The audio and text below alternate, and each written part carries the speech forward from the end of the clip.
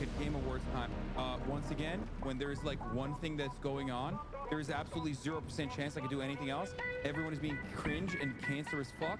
It's Game Awards time. Sorry. We are going to watch the Game Awards, okay? I can't deal with it.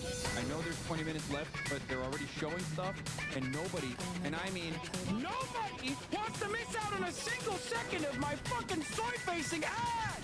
Oh, Bob! That's it! Game Awards!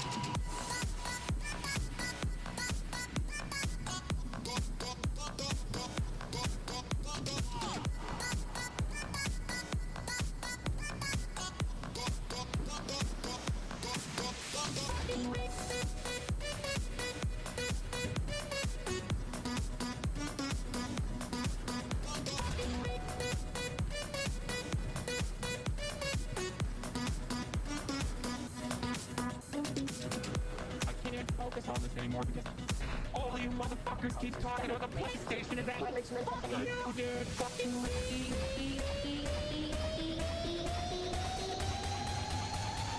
the fucking channel. Fuck! Mommy, sorry. Mommy, sorry. Mommy, sorry. Mommy,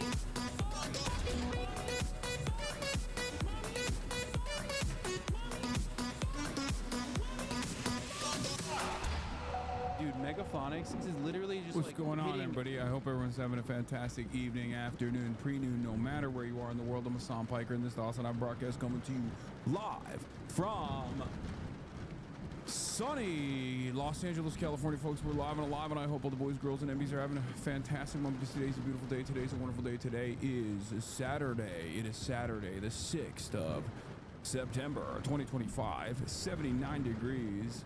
With the highs at 86 and the lows at 65. Here in sunny Los Angeles, California, folks, I'm Hasan Piker, and this is the Hasanabi broadcast. And we are live, we're alive, and it's a fantastic day. It's a beautiful day. You already know it's Saturday. And for a lot of people, Saturdays are for the boys. And for this community, Saturday is for Saturday is for fun day, okay? That's right. FIBA over FIFA. Yeah, you already know what it is. Well, FIBA also lets Israel participate, so maybe not so much. But having said that, ladies and gentlemen, boys, girls, and MBs, we are live. We are alive. I hope everyone's having a fantastic one. And we got, we're going to put the gaming in the bag, little bro, in a little bit. But it's Saturday fun day. But this is the time of the broadcast where I tell you, the part of the broadcast where I tell you about my personal news, about what's going on in the world of Hasan, Hasanabi Piker, in between the time period where I pressed the stop streaming button and pressed the start streaming button. And of course, a lot took place yesterday, some drama, tumultuous moments, some ups, some downs. We had some issues. You guys, as you know, the thing that the service that I'm using to broadcast to Twitch was getting absolutely blasted because I think people just like hate Kai Cenat, and then they just like tackle this service that he uses, that we all use, a lot of big Twitch streamers use, and then it just cooks everybody else's Twitch broadcast. It is what it is, nothing we can do about it. Anyway, today hopefully there's not going to be any of those problems, so inshallah we'll be fine. But having said that, this is the part of the broadcast where I tell you about my personal news. Why am I bringing that up? It's because when that happened multiple times throughout the broadcast, after, every single time that happens, like 10,000 people fucking leave and shit. So I was like, I'm done. I'm out. I'm just not going to stream for the rest of the day. My family's here from Turkey. I'm wearing a Turkey jersey. Okay, my family's here from Turkey, and they're here for Murat's wedding that's coming up. So there is a lot of commotion at my house. You quit midstream? No, I got forced to quit. I didn't quit midstream, chatter. After 6 hours of the broadcast with massive cuts. I was like, all right, fuck this. I'm going to go hang out with my goddamn family, which is what I did. Now, I didn't rage quit, and it wasn't midstream. It was towards the end of the stream anyway. I was going to play a video game, but unfortunately, I was not able to do so. But it's fine. I'm going to make up for that today. So stop being silly little billies.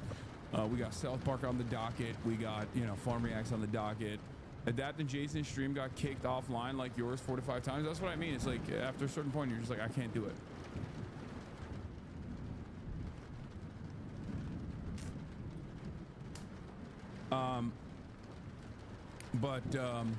Yeah, my cousin brought me this. I wanted to, because I wear a lot of, I'm on my Jersey arc. Okay, I'm on my Jersey arc. And, but, you know, I didn't have any Turkish jerseys, so I asked my cousin to send me one, to get me one from Turkey. He brought me a soccer one, and he brought me this one too. But it's also a good, it's also probably one of the best times to wear this, because like the Turkish team has been cooking, dude. The Turkish basketball team, the national basketball team, is doing fantastic at this moment. For those of you who don't know, the Turkish men's national basketball team is currently playing, and Turkey survives Swedish comeback for first quarter final. Turkey went from 44 to 37 deficit to a 51 to 44 advantage, going after a 14-0 run. 14-point run, opening an 11-point lead late in the third quarter, and Sweden never recovered. This is Eurobasket, as we're, you know, this is what I'm talking about.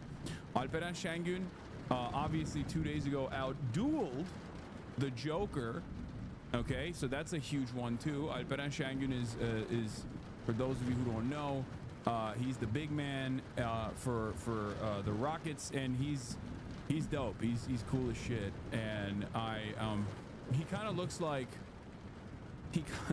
I don't know why, but he kind of looks like a combination of like me and Tadic. If you just like slammed me and Tadic into one person, I feel like that's how he looks. But yeah, here it is. Destroyed Nikola Jokic for a huge win for Turkey over Serbia. Obviously, Serbia has a fucking awesome team, but yeah, he's the GOAT. He's awesome. But you know, I'm not like a big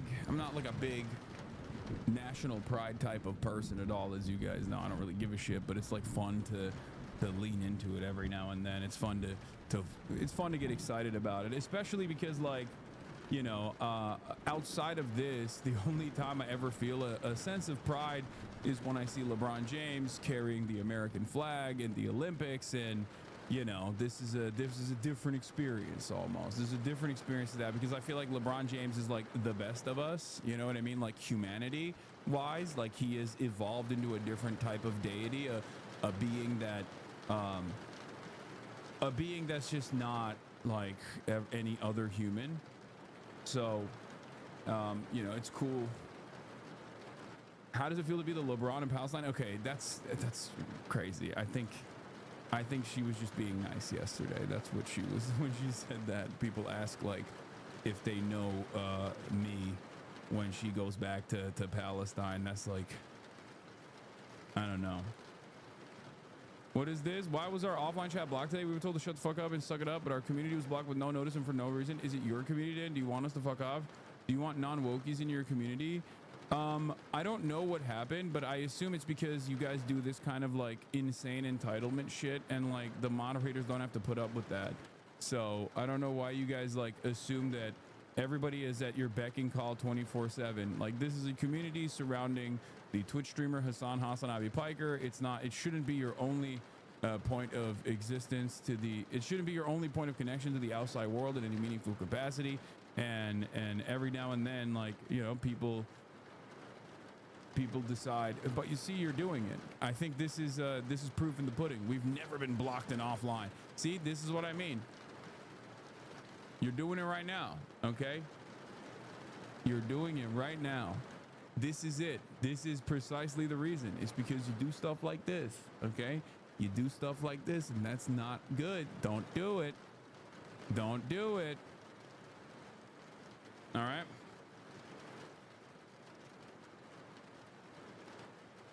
All right. In any case, please don't do it. All right, so I feel a sense of pride as a Turk. I'm Mexican. One struggle, we are the table. True. That is true.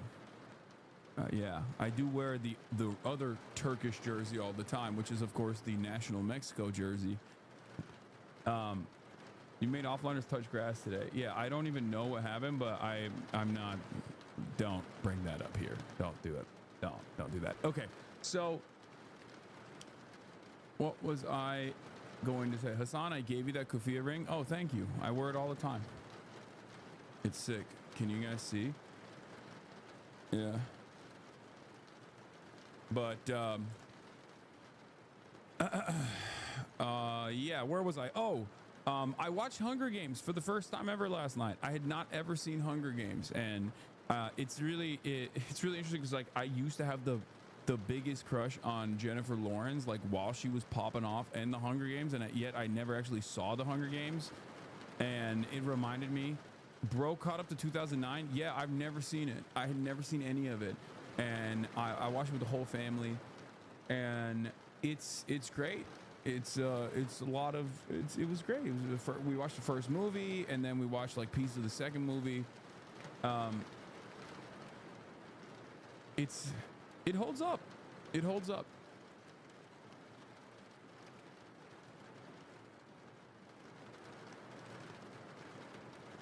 Not out here for labor for arms embargo at LA City Hall. Well, one, I didn't know about it, and two, I wouldn't be able to stream that today regardless because the software that we use, the cloud server that we use for live streaming like that is busted. But you know, there are protests that take place all the time, and much love to them. I mean, I was literally invited to go to the Bernie rally. The Bernie Zoran rally in Brooklyn as well. I didn't go to that either. You know, there are a lot of, and that one I did know about ahead of time, and I was asked to go pull up. Heartbroken, I'm finally at the DSA LA event and missing Hasanabi. I'm not going to always be at every single DSA LA event, you know, but you guys have to remember, I'm just one guy. I can't be everywhere all at once. So they thought Mockingjay was unfilmable. They thought Mockingjay way unfilmable. Anyway, I really, like I said, I really enjoyed Hunger Games. I mean, it's like as subtle as a heart attack as far as like being an analogy for capitalism. I mean, it's very clearly just like tailored off of the you know, the fall of the Roman Empire. All the characters are Roman, but it's also like you know, it talks about the mechanisms of offering hope and dividing the working class so that the rulers can dominate. But it's not even like subtle at all. It's just like straight up. They just you know. It's Battle Royale with cheese. Yeah. Have you seen Battle Royale? I have. I think I saw Battle Royale. Don't spoil it. There's no way that I can actually spoil the Hunger Games for you. This is like saying don't spoil Lord of the Rings. Okay. It's a fucking book that's been out for it's like saying don't spoil Harry Potter. The books have been out for decades. The movies have been out for a decade plus. It's so old. Shut up. Okay. It's like a part of the collective consciousness at this point. So, you know, that's one of those things where it's like, yeah, I'm going to spoil it. And you can't complain about it. Anyway, there's nothing to even spoil because I haven't seen you by virtue of existing and by accident have probably have more knowledge over the Hunger Games than I do. So it's just like I don't know anything. Like I don't know anything about Hunger Games. You could probably spoil it for me. I don't want you to spoil it. So don't, you know. The author spoke about writing this based on the war on terror when we invaded Afghanistan, them being District 12 and the US being the capital. That's also interesting. And it kind of makes sense, obviously, because you know, I've heard people talk about how this is like analogous to like Israel doing stuff, because I remember like some of the later ones, like there's like a bombing of a hospital or something, and people say like, oh, this is so similar to like what happened with Israel or whatever, and I just like I assume that I assume that that's, you know, it's going to inevitably tackle imperialism, because it's like very clearly talking about like fascism, mechanisms of distraction, things of that nature. So anyway, yeah, it's cool. I liked it. Woke up early, worked out, got a lift in, did some deadlifts, and you know, my whole family's here, and there's just so much chaos and commotion in the background. I'm gonna try to exist while all that noise is happening back there. But is Kai enjoying the extra fam around the house? I mean, she's extra tired. She also has like some Turkish hular that my mom put around her, like the thing that like belly dancers put around their bellies usually to make noise. Kaya has around her neck right now. She loves that. My mom does. My mom loves putting that scarf around her neck, and then she just like makes noise like coins slapping against a coin purse every time she walks. But yeah, that's it.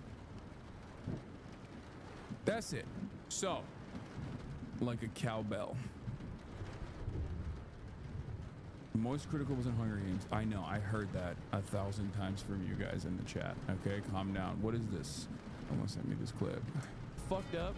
Is it fucked up that my favorite part of this process is beating the asses of people who come in without paying? Yo, you think you can shower? What are you fucking crazy? Wait, he has some punching gloves? Oh, you're freaking out? Yeah, that's right. Yeah, you think we got handouts? This ain't a charity. Oh, his park sucks.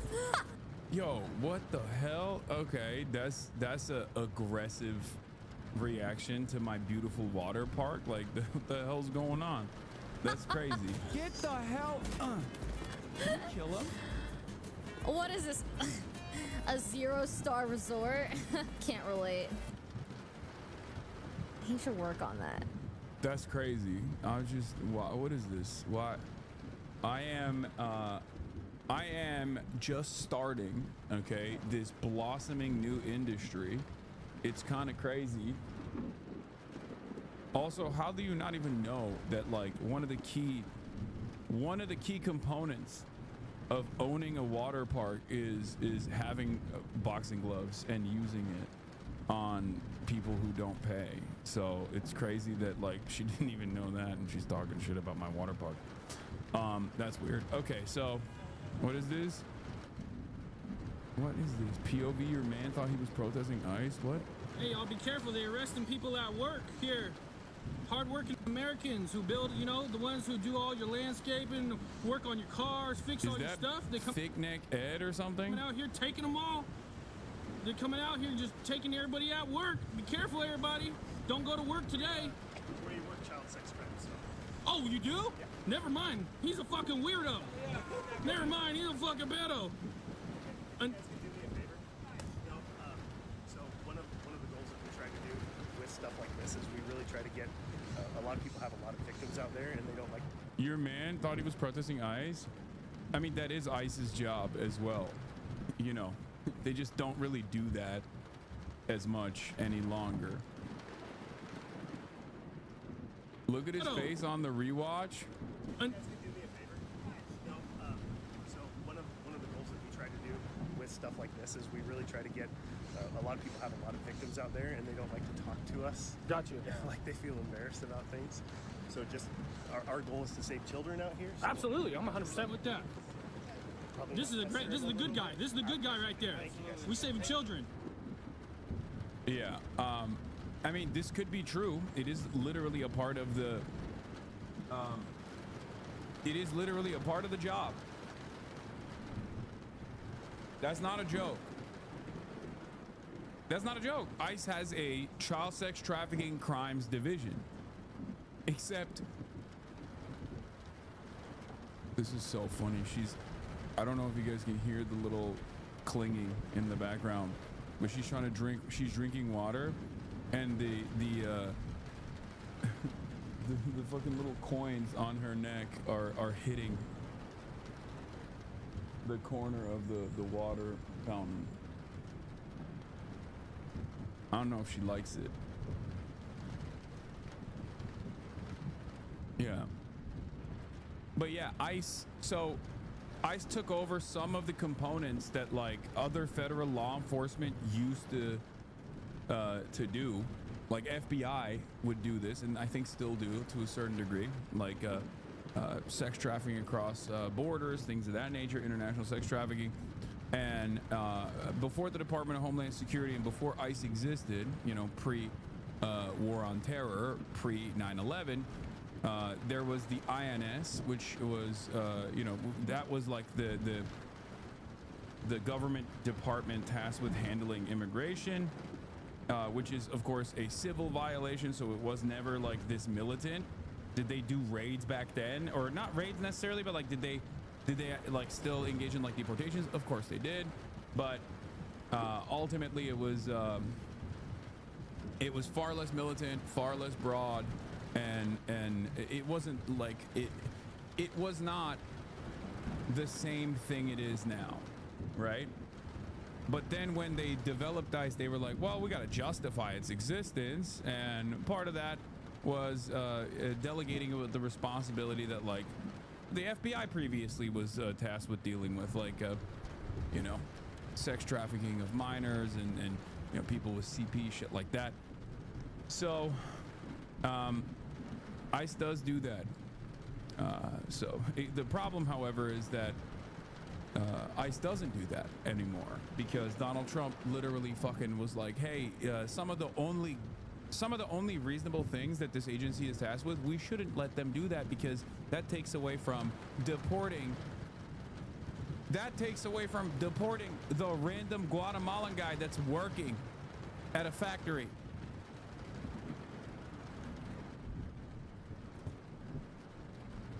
Also, if ICE actually wants to target, you know, pedophile sex traffickers, maybe they should start with the White House. Oh, zing.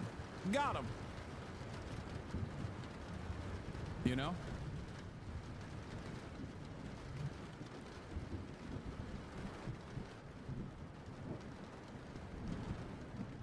Did you see Kufi Radio going wild? What's the Kufi Radio? Witnessing the rise of anti-Semitism around the world like never before. For many poor elderly Jews, their dream of making Aliyah one day and coming home to Israel is extremely difficult, if not impossible. But For many poor older Jews, they can't make Aliyah. And as Christians, we must send these Jews to the desert. The older, the better. Christians United for Israel, yeah. you can change all of that today for one precious Jew. Even in a time of war. Dude, I love, god damn it, dude. The Christian evangelical Zionists are so crazy. They just straight up, they're so insane. They go from philo-Semitism to anti-Semitism. Obviously, so much of it still obviously stems from like just otherization of Jews and shit too. But like, they do unironically think, like some of them do unironically think like Jews are magic money people. Oh my God. Some of them think Jews are magic money people, and that's good. And we should preserve them and we should protect them and send them to Israel regardless. And then the others are like, Jews are magic money people and I'm actually afraid of them and they're bad for that reason, but we should still send them to the desert regardless so that Jesus Christ can come back and do the rapture. They're literally just posting on main. They're just such freaks, dude. Like, it is so crazy. Everything sucks. Everything is so ass that it'll never not be funny, but also awful that we are at the mercy of some of the dumbest, most insane people in American society right now. Like, American society is just straightforwardly dominated by some of the dumbest, most psychotic individuals that are basically hallucinating an alternative reality at any given moment, and we just have to deal with it. Like, we have to take their concerns seriously. The government is going to take initiatives to deal with the problems that they have hysterically decided exists. Very cool. Very awesome. It's just super violent for no reason, and it is unironically cooking this nation's future as well. Like, you got on the one hand RFK Jr. talking about Tylenol giving people autism, vaccines are giving people autism. I think childhood polio should make a big comeback, you know, things of that nature. And then also on the other hand, you got this kind of people too. Fantastic. Anyway, did you guys see Eddington? Okay, I asked that to the dudes yesterday because we were talking about like BLM protests and stuff like that, and I thought it would be interesting to hear their perspective if they had seen it. But you know, because I feel like a lot of people didn't really appreciate Eddington in the way that I did, and I'm an advocate for it. So yeah, we're obviously gonna be talking about Trump makes announcement. Trump posts about invading Chicago for deportations. Department of War name change. ICE raid. Speed has been having issues IRL. I feel bad for the guy. U.S. infrastructure failing him. I think it's also the infrastructure that he's using for the cloud software that he's using. I mean, they're also fucking stupid that they're forcing our Latino Nazi to go the Richard Spencer route. Yeah, I have seen that. I think it's more cynical than because I track a lot of the Nick Fuentes movements, and I think it's his like recent posturing is a lot more cynical than you would think. But in any case, hold on. Trump posts about we'll talk about that too. Trump posts about invading Chicago for deportations. Department of War name change. ICE raid on Hyundai facility.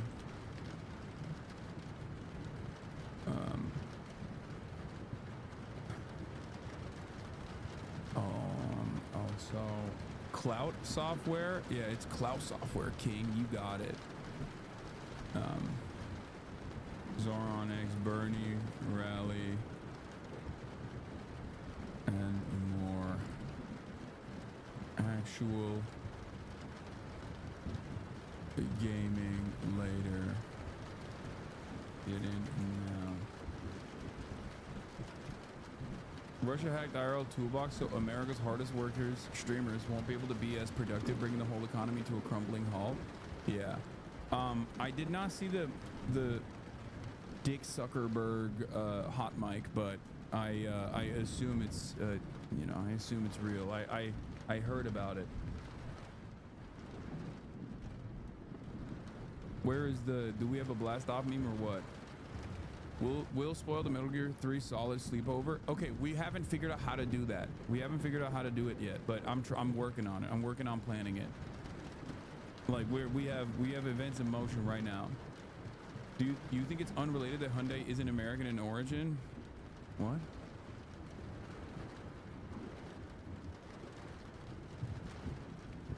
Where am I?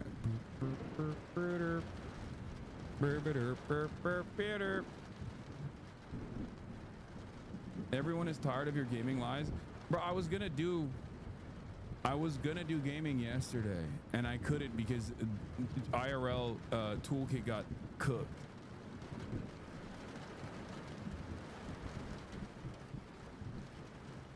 Do you have a blast off meme or not? Explain yourself. What is this?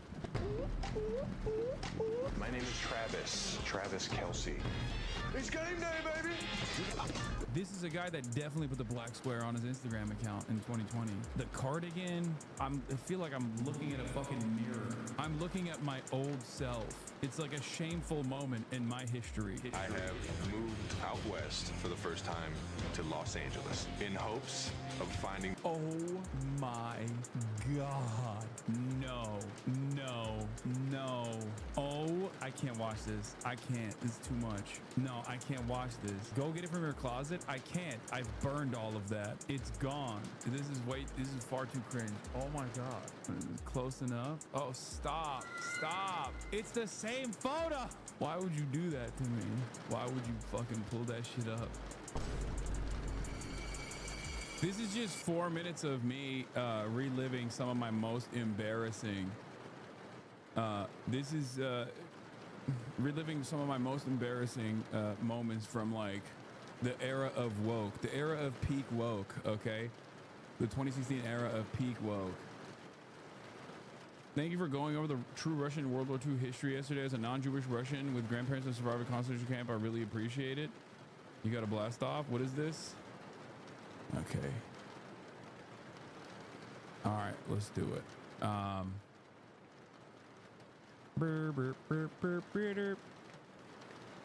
Okay. All right. Did you read about Lush shutting down to support Palestine? I did. Also, yeah, shouts out to Lush. They're goated. They're incredible. What an incredible institution. They leaked the tax folder. Yeah, no, that's just the meme folder for all the blast off memes that I put.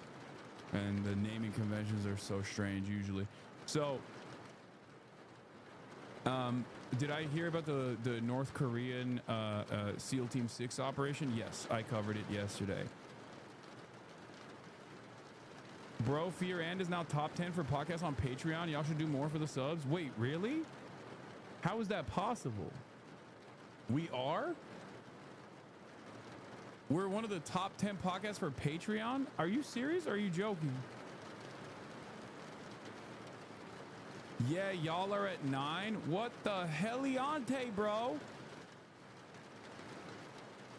You should talk more fashion. Not only did you get me into politics, you got me into fashion as well. I love talking about fashion and I do it every now and then, but it is a very contentious subject because it is the one area where leftists actually despise it with a burning passion. So we can't do it. Wait, what the fuck? Like almost all of the top podcasts on Patreon are friends of mine. That is crazy. Like Chapo Trap House is at number 3. That's fucking sick. The Yard is number 4. We have to defeat them. Truanon is number 5. What? The Basement Yard is awesome too. That's number 8. And Fear and is at number 9. That's crazy. Also, what the fuck is this? Matt and Shane's Secret Podcast has 118,000 paid members. Yeah, Chapo's always been one of the top podcasts on Patreon, obviously, and it's well deserved. And you know, those are my goats right there. And so is Truanon, obviously. And the Yard are my enemies, but whatever, you know. And the Basement Yard is also very good. I just did not realize that it was like that. I didn't realize that we were like that. I didn't realize we were doing that thing.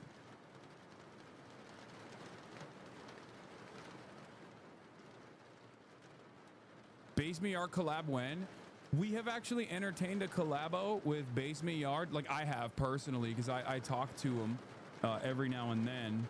But I, you know, it just hasn't happened because like they're either so busy doing like crazy shit. They're like always fucking doing like, they're doing like Madison Square Garden and stuff, dude. Like they're always busy doing shit, or they're never in LA. They're in New York. So it's like hard to get a hold of them, you know? But yeah, I've been talking to Joe for years at this point. Like I've been trying to set something up with Joe for a long ass time at this point. Let me see what he's up to. I'm gonna DM him right now. I'm gonna DM his ass right now.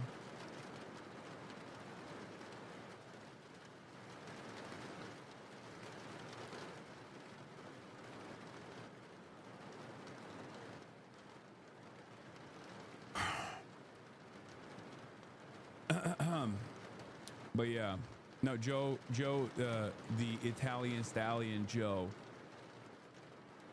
Well, there's your problem mentioned. It's just hard. It's hard to link up with these guys. Joe Santagato. Hey, how you doing? I'm fangirling so hard right now. Base me art are amazing. Yeah. It's kind of crazy though. Like these are Patreon is just overtaken by woke. I mean, QAA, QAnon Anonymous. These are all like even Matt and Shane's secret podcast is not like expressly right wing. You know what I mean? Because like Shane, everybody thinks is super right wing, but they're not. Like Shane Gillis is not. I mean, he's not like as woke as these other podcasts are, but like this is a complete and utter domination. This is crazy to me that so many of the top podcasts are just like fucking super woke, or at least like I assume libbed up. You know, I don't know what 5-4 pod is, but last podcast on the left, like these are all. White About It is number 22. What the fuck? Cutie is on this board twice.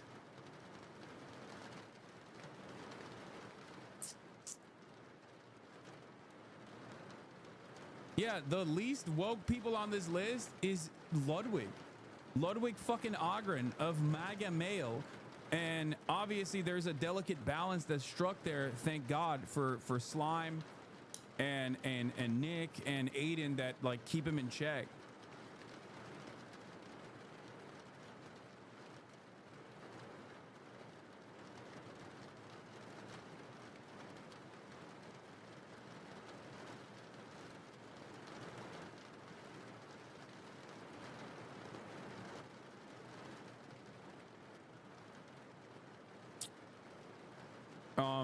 Yeah. Okay, Patreon is grassroots funded, unlike right-wing podcasts. I mean, that does make sense. Yeah, there ain't no like Substack style fuckery happening here.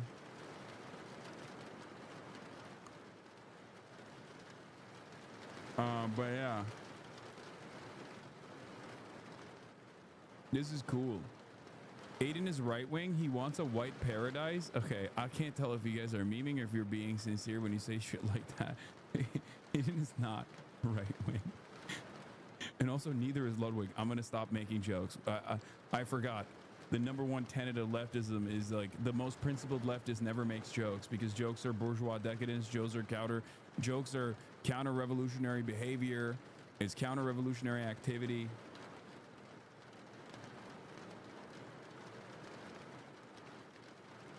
Aiden Ross. I'm not talking about Aiden Ross. We're talking about the yard. Number one tenet of leftism is you can't make jokes. Number two tenet of leftism is you can't talk about fashion. Because remember that chatter was talking about like, hey, why don't you do more about fashion?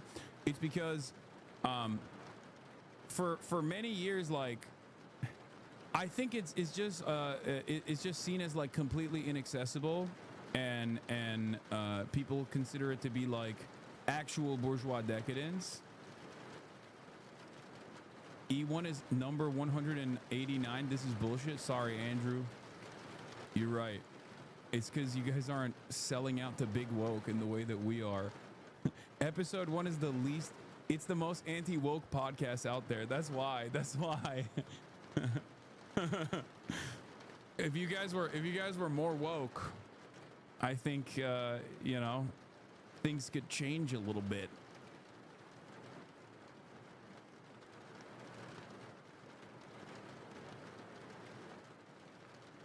I think it's just because people view fashion entirely as just fast fashion and nothing else. That's part of it, but I think like for the most part,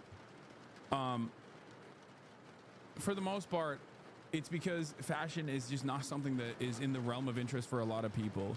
They don't consider it like a part of the arts.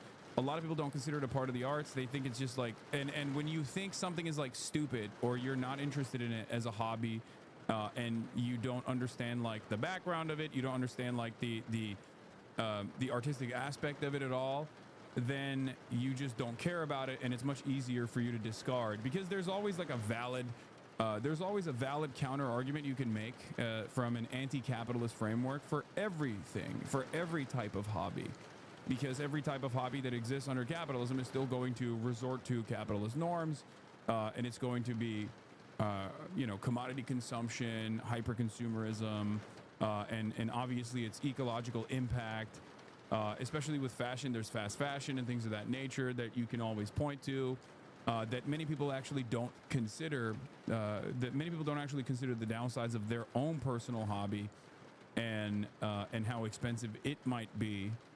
But when it comes to fashion, it's much easier to just like disparage. It's kind of like it would be easy for me to say, oh, this music is reactionary or this music is bad and it shouldn't exist. And I can say that because I don't listen to music, right? Like, it's much easier for you to boycott a brand that you don't already consume. So it's like, for a lot of people, fashion, they see it as like completely inaccessible. And there's good reason for why people think that. It's an expensive hobby, right?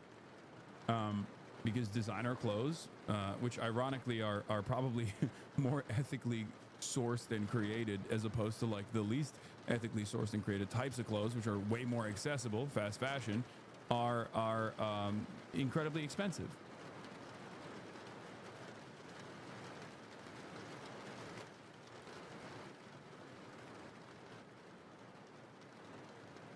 Nick says the stream is cooking your beard color from stress. Unc, what? Like, we were trying to find the channel that Trump was going to talk on, and Aiden was like, "Oh, Aatrox live," and I'm like, "Oh, fucking Krusty the Clown."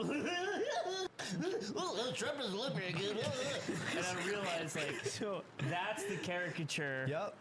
That I have in my head. But what I was saying is that he did that. He did it almost exactly the same way again. And I said, if we hadn't said Atrioc 5 seconds before this, I wouldn't have known who you were making fun of. He was actually a little meaner in reality than that. Wow. It was actually a little bit meaner. That's mean, dude.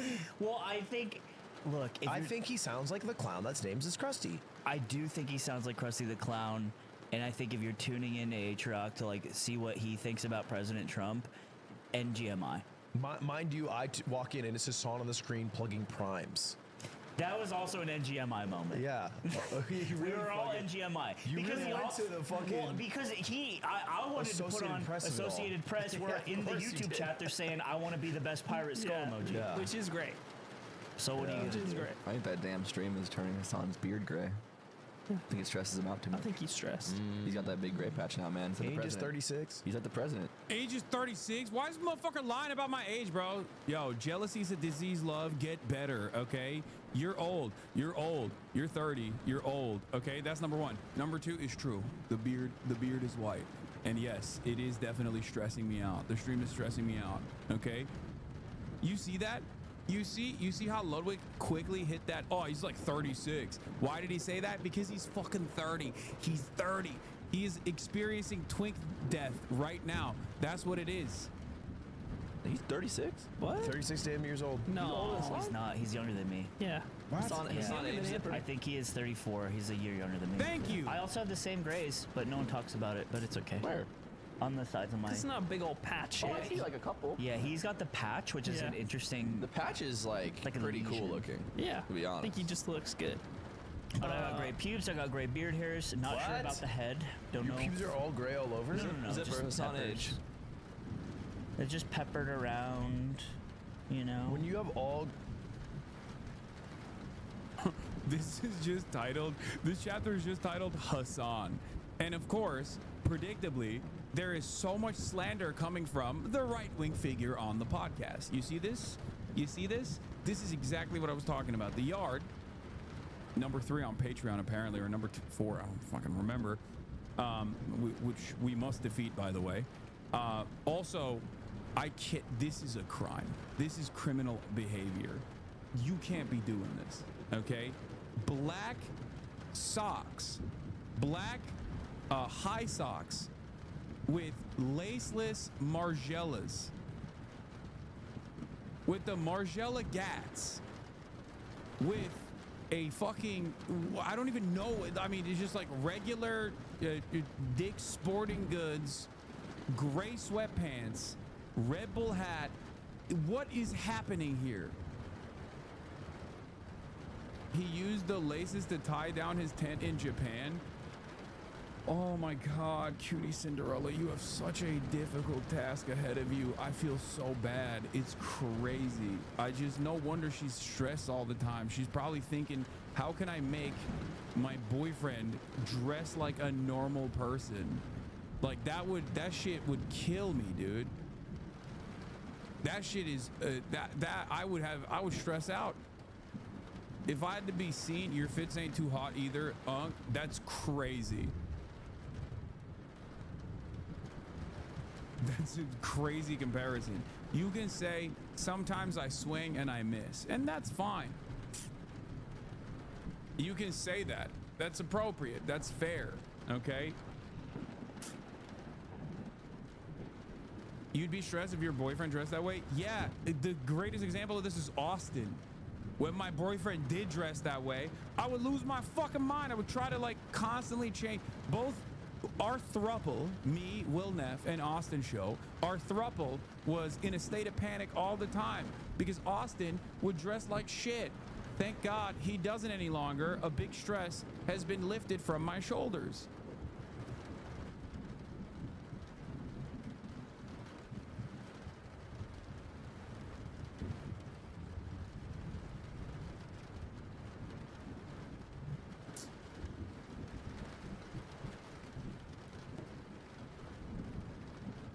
Gray pubes, I want you to show it to me. Wow, on the money. Yeah. That outfit is so hilarious. Oh, that Click on that outfit next to the age. Bro, he looks like he's in Streetlight Manifesto. Yeah, he looks like That's so bad. Why is it all those? Those are so bad. Come on, Google. Google's cooking me, bro. Google is cooking my ass. Okay? That's crazy. Okay? That's crazy. I told you, you swing and you fucking miss, all right? Sometimes you swing and you miss. These are misses. At the time, I thought that shit was great. Can't believe you wore that outfit last week, bro. At the time, I thought that shit was great, okay? Canary Mission boosted those photos. Yeah, this is Israel's doing, okay?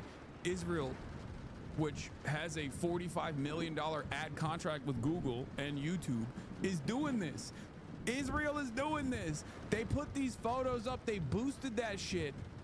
Okay, it's not even a joke because like that is literally the Fox News article actually. Twitch streamer Hasan Piker. Oh my God, the Fox News digital team.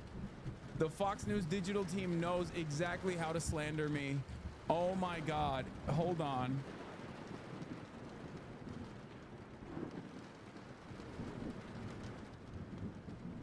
Wait, what the hell? How did that come up for them like that? For me, it just comes up as in a much different way. What is this? Is Hasanabi being sued by Billy Mitchell? Who the fuck is Billy Mitchell? What is this article? The Telegraph. Gloria Allred criticized the New Yorker for hosting Hamas rape apologists. What the fuck is this? Hasan Piker age?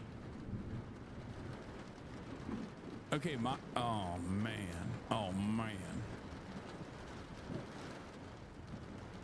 You have a new New York Post? No, I know.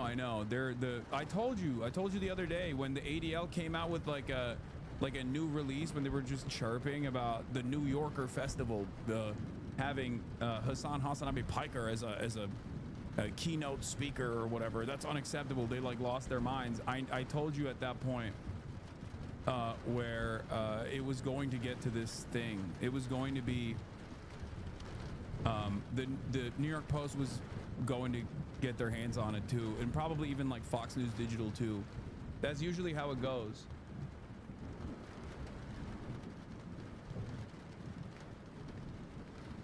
Yeah, your ops really preying on your downfall, and the downfall of the Hasanabi Clips Industrial Complex via exposure to your rancid fits, bro.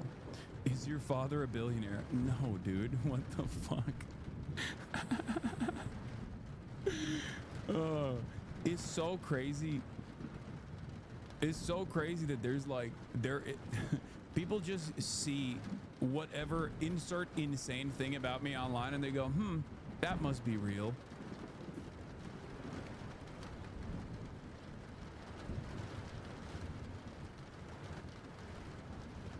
Wait, somebody said This guy got banned for blocked for excessive spamming. Are you gonna watch the DC protest going on right now? You got timed out, chatter. I don't even know what the DC protest is.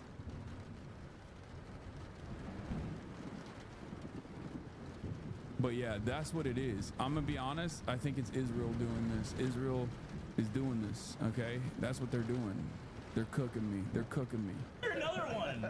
Stop wearing checkers, you fucking freak. Fox News, and they put an awesome anime. Oh my god. Wait. Does he have the Cholo button go down? Is he Cholo buttoning the, yes, the I missing was. texture shirt? Stop. Okay, yes, I was. Hassan Fitz tier list maker? Crazy. We gotta do that. That's crazy. I had an idea of an episode where we have every single one of Ludwig's episode outfits. Oh yeah. We rank those.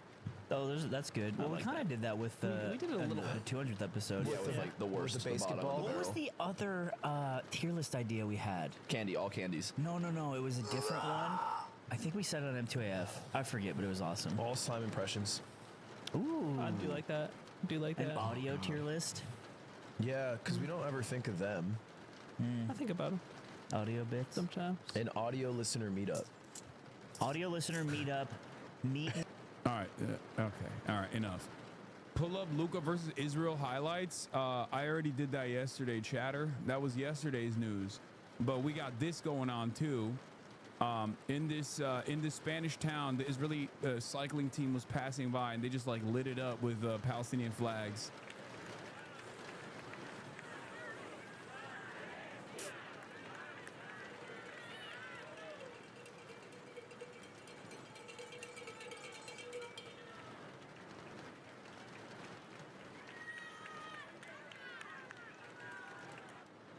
Yeah, you don't get to, look, man, you don't get to do it. You don't get to do a broad daylight genocide in this vein, like you don't get to do a Holocaust and get to experience normalcy as you rep Israel like that. No shot.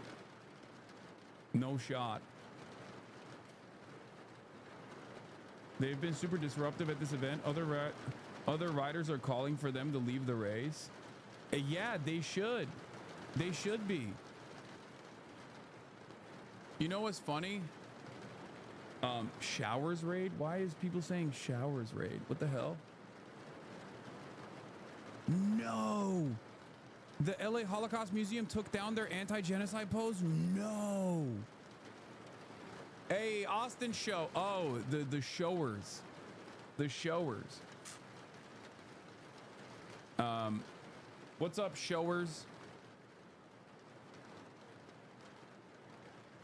What's cracking? I said they would. I said the LA Holocaust Museum would eventually take that out, but it turns out they did. It turns out that did happen.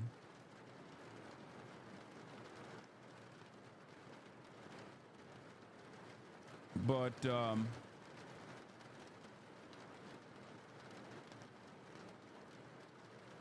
anyway, you called it, management and the donors called it. It was only time. Yeah, it's really annoying. I saw like Stop Anti-Semitism was or Canary Mission was in the replies being like, hey, I will send this post to every big donor. This was the tweet about you being sued. What is this? Hassan Piker will be sued. Who is this person? Why does this have 5,000 likes? What is going on, bro? I don't even know who the fuck this guy is. What is he gonna sue me for?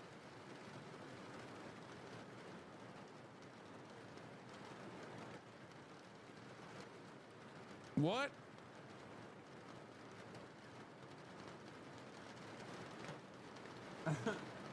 Is that how just the average American, just the average American runs around and is like, I'm gonna be litigious today. Who should I sue today? Like, who the fuck? Who is this person? I know I have ops that I just have never even encountered in my life before. Like, people have just like made me their primary enemy in their minds for no fucking reason. But I genuinely don't know anything about this person. I have no idea who this person is.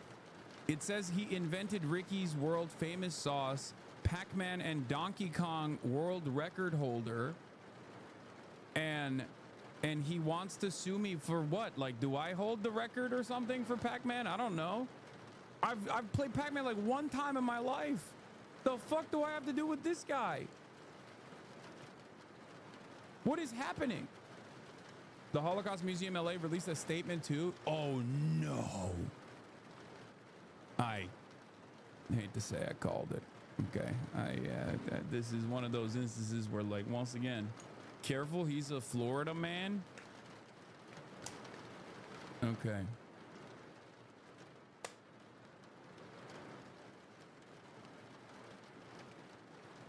Anyway, I have no idea who this guy is. Good luck to him, I guess. I don't know why he's gonna sue me. Can you sue someone that you've never like what could he possibly sue me on? Like, he just doesn't like my vibes or something? Like, I don't understand.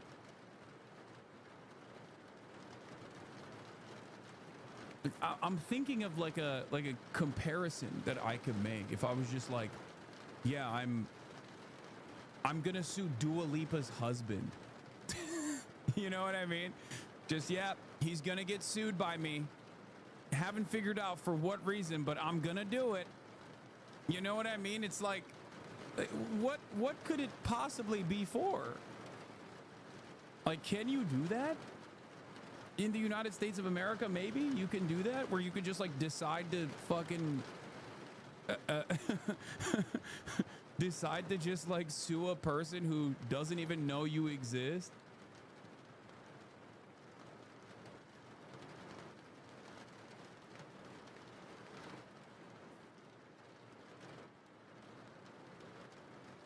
This isn't the statement, but I had gotten this ad a few months ago from the LA Holocaust Museum. I was shocked when you said they had an anti-genocide statement. They did, and then they subsequently deleted it because they got a shit ton of pressure from donors who told them, don't you dare fucking say this ever again. How dare you? Okay. Holocaust Museum LA, the first survivor-founded, oldest Holocaust museum in the country, is committed to its core mission to educate, commemorate, and inspire. We recently posted an item on social media that was part of a pre-planned social media campaign intended to promote inclusivity and community that was easily open to misinterpretation by some to be a political statement reflecting the ongoing situation in the Middle East. It was literally that. What is this? This is bro, by the way. Guys, stop showing me who this guy is. I don't care. Okay? I don't care who this guy is. Please. And if he's like already infamously a litigious person, I don't want him to like actually sue me because I showed a photo of him or something. Okay? I don't know who this guy is. I don't care about him, and I think I want to keep it that way. Okay? I don't need to know whatever the fuck's going on in his life. Okay.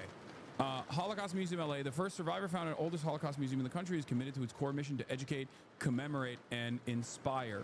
So, does anyone have the old multiple pictures that they posted? I'm pretty sure some of the pro-Palestinian accounts had actually posted the Holocaust Museum LA, posting like an anti-genocide statement saying, you know, basic stuff like never again means never again for everybody, not just Jews, right? Like that was the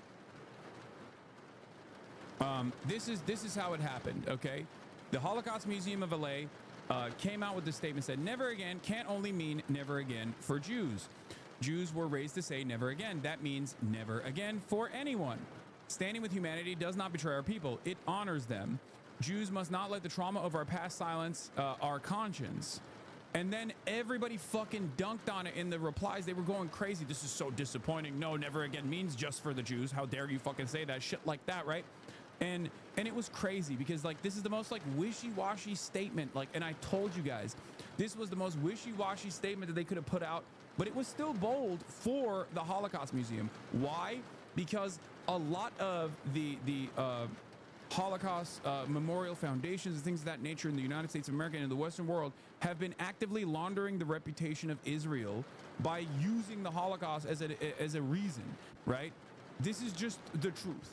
This is what they've been doing. So it was shocking for one of these organizations to actually come out and like make a stance that you know, most people with a conscience, including, you know, American anti-Zionist Jews, believe is completely and utterly unconscionable. Like, Israel's genocide is completely and utterly unconscionable, and it should not be connected to Judaism in any meaningful capacity. This is a normal statement, and it's also one that you could even like actively say is a statement for self-defense by Jews who don't want to be associated with the state of Israel, as it is like participating in untold amounts of evil, right?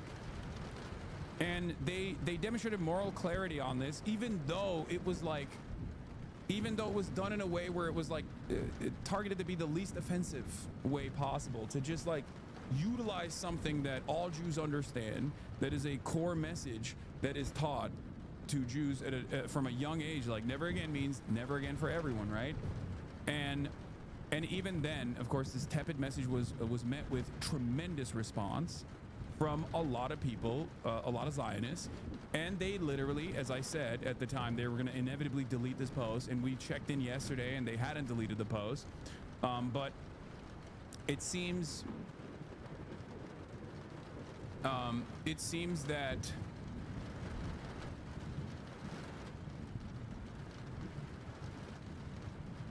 it happened. And it's so interesting because it's like, it's so interesting because like normally you say like, oh, I had a momentary lapse of judgment where I said something bad or wrong. In this circumstance, they had a momentary lapse of judgment where they said something correct. It's crazy. One must ask the question, like, one must look back sincerely at all of these like big donors that I guess are the movers and shakers in this side of this NGO system, and really reflect on how much they use this network of information for you know, one of the worst contemporary man-made disasters, man-made atrocities, to suit the propagandistic purposes of another country currently doing a similar style Holocaust. It is really fucked up. It is really, really, really fucked up. But yeah, you have to think. I mean, Norm Finkelstein wrote an entire book about just this. For those of you who don't know, Norm Finkelstein wrote an entire book about this, which is part of the reason why I thought this was a major change in attitude.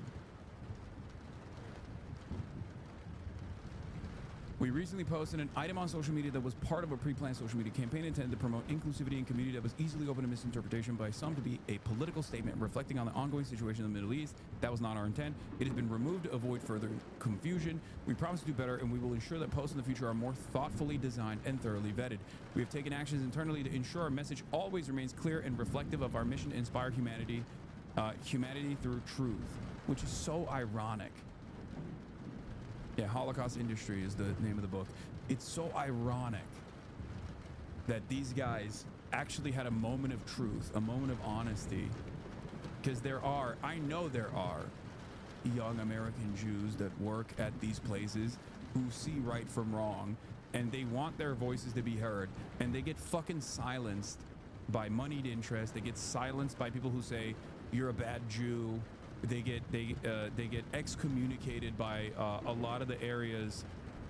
They get excommunicated by their communities. It's really fucked up, and it's so crazy because those young anti-Zionist Jews and anti-Zionist Jews across the board are the ones who are unironically trying to fight against growing anti-Semitism because they see the reality. And it's not even, that's not the primary reason why young Jews are doing this or anti-Zionist Jews are doing this, obviously. The primary reason is because genocide is genocide. It is just immoral and unconscionable regardless, right?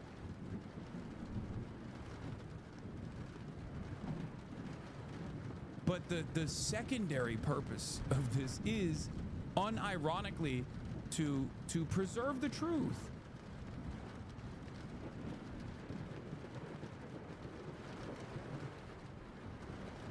To preserve the truth that Zionism and Judaism is a dangerous conflation. And it's one that unfortunately many Americans are currently believing and currently making as a direct consequence of stuff like this. Okay? Obviously, this is all but a minor incident. Like, this is not going to make big waves, right? I mean, it might be consequential for like some people that saw the post and then saw this change, but this is nothing. This is like a tiny blip. But this course correction is emblematic of the ways in which a lot of Jewish advocacy organizations and Jewish institutions in the West operate. They operate at the behest of Israel so aggressively at a time when there is unprecedented enmity directed towards Israel for good reason. It is so interesting. That's why I always compare it to like if you know, like CARE and all these other like Muslim advocacy organizations were actively saying, why are you shitting on ISIS? You're Islamophobic. We are Muslim and we love ISIS. It's the true caliphate. Like if that was what was going on at the heat of like the war on terror, that would be equivalent to what a lot of like Jewish advocacy organizations are doing with their refusal to separate from Israel, to say, no, you don't understand. This is being done for Jews and you are anti-Semitic if you actually criticize it. It's crazy.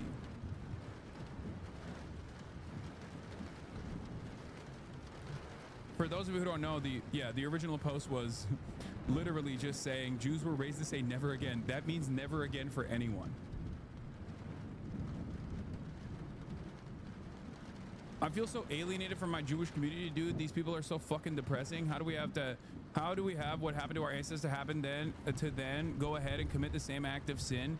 Yeah, I mean, I think like because of the sheer number of Jews who have a conscience, who are obviously disgusted by what Israel is doing, is growing every single day. New community organizations prop up as a consequence of that. Like, that's inevitable, you know?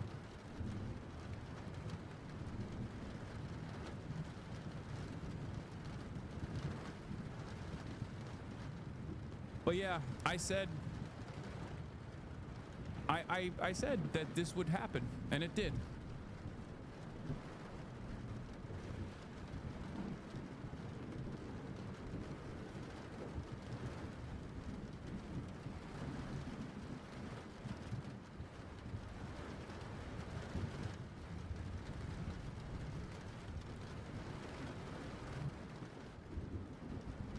But in any case,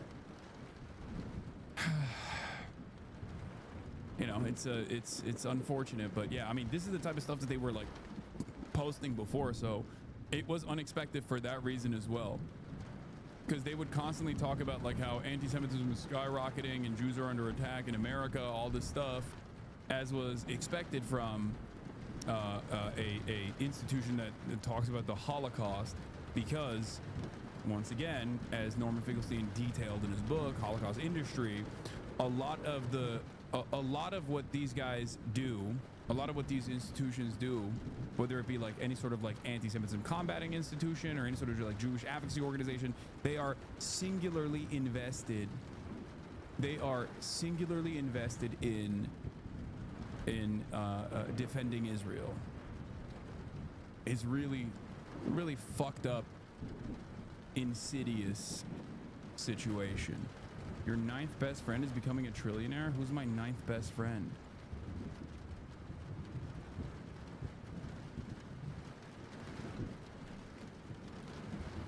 Yeah. Why the change of mind though? It's not a change of mind. It's not a change of mind. What's taking place there is donors pressuring the Holocaust Museum of LA to take down the post and just like yelling about it. Anyway, speaking of which, speaking of outside pressure and how much it works, Netanyahu removes West Bank annexation from cabinet agenda after UAE warning it could be a red line threatening the Abraham Accords. Washington Post. I think a lot of this stuff is bullshit, but it is crazy that like you got the UAE, which is doing its own version of genocide and participating in that in Sudan, is telling Israel, like, you know, that's a bit much, don't you think? The annexation of the West Bank, don't you think that's a bit much?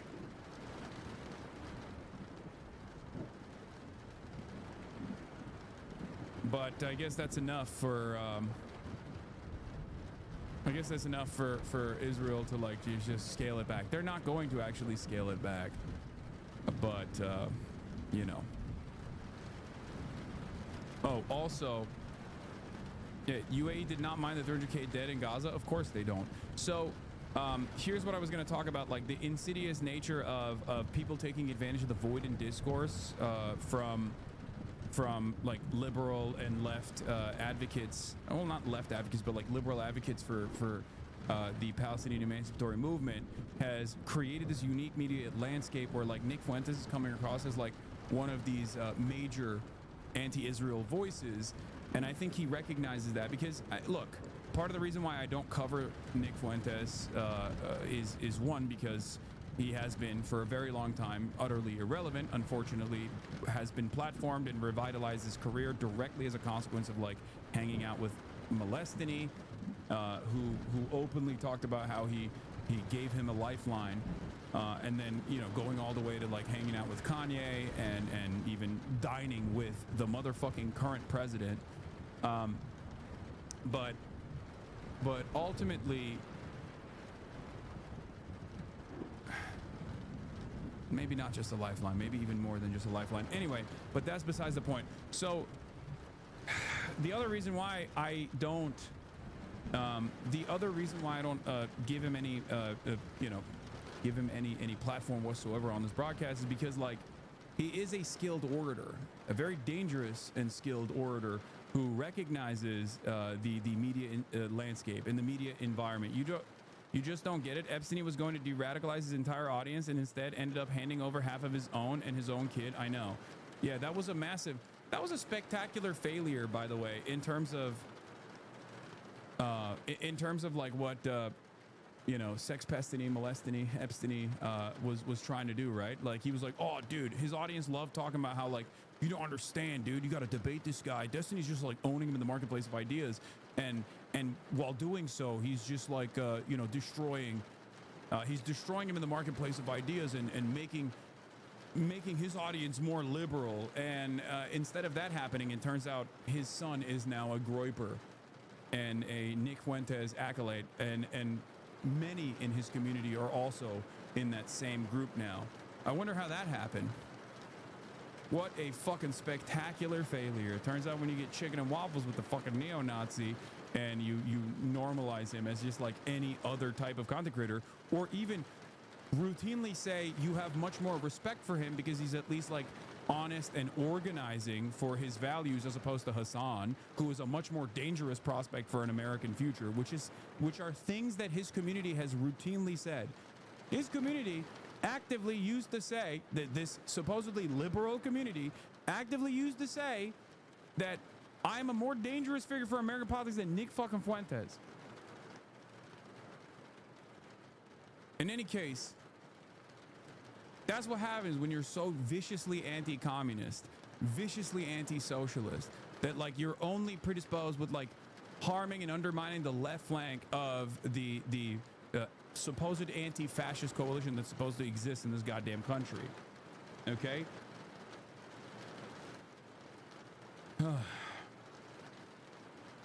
Yeah, they've said that I am literally worse than Adolf Hitler.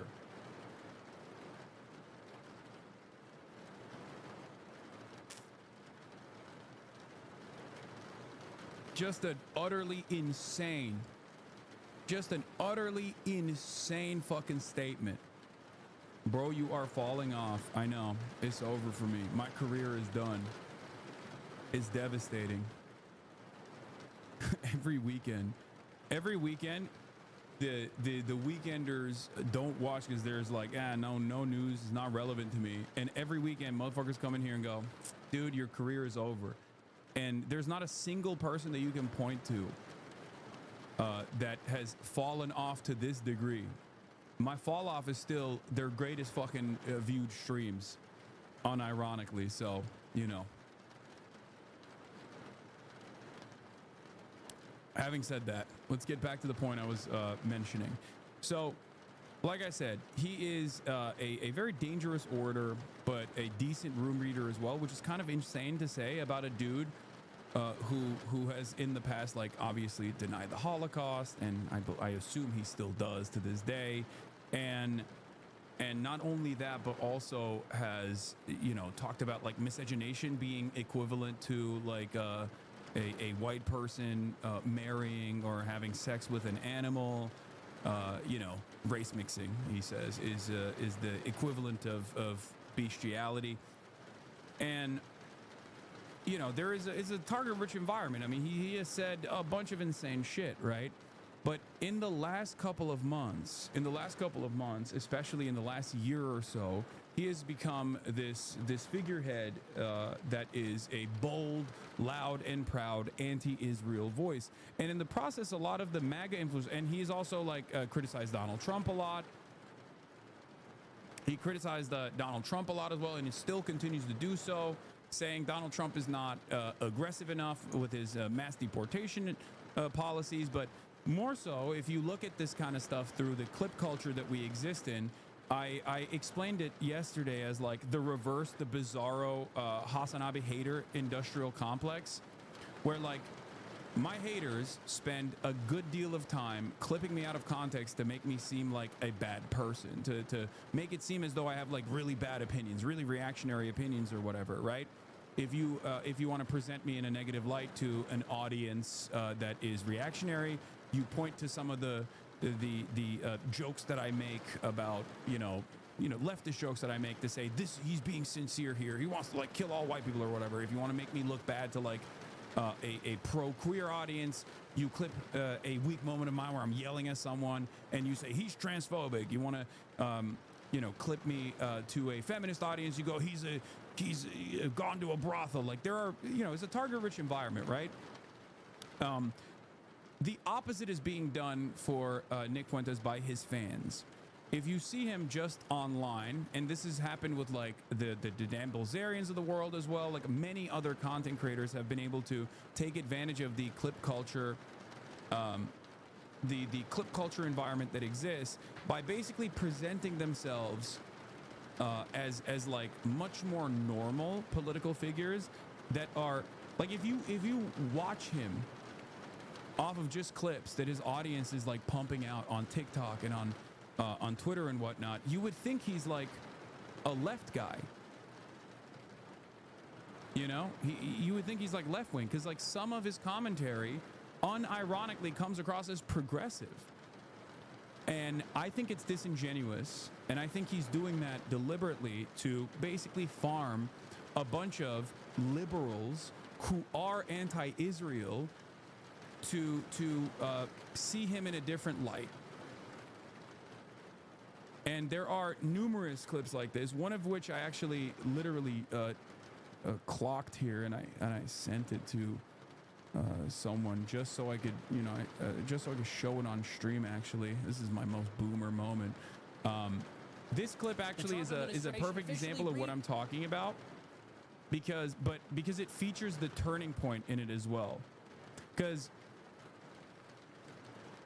if you clip him in the first half, you think he's being progressive, and then in the second half, he actually reveals his true nature. Okay, let's take a look. Names the Department of Defense to the Department of War. Ooh, because as Trump says, we're not just on defense, we're also on offense. Sounds a lot cooler. And I don't know about you guys, but I'm just getting so sick of the slop, man. I'm done with the slop. Is that all this administration can do? It seems like this administration does two things. It renames existing things, like the Gulf of Mexico, like the Persian Gulf, like military bases, like the Pentagon. It renames things. Hasan, what the fuck are you doing, bro? Do you not understand what I'm doing here? I'm showing you a clear-cut example of how he presents himself from a clip that actually then shows his true nature, okay? Because if you cut this clip at the halfway point, which many people do, right? Many of his fans do, you will your takeaway will be very different. Okay, your takeaway will be, oh, this guy seems like he's anti-Trump and he's saying the same shit that I think, right? Because you have to remember, for the average person who is not paying too close attention to whatever the fuck is going on in the realm of politics, especially in our increasingly short attention span economy, you only see people through 30-second clip reflections, okay? I'm explaining to you how propaganda is conducted. This is how historic fascism has operated as well, not with 30-second clips, obviously, but historically, fascist movements have started off masquerading as left populist movements. Left populist movements for who? The designated in-group, okay? Whether it be, ironically enough, Israel in its inception, which was supposed to be this socialist project, but for the chosen people, or whether it be Germany's National Socialist Party, okay? The Nazis wanted to do socialism, but for the Volk, the chosen people, the Aryan people, okay? Except they weren't really invested in socialism at all. They just used the momentum and the popularity, the existing popularity of left populist statements. That's it. It is a way to package a nefarious agenda that is inherently violent and also directly antithetical to any sort of socialist development. Mussolini, yes, Mussolini was literally a Marxist revisionist. Exactly. I'm so annoyed because I want to watch the Mussolini thing that came out. Oh, God, I'm all over the place. There's a Mussolini TV show that came out that's really good apparently, but I can't fucking watch it in America, unfortunately, without a VPN. The Son of the Century, that tracks his like development, his political development. Okay.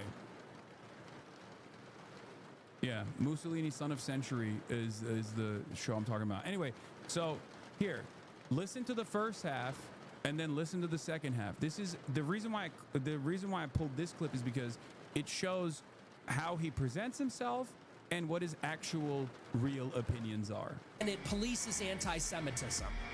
You can't get your FEMA rescue money. You can't get your Harvard grants and loans. You can't get citizenship or a visa in America. Is that all this administration can do? We were promised revolutionary change. We were promised vengeance. We were promised a golden age. And what we're getting is renaming things, and like the ADL is on steroids. The ADL is taking steroids. They're looks maxing. That's all this administration seems to do. Cracker Barrel, who could forget? I mean, think about it. That's all this administration does. They came in, they renamed the Gulf of Mexico to the Gulf of America. Oh, they renamed the Persian Gulf to the Arabian Gulf. They should have named it the Gulf of Israel, right? Change the names of the military bases back to Fort Bragg. Take that. And now this, they took the Cracker Barrel logo, brought it back to the original. Now we're changing the Department of Defense to the Department of War. And look, if the Trump administration was actually doing things, this would be a cool bonus. So, before you get to the last 30 seconds, look, the first 2 minutes of this 2-minute and 34-second video is, if it cuts away at that point, the first 2 minutes of this 2-minute and 34-second video comes across like he's anti-Trump, and he's saying that like the revolutionary changes that he promised, like uplifting American lives and all this stuff, is just fake. and he's just simply pro-Israel, and he's just jiggling keys in front of his base of support. And a lot of those clips, a lot of his community recognize now that there is a major audience for this kind of commentary coming from a guy who is a fallen fan of Donald Trump. Okay?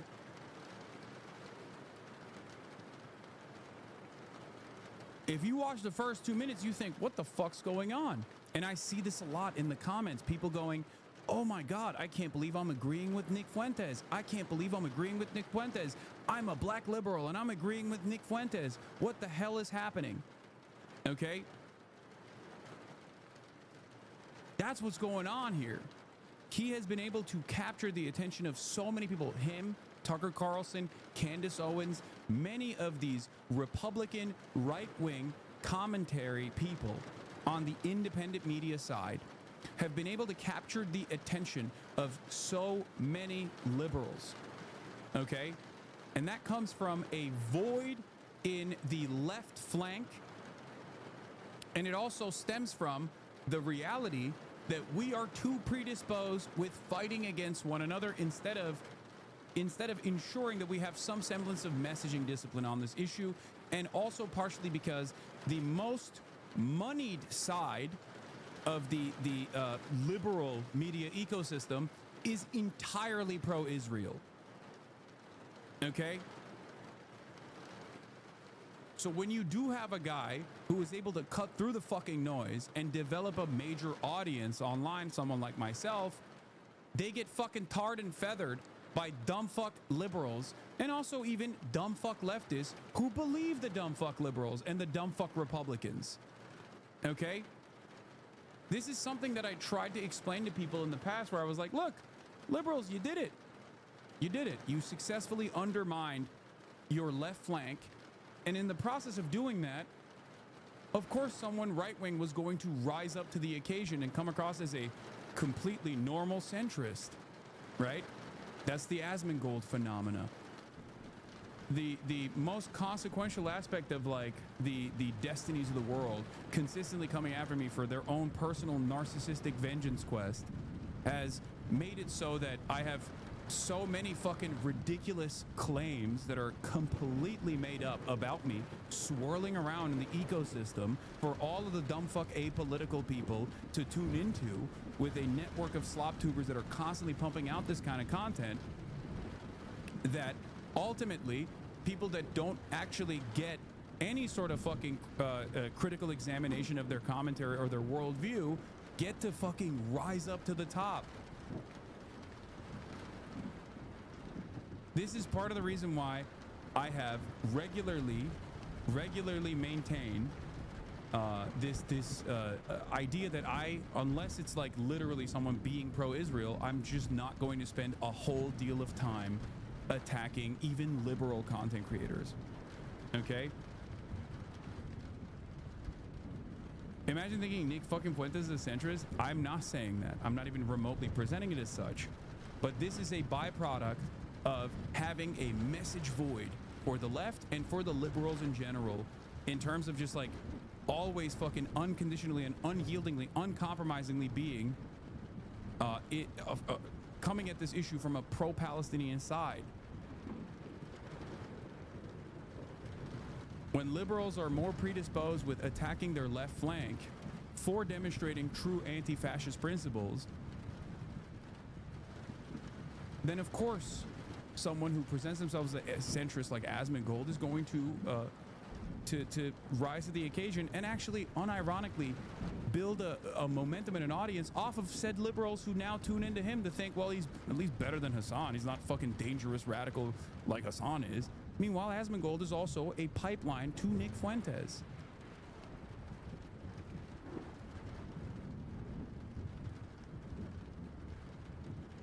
This is it. So this message isn't for whoever you think it's for. It's not for like the molestiny type content creators. Okay, those guys are never going to change their fucking behavior. This is for their audiences who do actually care about growing fascism in this country and have just been deluded into thinking that the most successful way to combat it is by attacking the fucking left flank of the Democratic Party and assuming that people who are critical of the supposed left flank of American politics are actually critical because they have some sinister purpose behind it, because they want Donald Trump to win or some shit. Okay?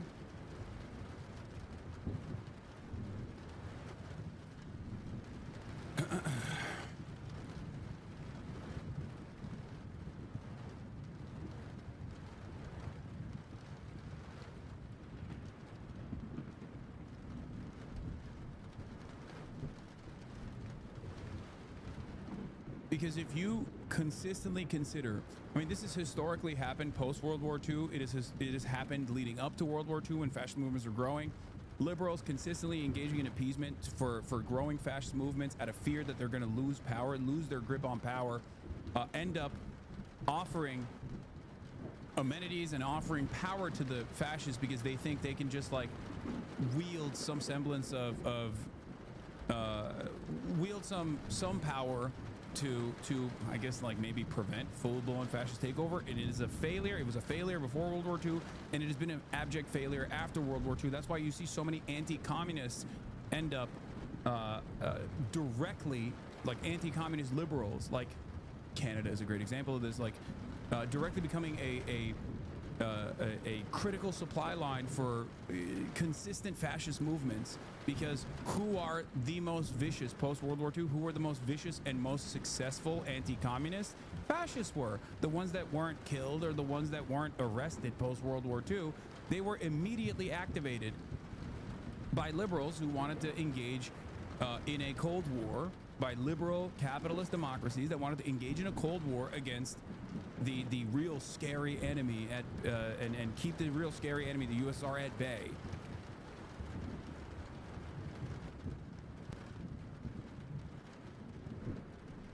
Okay. This is real dangerous shit. Now that I showed you the first 2 minutes, let's see what his actual opinions are. If the Trump administration was actually doing things, this would be a cool bonus. And maybe you could make a defense for it. No pun intended. Maybe there's a case to be made for this. But if you're not doing anything, like take a look around. The deportation's not happening. The legal immigration will continue. 600,000 Chinese students. War in Ukraine is, if anything, it's getting worse. We do this every night. I mean, you get it. The state of this administration, it's not making as much progress as it needs to be. Yeah. Plays the first minutes, then you ask for 15 minutes before playing the last 15 seconds. Okay, brother. Yeah, I wonder why I did that. I did that to literally show you how this nefarious, cynical propaganda works. Okay? The first 2 minutes of it is all things that prime a liberal audience into finding Nick Fuentes totally appropriate, because his criticisms of Donald Trump are valid here in the first 2 minutes. Okay? The last 30 seconds, however, show his true perspective. Oh, Trump is not serious enough about the mass deportations.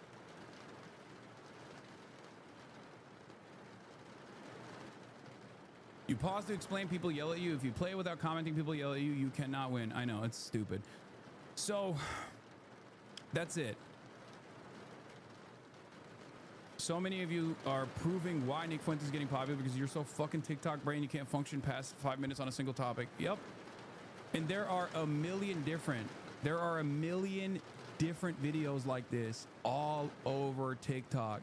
His fans are basically blasting this shit all over the timeline, all up and down the timeline, because they recognize that there aren't that many skilled orators that are actively communicating how fucked up the Trump administration is, especially with its like undying loyalty to Israel.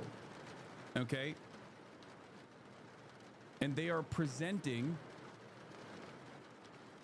Nick Fuentes as like an anti-Trump possible progressive figure. It's crazy. Meanwhile, I don't think his opinions have changed at all. This is what I mean when I say the danger of like allowing Tucker Carlson. All the way back in 2016, I wrote about this extensively. I talked about this extensively. Liberals were so predisposed with attacking the Bernie Sanderses and the left flank of their own party's base of support for being true progressives on a lot of economic issues, created an environment where there was a void in the discourse from the left flank, you know, and this is broad. When I say left flank, I don't mean like literally these guys are leftists. I just mean like to the left of the Republican Party on the media ecosystem. There were no voices that were actually channeling a true, earnest, economic populist message.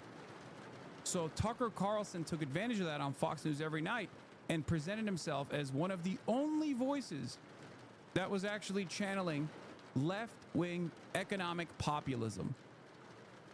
For years he did this. Okay? For years he did this.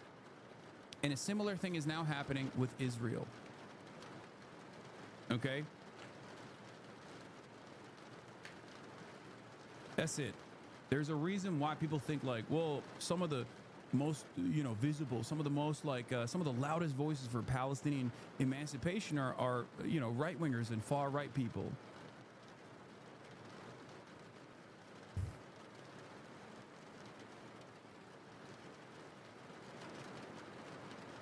A lot of liberals also have this idea that they, you know, these guys can be fixed, you know?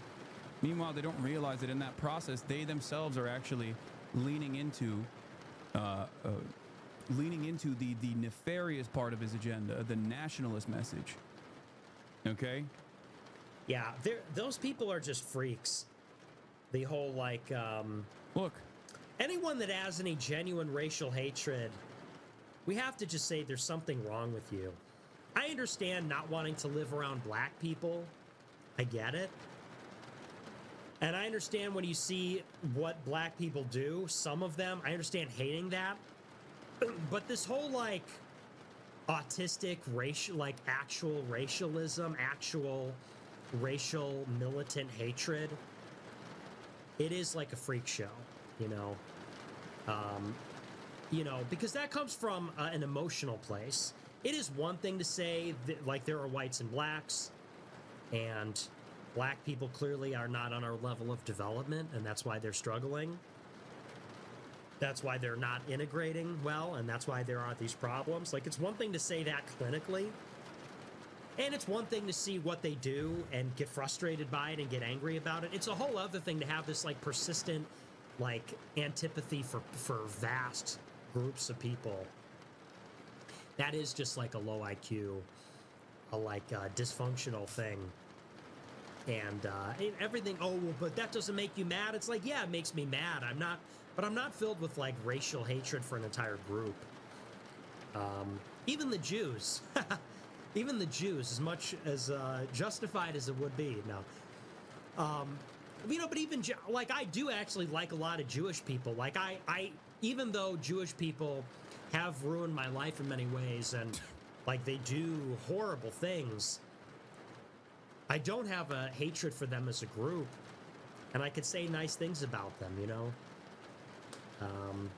But that comes from being a Christian. That's the kind of peace, and that's the kind of disposition that you can only have if you love God, if you truly have love in your heart for people. And it's no coincidence, it's always these pagans that harbor this intense animosity all the time. And if you have that, you really got to get over that. And that doesn't mean you need to stop being racist. It doesn't mean you got to stop being a quote-unquote racist. But you got to let go of wrath. You have to let go of anger. You can't let that define you. Yeah.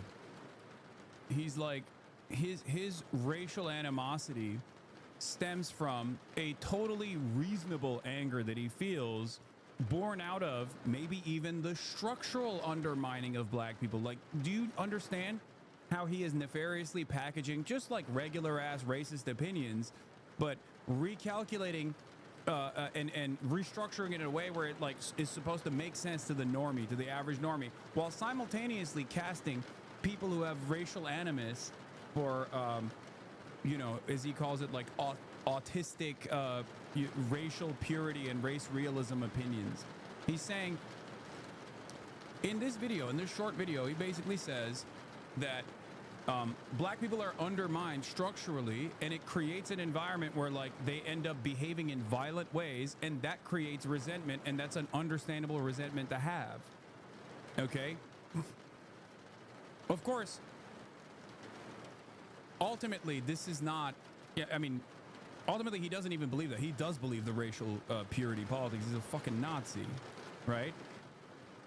Like he is still saying that there is a genetic component associated with it, but you shouldn't be super mad ultimately about it. Like this is why he's a dangerous propagandist ultimately, because he is trying to normalize the eugenicist perspectives that he has in a way that can go either way, where you can just like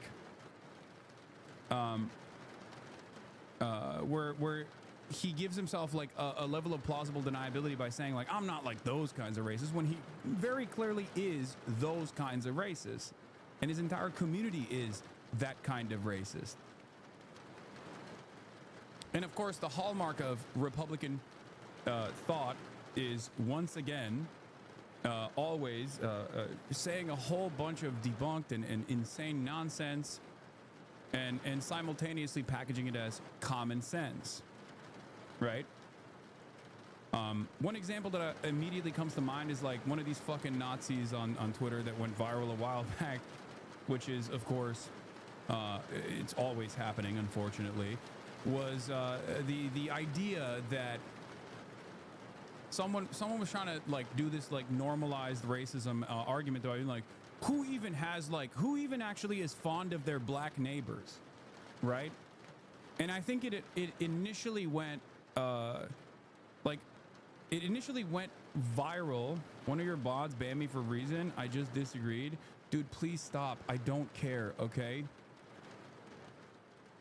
And it wasn't like you got literally banned and unbanned. You got timed out, man. Shut the fuck up. You said L-Take, bro. Nick Fuentes is in his own circle. You can't compare him with anyone mentioned. Just stop. It doesn't matter. You got timed out. Please stop being such whiny fucking crybabies, man. I'm trying to make a broader point here, and I can't. I have to deal with like everyone's own personal fucking me bullshit. Okay. Oh my God, my voice is not being heard right now in this very moment. I got timed out for 600 seconds. Unacceptable. You got timed out for 10 minutes. Calm down.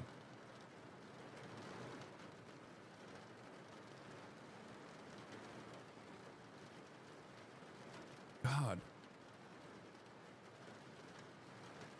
We're talking about the oppression of governments. We're talking about like growing fascist movements in here, and you're literally thinking like the major oppression that I'm facing here is that a moderator timed me out for 10 minutes. Shut up. Jesus Christ. Anyway. Take a breath. The point I was making was that there was a Twitter post that went viral where it was like, oh, people that say they don't have like racist opinions of like never lived around black people. If you lived around black people, you would immediately realize, why people hold on to these like racist resentments that people call racist, but they're not, all this shit. And it went viral on Twitter first in like the neo-Nazi circles. And then people started like quote retweeting it and being like, dude, what the fuck are you talking about? Because like, while something might come across as like common sense, depending on how insane your immediate circle online is, and while certain kinds of narratives can be boosted by other people, especially at a time when like there's unprecedented virality for right-wing neo-Nazi type sentiments on Twitter, okay, ultimately in the real world, the common sense narrative is not living around black people is a terrifying prospect and it's really fucked up, okay? Especially for diverse environments like major cities in this fucking country where you do live around a lot of black and brown people in a diverse environment. It's so stupid. It's an incredibly stupid statement. You're childish. You're like a baby. You're afraid of people that you have never actually lived around from afar. Because if you did, you would realize that there is no genuine resentment or fear against your fucking neighbors. And the same goes for undocumented migrants as well. People think like undocumented migrants are like a special subcategory because they don't even realize that they're, you know, living around undocumented migrants with regular frequency. You know, they're working in the kitchen, they're working at the grocery store, they're working at the poultry facility down the street, you know. They're a part of your community. It's just that you have never encountered someone and know that they are undocumented, so you have this like false notion that they're all scary. They're all scary. A fear of the unknown. And the internet is bricking your brain.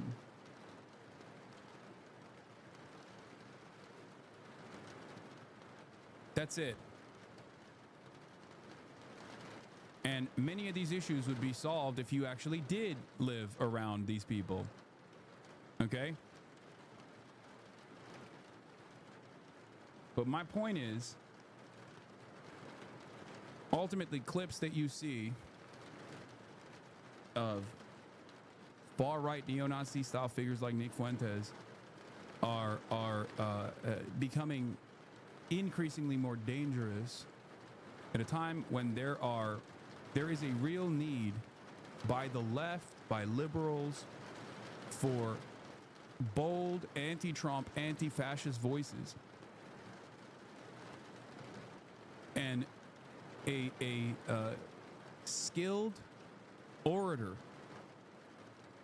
is capable of taking advantage of that void in discourse by routinely undermining Trump, routinely attacking Trump from an understandable perspective, from a real perspective, from a real genuine and valid point of critique, to draw the attention and gain popularity and gain charitability amongst a broader audience, to then slam in and normalize this somewhat effective, dangerous race realist framework. Okay?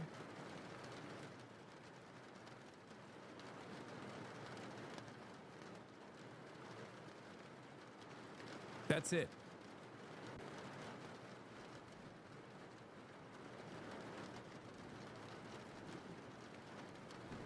You filled that void, bro. That's you. You're just unk, and I think that's why Nick comes across the Gen Z better.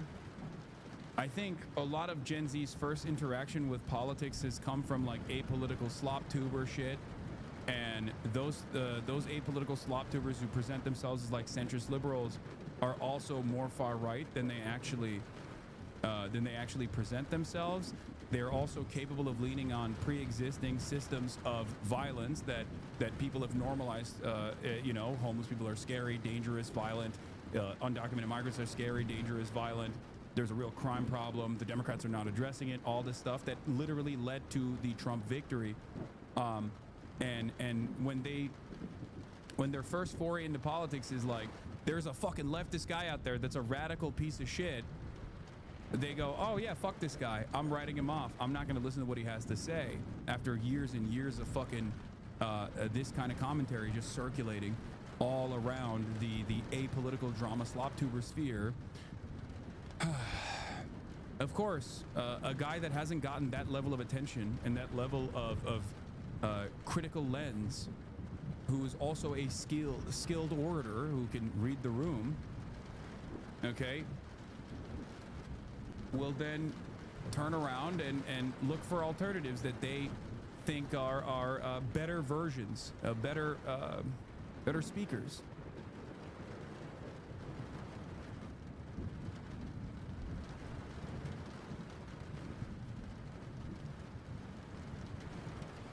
That's it. Please stop sending me this. I'm not going to click on this, okay? I'm not. I'm not going to click on this link. Please. Please stop spamming it.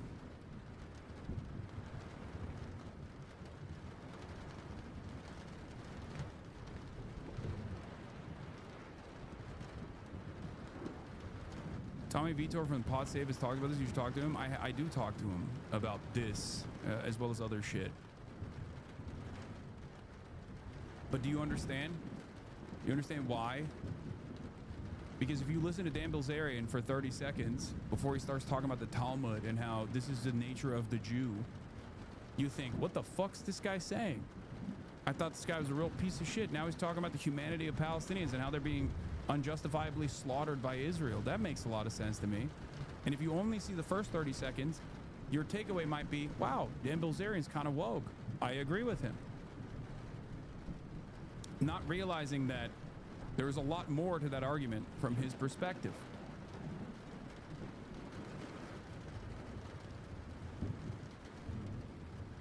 Okay?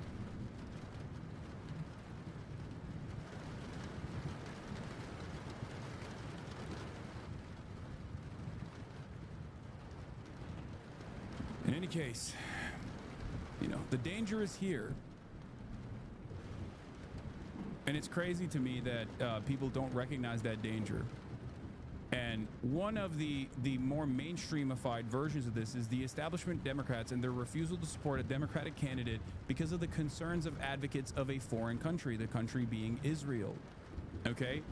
Here's an article that came out from the New York Times. Hochul, Schumer, and Jeffries' unwillingness to endorse Zohran Mamdani for mayor has gotten ample attention. Another holdout who is arguably as significant is the Bronx's most powerful elected and Mamdani's legislative boss, the speaker, Carl Hesty. His resistance, this is Ben Oreskes is reporting from the New York Times. He's the New York State House correspondent for the New York Times, formerly of Los Angeles Times. Ben reports, his resistance reflects both the frustration some in his delegation have about Mamdani and the complex political dynamics within an ideologically diverse conference. Mamdani and Hesty have a warm rapport, but the speaker has conveyed some concerns to the progressive upstart. What are those concerns? Mr. Hesty, noting the concerns of an array of Jewish assembly members, has told Mr. Mamdani that he needs to do more to placate colleagues who are concerned by his outspoken criticism of Israel. What are we doing here? Adam Johnson says, Mamdani must throw Palestine solidarity under the bus, and so long as he refuses to do so, support from Dem leaders will not come. The message couldn't be any clearer. He needs to do an Obama Reverend Wright type speech, signaling his willingness to sell out, or they'll continue to ice him. Of course, the New York Times allows Hesty to frame it in mopey sectarian terms about Jewish assembly members, despite Jeffries and Swozy being the most aggressive holdouts. The irony itself, of course, that is not lost upon all of you, I hope, is that Zohran won the majority of the Jewish vote and will most likely win the majority of the Jewish vote. Not that it fucking matters, even if he didn't win the majority of the Jewish vote in the mayoral race. That still would not change the fact that his anti-genocide position is the correct one. And not only is it the correct one, it is the overwhelmingly popular one. The Democratic base, the Democrat Party voters, are not split on the issue of Israel. They're not split on it at all. The overwhelming majority of Democrats recognize what Israel is doing as a genocide, which is what it is. The overwhelming majority of the Democratic Party no longer support Israel, but instead support Palestinians in this process. The overwhelming majority. So these Democrat leaders are demanding that Zohran Mamdani, who won the primary in an incredibly crowded field and was able to cut away because of his earnesty on this singular issue, are telling him to go against the wishes of the majority that voted him into this position, that made him the Democrat contender for the mayoral race. It is crazy. It is crazy to me.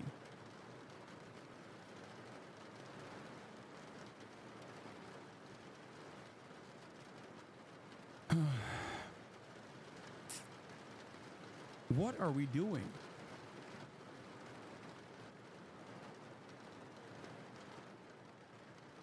Like I suspect this is I mean, if I was even more cynical, I would say they want him to lose because they're afraid of his anti-Zionist stance, but also more consequentially as well for the National Party, his pro-socialist stance, you know, his sympathies for socialism. That they want him to fucking lose by just, you know, cutting his audience by saying, like, cutting his voters by saying, yeah, actually, I was lying about this fuck Israel shit for years and years. I'm actually going to be super pro-Israel. And I really, really hope he doesn't give an inch to these dumb fucks, because the popular momentum that caused him to cut away from the rest of this crowded primary field is precisely that. His uncompromising, unyielding conviction when it comes to improving the material conditions of all New Yorkers unconditionally. And also, one of the best ways for him to communicate his earnesty was to go against what the popular support for Israel looks like in electeds, and instead say, no, I believe that Israel's doing a genocide. It is doing a genocide. Fuck Israel. Which was a position shared by broad majorities, both in the Democratic base, but majorities in the American population altogether. Okay? That's it.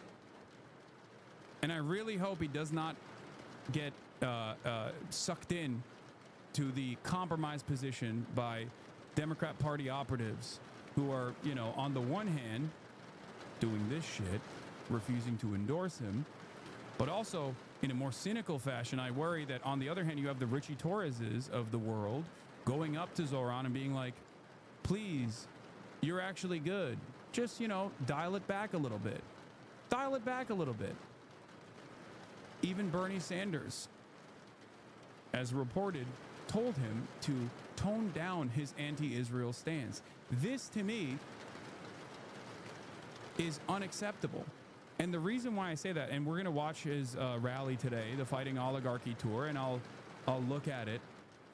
This, to me, is not even about, like, whether Zoran is compromised or not, whether making that assessment that Zoran is compromised or not.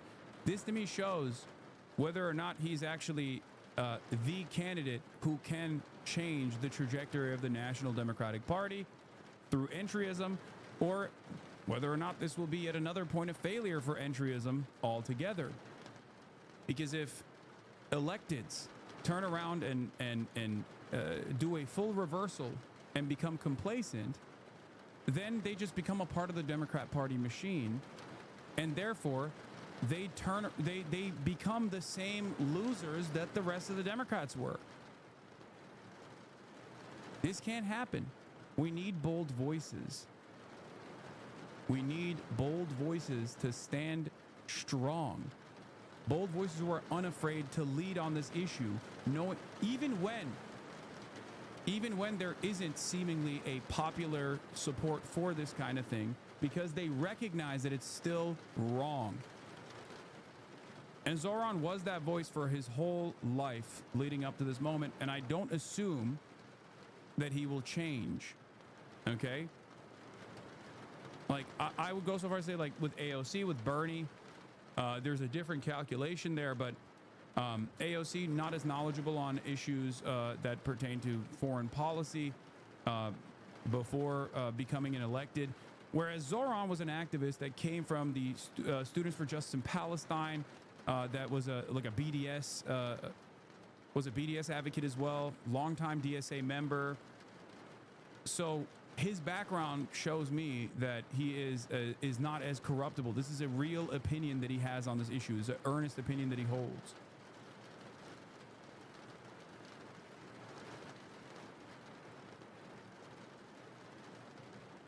Yeah, I mean, he was one of the creators of the SJP chapter at Baldwin.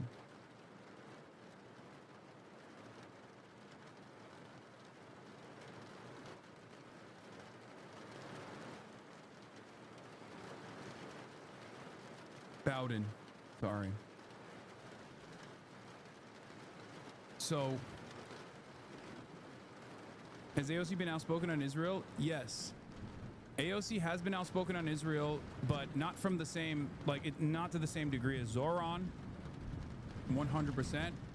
And outspoken by the metrics of Congress. But even then, she is not the leading voice on the Fuck Israel coalition in Congress, and will sometimes get outflanked by the likes of Marjorie Taylor Greene, for example. This is a major issue. It's one that goes back to the thing I was talking about with Nick Fuentes.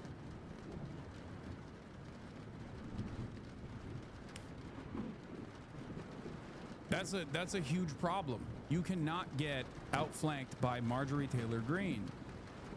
Okay? You just can't.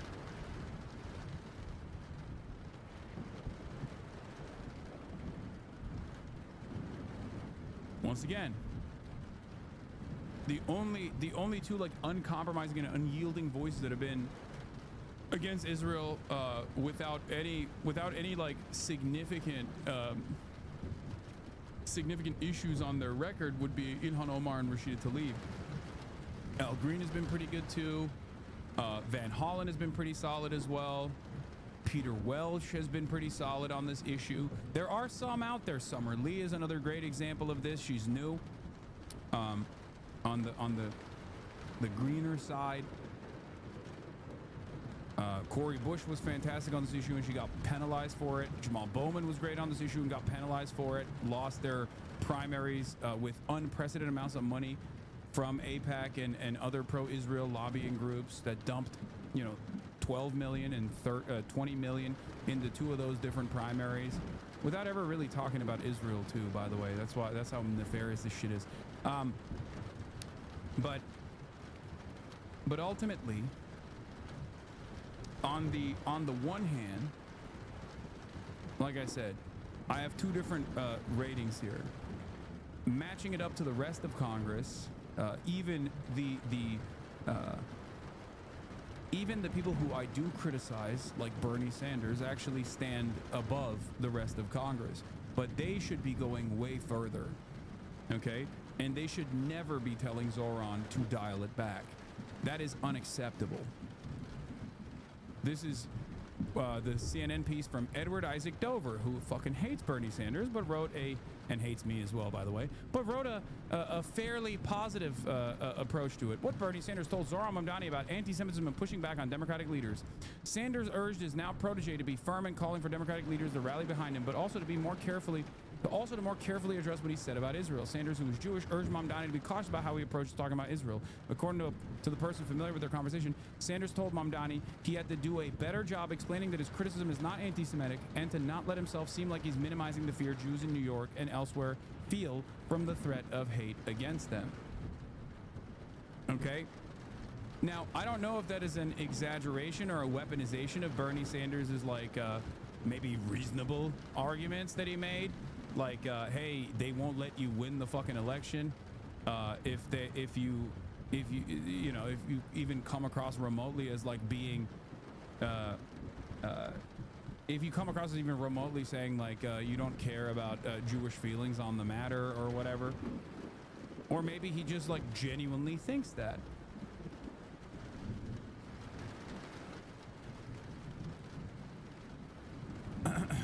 But we have seen this. We have seen this happen. Okay? We've seen this happen in the past to Corbyn. But right now, we're in a very different time and place. This is no longer the same media landscape that Corbyn was operating in, and it's not the same country that Corbyn was operating in. You no longer have to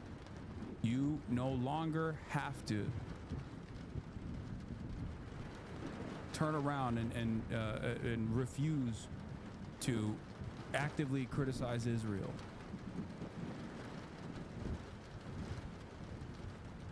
You no longer have to scale back your criticisms of Israel. It's that simple.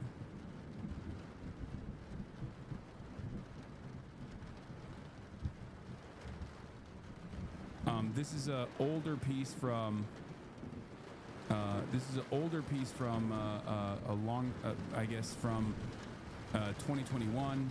Bernie Sanders also told progressives to tone down calling Israel an apartheid state all the way back in 2021. The senator responded to a question on Face the Nation of whether labeling the Israeli government is contributing to the rise in anti-Semitic attacks. Okay, all the way back in 2021. Now, on the one hand, this is completely unacceptable. Okay, because it's the truth. Israel is an apartheid state and was an apartheid state back then, and it was actually not only an apartheid state back then, but it was also recognized as an apartheid state at that point by Amnesty International, Human Rights Watch, B'Tselem, numerous other human rights organizations. So the fact that Bernie Sanders was saying, like, go against the truth is completely unacceptable. But the reason why, and this is the part where everybody yells at me and says, Hasan, fuck you, you're defending Bernie, you just love Bernie, you're a fucking piece of shit, you're a Zionist yourself. The reason why, while I have this criticism of Bernie Sanders, I still say that it's more complex than you think, is because on the one hand, he's doing that, which is completely unacceptable because he is a liberal Zionist. But also on the other hand, if rated against the rest of Congress, he still, unfortunately, and this is more of an admonishment of Congress and where they're at right now and their inability to see right from wrong and their recognition of the reality, he's still one of the best senators on this issue. He's still actively one of the best congresspersons on this issue. And it's crazy. It's crazy that Bernie Sanders, who will tell other progressive politicians to tone down calling Israel an apartheid state all the way back in 2021 after these human rights groups have openly recognized Israel as an apartheid state, is still one of the best congresspersons on the issue of Israel. Do with that information what you will. This is not a defense of Bernie Sanders. Make no mistake. Okay? If you operate within the confines of what is considered to be the norm, if you want to understand how Americans approach this issue, if you sometimes find yourself at odds with these interest polls that come out, these favorability polls that come out, and you're like, what the fuck? Why are these guys still so anti-Palestinian while also being critical of Israel, while being anti-Israel? Like, for many Americans, Bernie Sanders' position is not considered radical, mind you, but Bernie Sanders' position is like the norm. Now, of course, Bernie being, in theory, a leader of American socialism is supposed to move the needle even further. Bernie being a visible and very prominent Jewish leader has a responsibility beyond, as someone who is supposed to be anti-imperialist, as the most popular Jewish politician in the country, one that unlike many others all the way back in 2016, which people who claim to be more radical than myself will criticize me for saying this and say it's fake, it's bullshit. Bernie's and Matt Duss's like initial presentation on like denying weapons to Israel or conditional weapons transfers to Israel is simply just a red herring or just simply a distraction to continue our allegiance with Israel. And there's some truth to that statement, except back then they were very excited at the prospect as well. And one must remember why they were very excited. Why were so many anti-Zionists excited at the fact that Bernie Sanders was doing this all the way back in 2016? Because it was so fucking unique. That's it. People sometimes forget. People sometimes forget and assume that the media landscape was where it's at right now, where society's reflection broadly in Western civilization, when Western society was broadly on the same terms that they are on right now about their analysis on what Israel is doing. It was not that case. It was not the case at all, which is precisely the reason why I said at the time that this was a bold move, a radical move in the right direction. And my expectation from someone who was there in 2016 was to greatly move the needle now to still continue being a bold and radical political leader on this issue. I never would have thought that Bernie Sanders would just be like, no, you guys don't understand. I'm just literally just a liberal Zionist who doesn't like what Israel's doing right now, but I still want to allow Israel to continue operating in the violent ways that it is, and think it must operate that way, because otherwise, you know, Palestinians would present a danger to Israel's demographic destiny. You know, like that is not something that I thought he would be at. I, much like many others, thought that he would be moving the needle in the right direction right now, going above and beyond. Now, of course, having said that,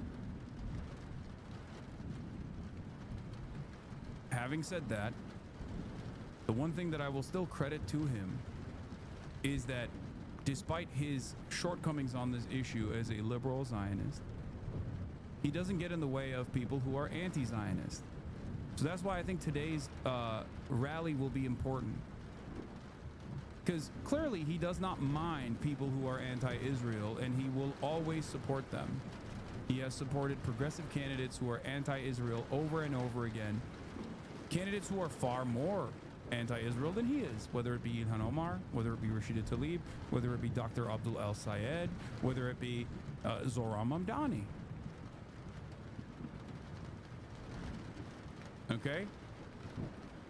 So we shall see where this goes. Where did you get that from? What do you mean?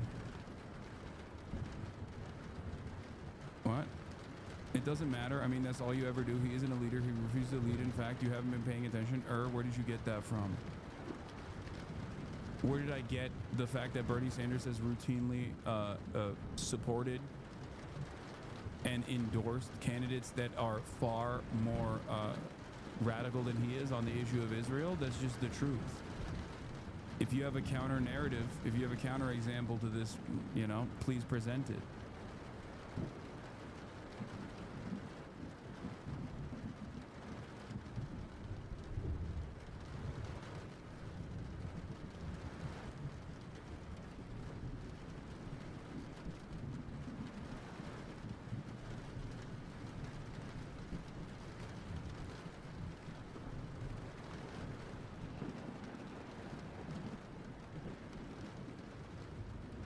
Another great example of this coalition is the likes of Brad Lander.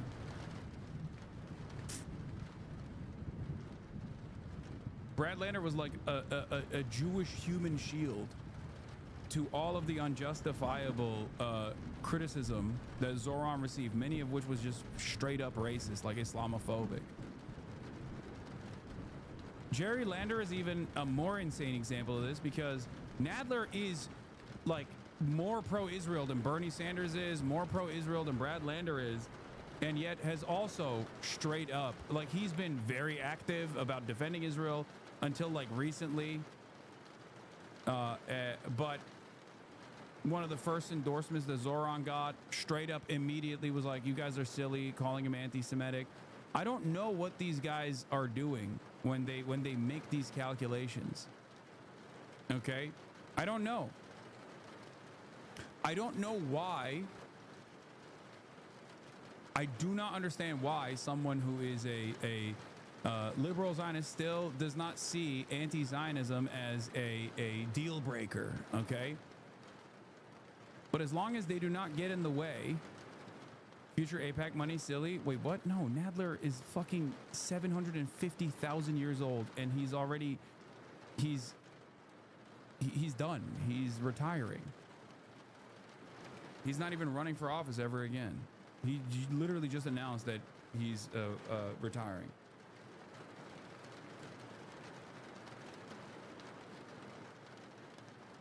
As a member of the Democratic Party, like officially, there's a simple mechanism for proper leftists to use to take over the party. It could be done in a week. The Tea Party did it using the same party process. I don't know how to get the info out, though. It's not so simple. What you're saying is wrong. because the Koch brothers are a primary vehicle for why the Tea Party movement was created. The Koch brothers created that deliberately. Like they designed the Tea Party movement. It was a movement built around, it was an AstroTurf movement built around culture war issues. Okay. And the Koch brothers are also a funder of the establishment Republican Party in general. The Tea Party also then got out of control and became its own thing to a certain degree. But they were never directionally opposed to the Republicans in the same way that like the left flank of the Democrats are directionally opposed. Okay. The left flank, terrorism support is a deal breaker. Two, you know, it is simple. You don't know what you're talking about. Terrorism support is a deal breaker too, you know. Well, clearly it's not for fucking Bernie. The fuck? There are same reasons as to why they call me a terrorist supporter. They call Zoran a terrorist supporter for those reasons too. The fuck?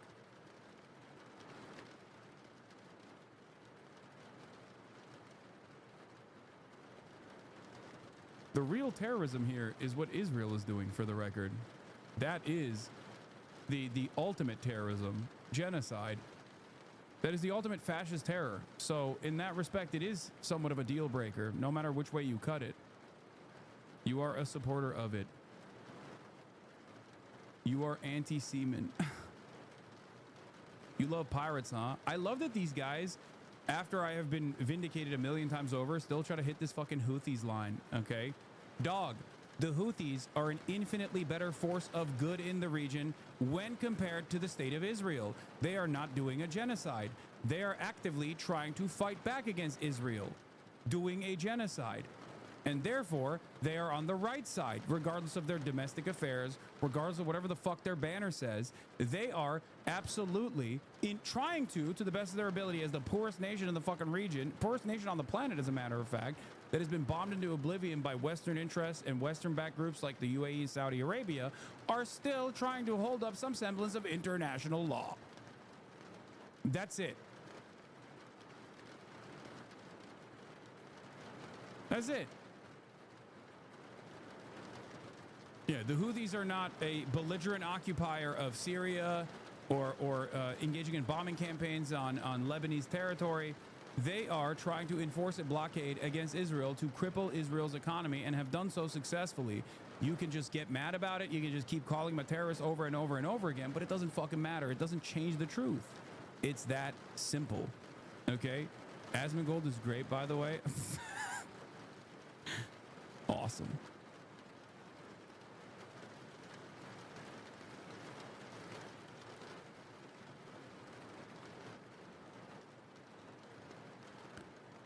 You're not presenting an argument when you just say, oh, you're a terrorist and terrorism supporter is a deal breaker. You have to actually, like, this isn't CNN. You know what I mean? You're not talking in like easily clippable talking points. You should at least like try to approach subject matter by telling me why I'm wrong for this statement.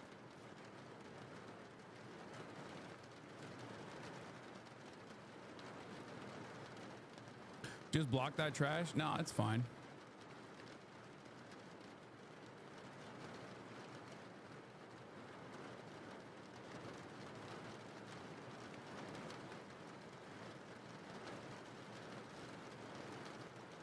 The infractions, for the record, that the Ansar Allah movement has taken, or violations of international human rights in the process of trying to stop Israel's genocide, they are real. Those are real infractions, but they are not even remotely as major as like a thing that Israel does every single day.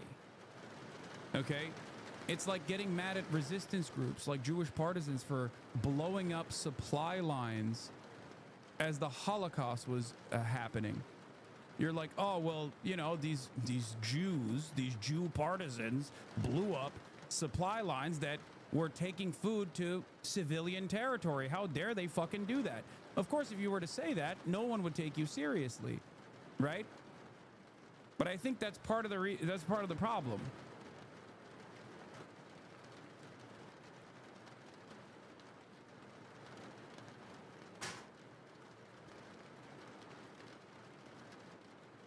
or the French resistance and its sabotage and its infiltrations. That's the issue. You can't get yourself to recognize that these are just human beings that that find what Israel's doing to be unconscionable, right?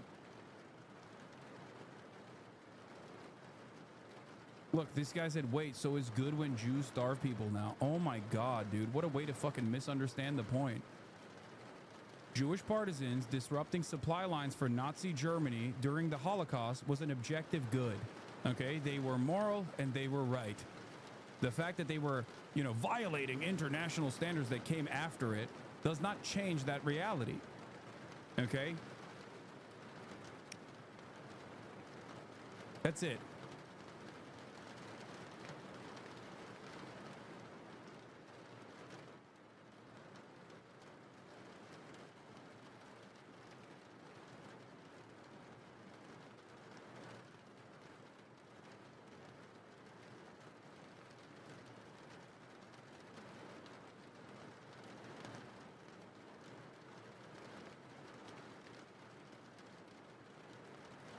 Those rules are for standing armies, not civilian partisans. I mean, true, but it still doesn't matter regardless. Even if it was a standing army that also disrupted shipments, for example, like the British did, the British Navy disrupted shipments to Nazi-occupied territory with regular frequency. And in the process, they also took people as prisoners of war, as hostages.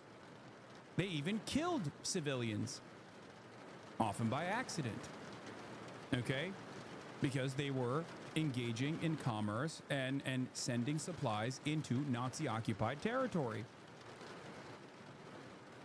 That's even worse. Imagine criticizing them for engaging in this kind of behavior. It's fucking ridiculous. Do you understand?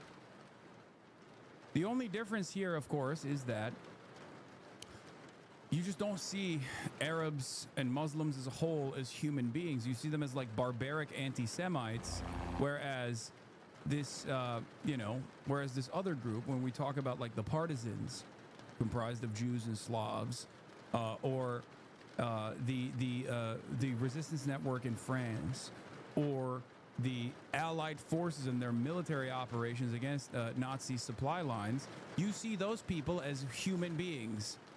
This is where Orientalism plays a formative role in your politics. This is where the dehumanization of Arabs, the dehumanization of Muslims, plays a formative role in you refusing to understand. If you want a contemporary example, look at Ukraine.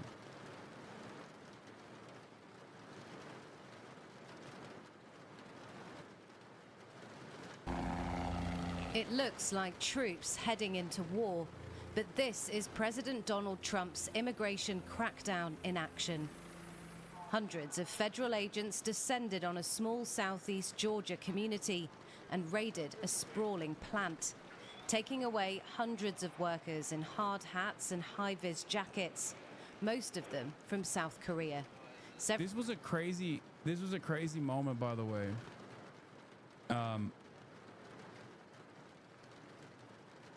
What is this? Such as what? They don't force anyone to fight. They manage humanely and with utmost consideration for their population. Sure, it's not a utopia, but I don't see any human rights violation for Ansar Allah, so-called Houthis.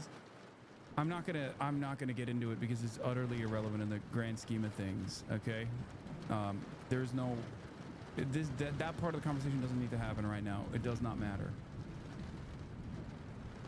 Anyway, now we're getting to domestic fascism, colonialism turned inwards, fascism. Here in the United States of America, the Trump administration has sent the Gestapo police force to target a Hyundai facility, a Hyundai factory. And in the process, they arrested and detained hundreds of South Koreans, apparently. Tried to escape. They claim that these are visa overstayers and therefore illegal immigrants.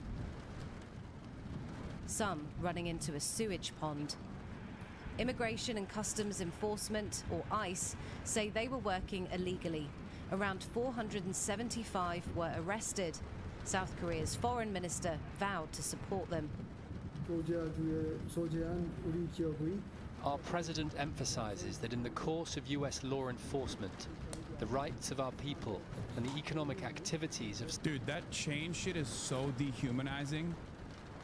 And it's so incredible that they're doing it to, like, dudes that are working in a factory. Doesn't matter if they're Guatemalan, doesn't matter if they're Mexican, doesn't matter if they're Venezuelan, doesn't matter if they're South Korean.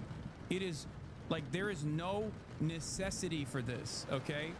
Because at most, remember, this is a civil violation. It's a matter of paperwork, okay? If the solution to this quote-unquote problem, which is not even a real problem at all, it's just like born out of hysteria, okay? But if the solution to that is just simple paperwork, you shouldn't be chaining these people. What the fuck?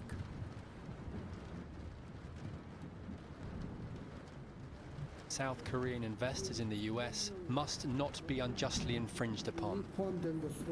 Trump believes migrants are stealing jobs from Americans, but the raid highlights a potential clash between two Trump priorities: boosting US manufacturing and cracking down on immigration. The president, though, was unfazed that the raid would jeopardize a recent pledge from South Korean companies to invest billions of dollars in US industry. Well, for the record, everything is out of whack here because someone said fuck Hyundai too. They use child labor in multiple places throughout Alabama. Terrible company. I remember because I covered it extensively at the time. This is true. Child workers were found throughout the Hyundai Kia supply chain in Alabama. Okay, this is true. Part of the cleaning crew were undocumented migrants, and many of those undocumented migrants were children. Okay? Now, what's important to recognize here is who is responsible for this crime and who is the victim. Okay? But because of our hyper-capitalist dystopia that we exist under, we treat the victims as though they are the real criminals, and we choose to treat the actual criminals, which would be Hyundai in this circumstance, as simply a victim of being duped by these criminal children. It's not the Hyundai executives that are in chains in the aftermath of a raid such as this one.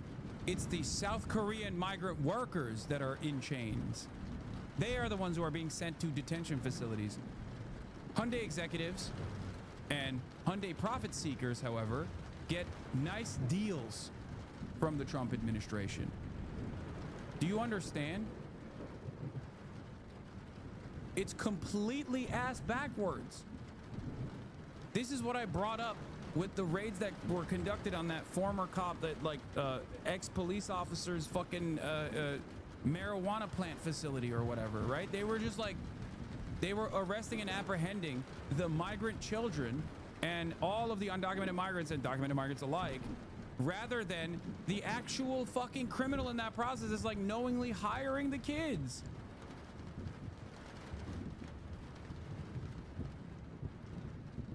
What's the difference between what you're saying and what DeSantis tried to do in Florida? What DeSantis tried to do in Florida is exactly what Trump is doing, which is to prosecute and apprehend and criminalize the actual victims in this situation, the hyper-exploited undocumented migrants in this structure. How do you not understand? Because if the penalty for hiring undocumented employees is a simple fine, that's a write-off. It doesn't even matter.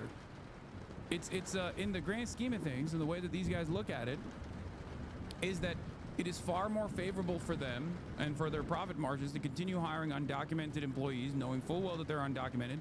They hire them because they're undocumented, because they can use and abuse them and discard them by calling ICE on themselves in many instances. And then they just go back and hire more undocumented employees, oftentimes from these same communities. We want to get along with other countries, and we want to have a great, stable workforce. And we had, as I understand it, a lot of illegal aliens, some not the best of people. but we had a lot of illegal aliens working there. So, you know, look, they're doing their job. On the same day, workers were being marched out of a plant in New York too. ICE officials took away 70 employees from the family-run facility. The owner claimed all his workers were legally employed. From farms to construction, kitchens to garages, workplace raids are sweeping. This is the problem. I think at its like most basic understanding, this is the problem with launching an entire campaign off of a lie. A lie that immigrants are scary, dangerous, and don't actually participate in the economy. When you whip up people into believing this hysteria because you are not actually invested or interested in fixing some of these issues that people are experiencing, like the fucking housing market situation, right? People just like can't pay for housing, they become homeless, or crime born out of people's material circumstances, poverty.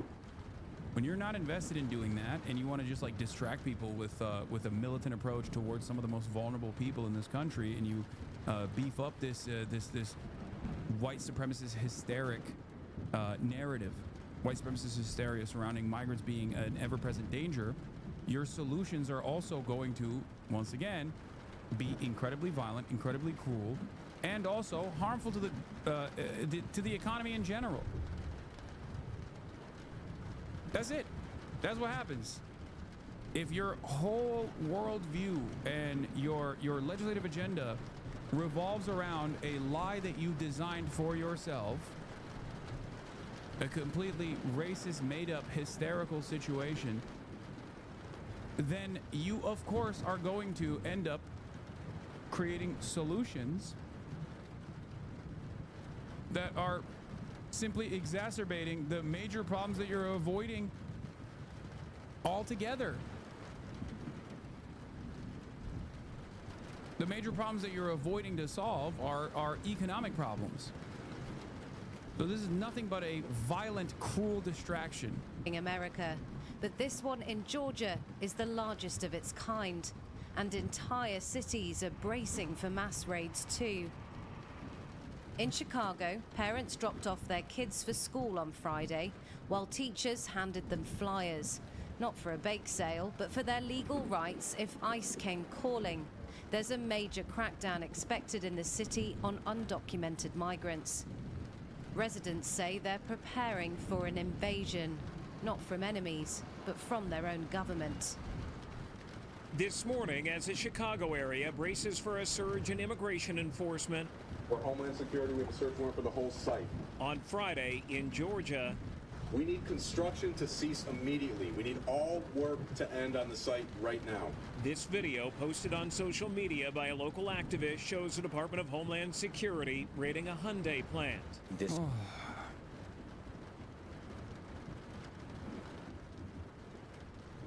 I wouldn't be surprised if this is yet another anti-Biden spy policy. This Hyundai factory is seen as a Biden IRA EV tax credit victory. Is this going to be one of the biggest battery plants in the world once fully operational? In that way, it's the exact kind of investment Trump says he wants to attract but hasn't done so yet.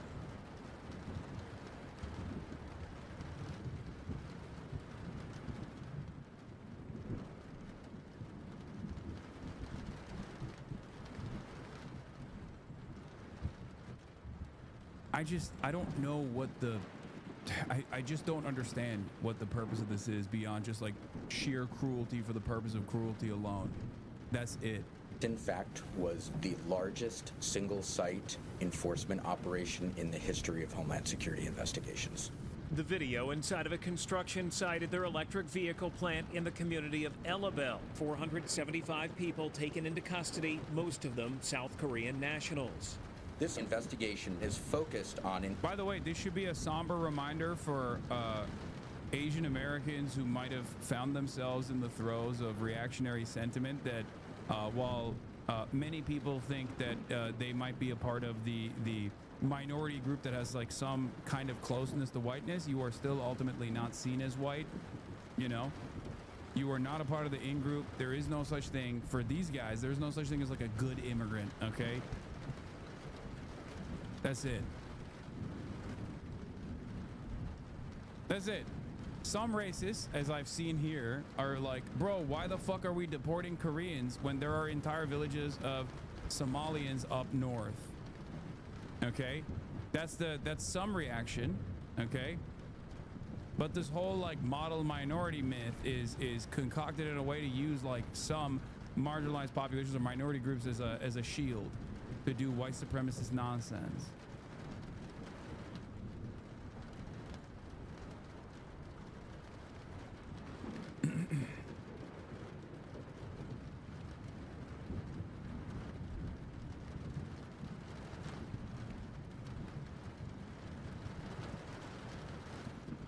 That's it. Ultimately, this is why class politics is a far better way to understand the ways in which commodity production works under capitalism. Because that's what this is. Ensuring accountability for those who violate the law and uphold the rule of law. Hyundai saying those detained at its site actually work for a network of subcontractors who have been building a battery plant. Also this week, outside of Syracuse, New York, federal agents moving into this food manufacturing plant. The owner saying he thinks all 69 workers detained are legally allowed to work in the U.S., and some are already back at work. And today in Chicago, there are signs of what could be on the way here. Boarded up windows at Knight's Processing Center where detainees could be held. Pray for these men and women to have compassion. A prayer service outside of a naval station, ABC News has learned, is expected to house federal agents, and fencing outside of the federal building. They're just grabbing people. Everyone I know is scared. People are nervous to walk their kids to school. President Trump indicating a federal surge is coming to Chicago, possibly today, but he won't confirm timing. We have the right to do it because I have an obligation to protect this country. Chicago leaders fear their city will be impacted like Los Angeles was in June, where ICE operations led to large protests and violence in the streets. National Guard and active duty Marines were called in by President Trump there. Illinois Governor J.B. Pritzker says National Guard troops are not needed here. Part of their kind of nefarious plan is begin with ICE, cause mayhem on the ground, and by doing that, say that there's a need for military troops on the ground. Yeah, Donald Trump today also posted some insane shit about this. He posted about how, you know, he's going to militarily invade Chicago like it's sweet, like it's cute, okay? But I want to, before we get to that further, I want to show you the New York Times piece on the ICE job fair in Arlington, Texas. This was actually a really interesting piece that I read, but this is the video version of it while I go pee. A recruitment fair for ICE. I want to talk to folks and see who wants to be a deportation officer and why. I'm a college student, recently graduated. Former flight attendant. I did 8 years in the Marine Corps. Doors haven't even opened yet, and already there's a line of more than 100 people waiting to get in. ICE saw this event advertised on ICE's social media account. The benefits they're offering are pretty extensive. There's an up to $50,000 signing bonus, $60,000 in student debt reduction, up to 25% overtime rate. The Trump administration is adding tens of billions of dollars to the budget and is trying to make immigration enforcement really the center of law enforcement in this country right now. This is the Esports Stadium in Arlington, Texas. It's usually a space for gamers. Today, ICE is hiring for a variety of different positions. The lines have been the longest for deportation officers. That has the lowest bar to entry. College degree is not necessarily required, and ICE is trying to hire 10,000 deportation officers. The signage behind me says, "Defend the homeland." What were the attractions of working for ICE? I'm very patriotic. You know, guarding America, guarding the homeland. When I saw Uncle Sam pointing that finger, I just had it in my heart. And you're thinking, look at this guy. He's an immigrant. He wants to become a deportation officer. Doesn't make any sense to you. Makes 100% sense to me. we're seeing a bit of the speed and scale that the Trump administration is trying to move at. They're moving people in and out assembly line style. They're offering drug testing on site, and they're even saying that you could walk out of here with a tentative offer letter to start a new job at ICE. I was able to get an offer today. I accepted, and then I went and did all my process, my fingerprinting and my drug testing. Background check is next, and then of course training. There's a lot of criticism of ICE and its tactics in enforcing immigration law. You can hear the protesters behind me shouting at applicants as they walk in, calling them Nazis and fascists. Because they are Nazis and fascists, straight up. They are the Gestapo. They are the Gestapo. The only saving grace of everything that's unfolding is how utterly incompetent this administration is at actually following through on any of their fucking agenda items, and they end up failing spectacularly in broad daylight. So that's our only hope. Beyond consistently pressuring this admin, the only other thing that we can hope for is how unimaginably incompetent they are. Okay. But yeah, this is a great point as well. Imagine getting a $50,000 signing bonus to join the Gestapo, the secret police of the Trump administration. Meanwhile, teachers don't get paid that much in one fucking year, dude. This shows you where the priorities are. And yes, I didn't miss the immigrant saying he will deport other immigrants. I saw it. Yes.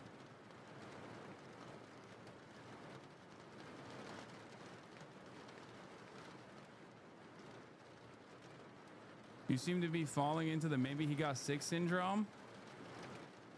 What? What do you mean?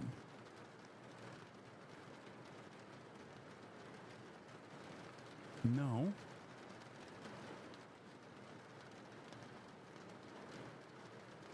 I'm not. I'm not saying that maybe Donald Trump got sick and he'll die. I'm saying that given what I know about the way that these guys have tried to implement certain initiatives and failed to do so in spectacular fashion, it is not it's not unlikely that they will also fail in this situation as well. They will not be able to fully implement. I mean, Mahmoud Khalid is Khalil is a great example of this, where they bite off more than they can fucking chew.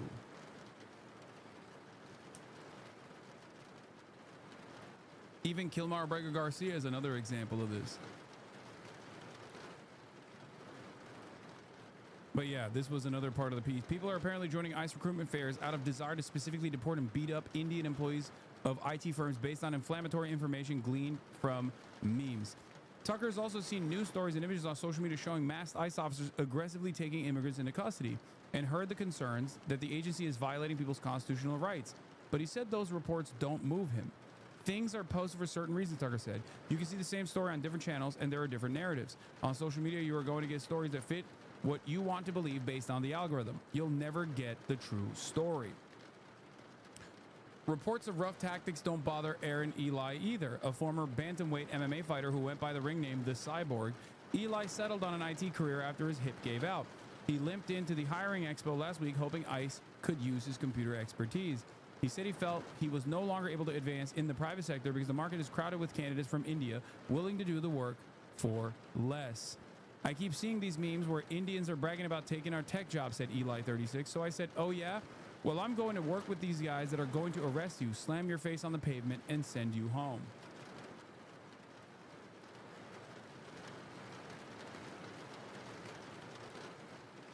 What a perfect example of the age-old meme in broad daylight.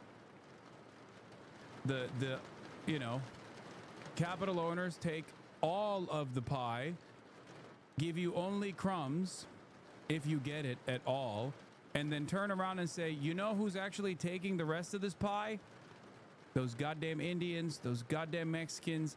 They are the ones who are stealing what you deserve from this big cake that I have in front of me.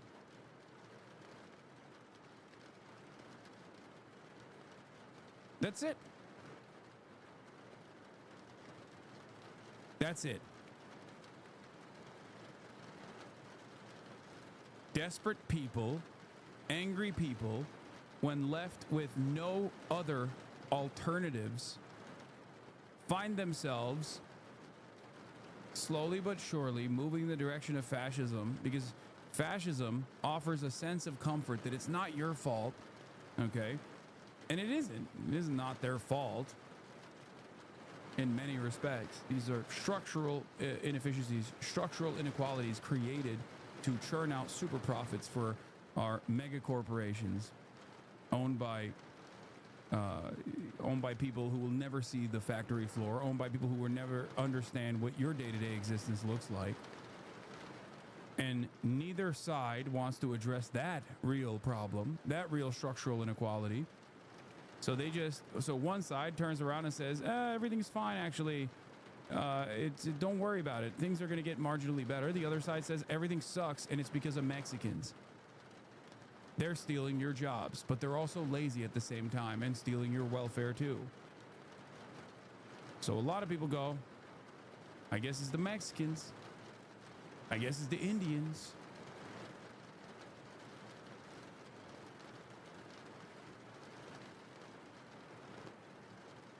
The labor market is dog shit for everybody.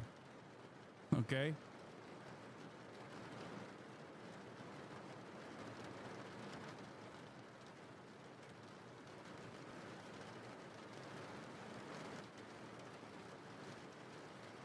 This is the same principle behind, like, post-NAFTA. A lot of these people, instead of yelling at the people that allowed your jobs to be shipped overseas, yelling at the random undocumented migrants that are also trying to make a living and are in a dire state, much worse than even someone like yourself.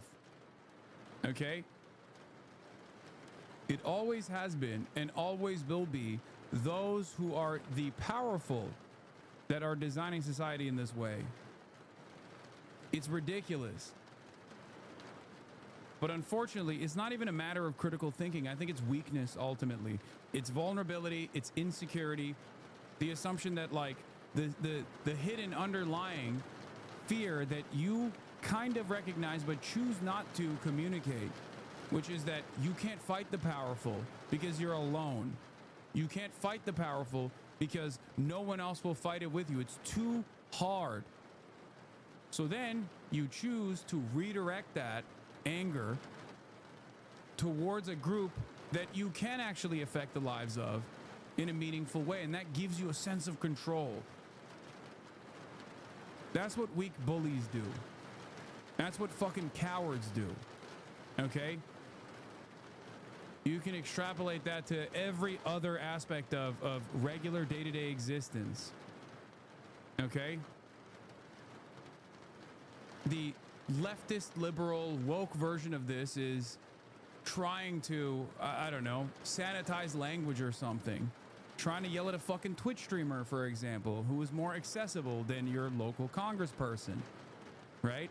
You can't change the system, so you just look for something you can change, no matter how marginal. The right-wing version of this is, of course, infinitely more nefarious and infinitely more violent. And the difference here, of course, is that right parties, reactionary parties, will lean into that.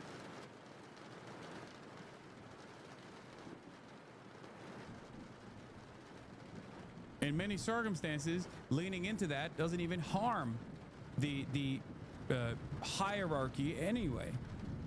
Transphobia and transpanic is a great example of this. Vulnerable population, tiny, minuscule percentage of the population becoming the primary villain of modern American society. Get the fuck out of here. You think it's because trans people exist that you can't pay for rent? No. You think it's because trans people exist that you can't get a job? No. Are they taking your jobs? Is that what it is? No. You just don't understand it. You think it's weird. You think it's gross. You think it's scary in some instances. And this administration and many others historically are way they are so ready to vilify this tiny minuscule percentage of the population and make them out to be the primary villains, the arch villains that dominate your lives. And that's it. And you eat that distraction instantly. It gives you a sense of comfort. Because deep down inside, you secretly know that it's not actually trans people. It's super wealthy. It's the system that was designed to churn out these outcomes. You were simply born into a family that is poor. You were simply born in an area that was underserved.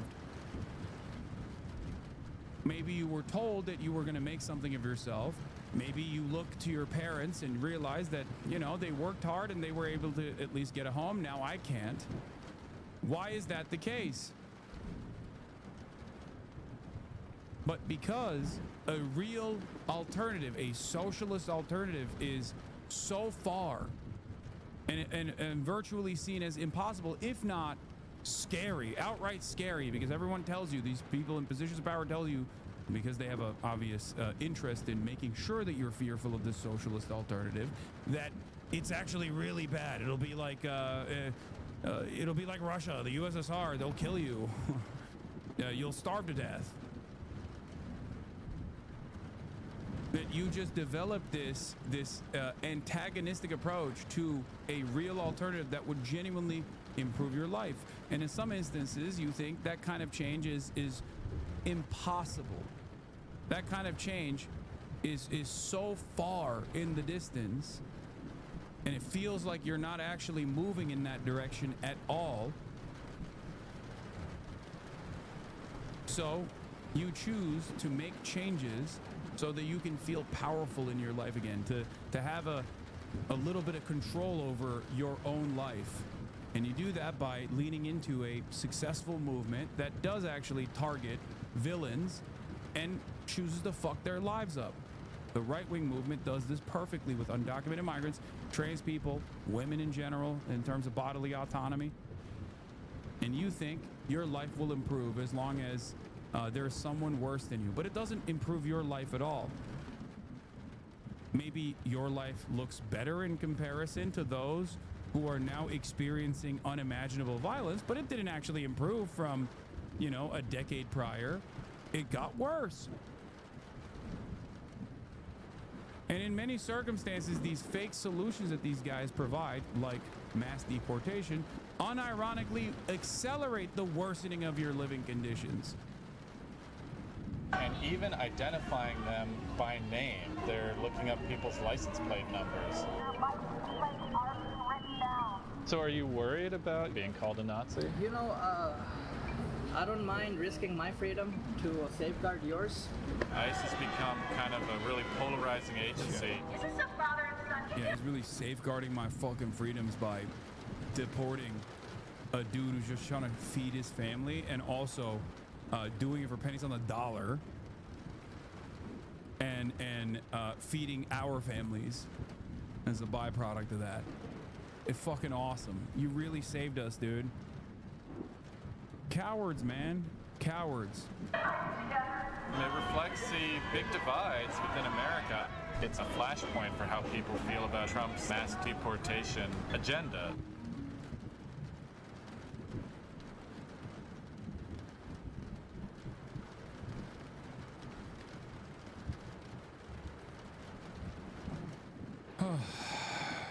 But that's where we're at. And guys, back here in President Trump is hinting that he may send National Guard troops into more cities. At an event at the White House Rose Garden last night, the president said he's considering sending troops to Chicago, New Orleans, and Portland, Oregon.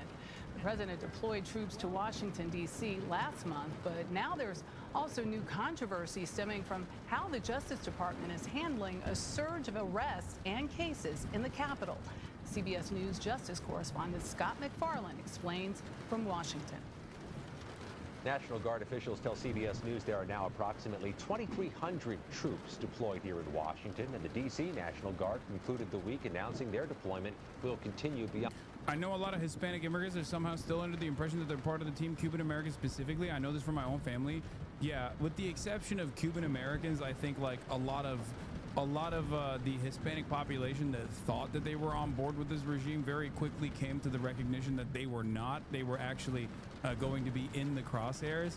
I mean, how many articles did we look at? How many like anecdotes have we seen so far? How many people have I personally encountered in the wild as well that were like, I voted for Donald Trump, I'm Latino, I didn't realize they were going to take away my family members, I didn't realize that they were going to deport my friends, you know? They're just simply working, they're making an honest living.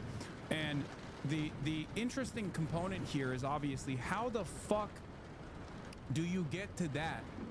How do you, as someone with lived experience that knows that undocumented migrants are not like rapist, bloodthirsty monsters, because you have undocumented migrant family members, you have undocumented migrant friends, how did you believe this lie? Okay? How the fuck did you believe this lie? And I think this is where my criticism of the Democratic Party come back into the fold, because there was no counter messaging against this shit. Okay, if there's an endless faucet of misinformation coming from the right, and liberals have no interest or investment in correcting the record and fighting back and showing the humanity of migrants, both undocumented and undocumented, then of course even fucking undocumented migrants themselves are gonna fall into this trap and think, well, there's some rapists out there that are undocumented, I guess. Everyone keeps talking about it. The Democrats aren't saying shit either. That's all the media tells me, so I guess we gotta get these guys out. It was always built on such shaky ground too. It was so fucking ridiculous. It was so ridiculous, like the notion that what the Biden administration and the police force and the federal law enforcement apparatus was not directly targeting people and properly prosecuting them and then deporting them if they were doing like decapitations. What are you, fucking insane? It's that simple. I kept saying it over and over again. You think cops are going, well, we arrested this guy, he's a pedophile decapitator of babies, but he also happens to be an undocumented Guatemalan, and therefore we can't do anything about him. Let's just release him back into the wild. That's not how that goes. That's never the case. That was never the case. And as I always say, it doesn't fucking matter if there's no, if this isn't a real consideration, if this is not a real problem, then of course the solutions are going to be fucking violent and also unproductive and not only unproductive, but like bad for the economy in general. On this first month, some of them are armed, but the Guard is not making arrests. That's left to local and federal agents on the street. As the weekend begins, the Department of Justice is facing new scrutiny for some of the criminal cases being filed amid this wave of arrests.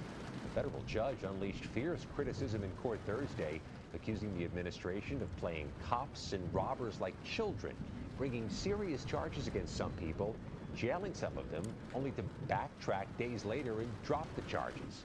Judge Zia Faruqi said the Department of Justice is making too many errors, making sloppy work, and ruining some of its credibility, and noted how some grand juries have begun rejecting requests for indictments, saying the U.S. Attorney's Office in Washington is creating crisis. U.S. Attorney for D.C. Janine Pirro pushed back on that criticism Friday. My job as a prosecutor is to bring criminals into court and to try to prove my case beyond a reasonable doubt. I'm not into going back and forth with judges. I was a judge, okay? That's not what I did as a judge.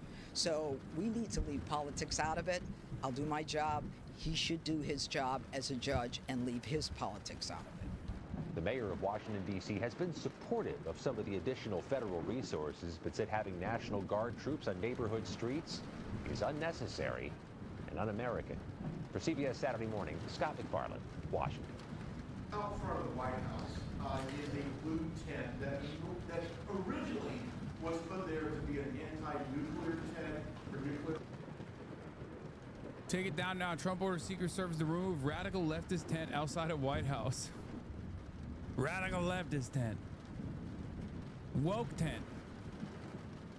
It's a woke tent. The tent is woke.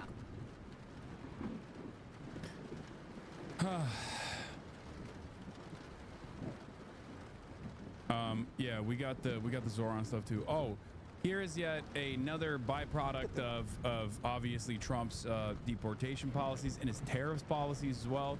Horrible job numbers that spell doom and gloom for the economy.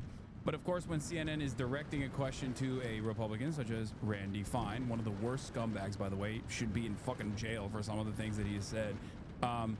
Let's see what he had to say in defense of Trump and the bad job numbers. We are going to have a big jobs report coming out, the August jobs report, in a little over, who knows what time it is anymore. It's 1:00 on CNN News Central. It will be coming out shortly, and we will bring it to everyone. When it does, are you going to believe the numbers? I'm gonna look at the numbers. Look, the people who put these numbers together are human and they're fallible and they make mistakes. And if you go back and you look how these numbers always get put out, it wasn't that they make mistakes. mistakes. It wasn't that they make mistakes. The reason that the president kicked out the commissioner of Bureau of Labor Statistics was he said that they were faking it. They were cooking the books, which there's no evidence of that. So do you think?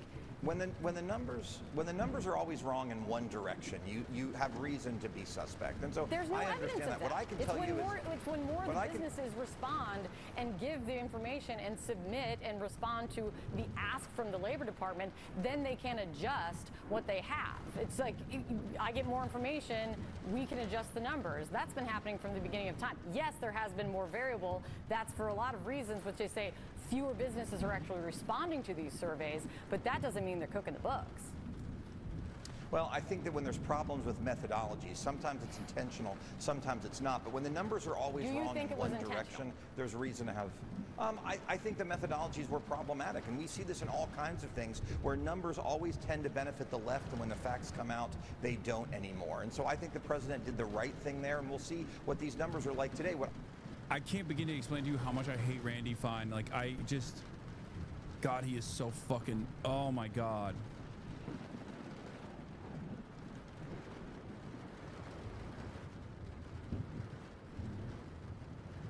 Numbers always tend to benefit the left is also such a funny fucking take because it's like, yeah, dude, oh, my God, I can't believe it. I guess reality has a left bias. So what do? Well, you know, facts tend to benefit the left. So what do? We just tackle the facts, okay? Just no more facts, I think. Nothing that's beneficial to the left. Fuck the truth.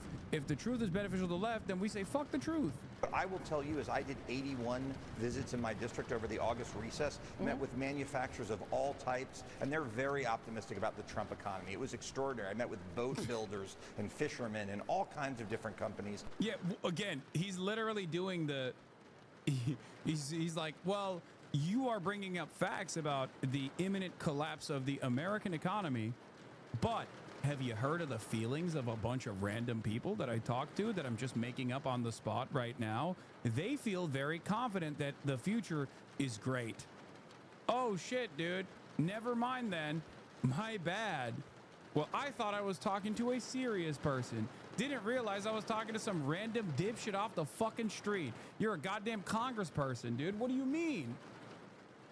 What do you fucking mean? Okay, my anecdotal evidence, I talked to 101 workers and they said the economy sucks. What now? One more than you did. Like, I love that this is the only way that people argue now. They just go, excuse me, I made a ridiculous claim, and then I'm going to back that claim up by making another ridiculous claim filled to the brim with anecdotes. Okay, well then my counter to you is that I have a larger number of anecdotes that I can present to you. What now? Where do we go from here? Do you see why this kind of argumentation is fucking idiotic? It's just so stupid. And they're very optimistic about where we are right now. It was declared that this is the Trump economy officially, though it took a moment. He still said it was the Biden economy for a bit. So we'll see what the Trump economy is starting to look like now. Congressman Randy. Everything is just like made up. Everything is made up. Everything is made up. Everything's computer. Everybody transgender. Everything made up. Fucking awesome, dude. Actually, great. Spectacular. That's where we're at. Anyway, the terrorist tent that he's talking about is this. War is not the answer. Has a Palestinian flag. As of 10 a.m. Saturday, the blue tent POTUS order removed is still across from the White House, with organizers saying they aren't leaving. Arms has kind of morphed into more of a anti-American at sometimes, anti-Trump at many times. Where is this? Yeah, it's anti-America. Why? Because the tent says war is not the answer.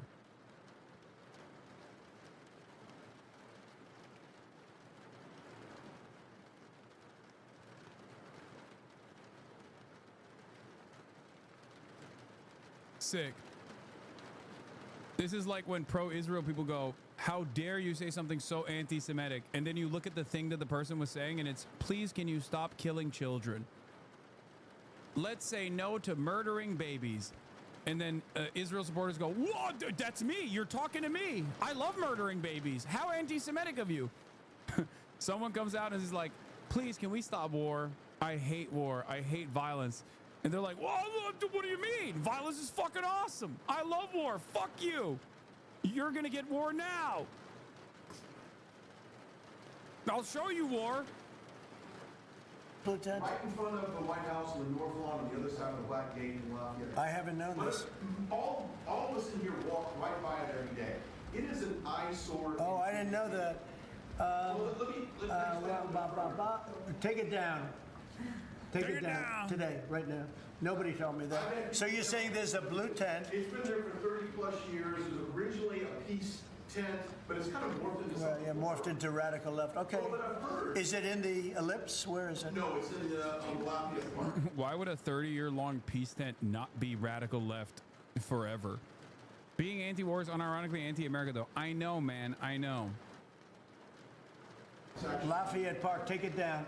Okay. Okay. What's interesting about it is that when people tell me it's a public house health hazard because people sleep in there, they eat, there's rats, but also it could be a national security risk because people can hide things in there.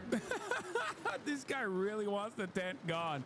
By the way, yeah, this example that I was delivering is hilarious because it happened recently in the Coldplay concert. Look at this. Encouraging you to watch this video and see what this professional victim calls berating. Lol. This is Yakov Langer says Coldplay invited two women on stage, then berates them and makes them feel bad ... for being Israeli. He didn't mention the hostages being held by Hamas. He didn't actually treat them like human beings.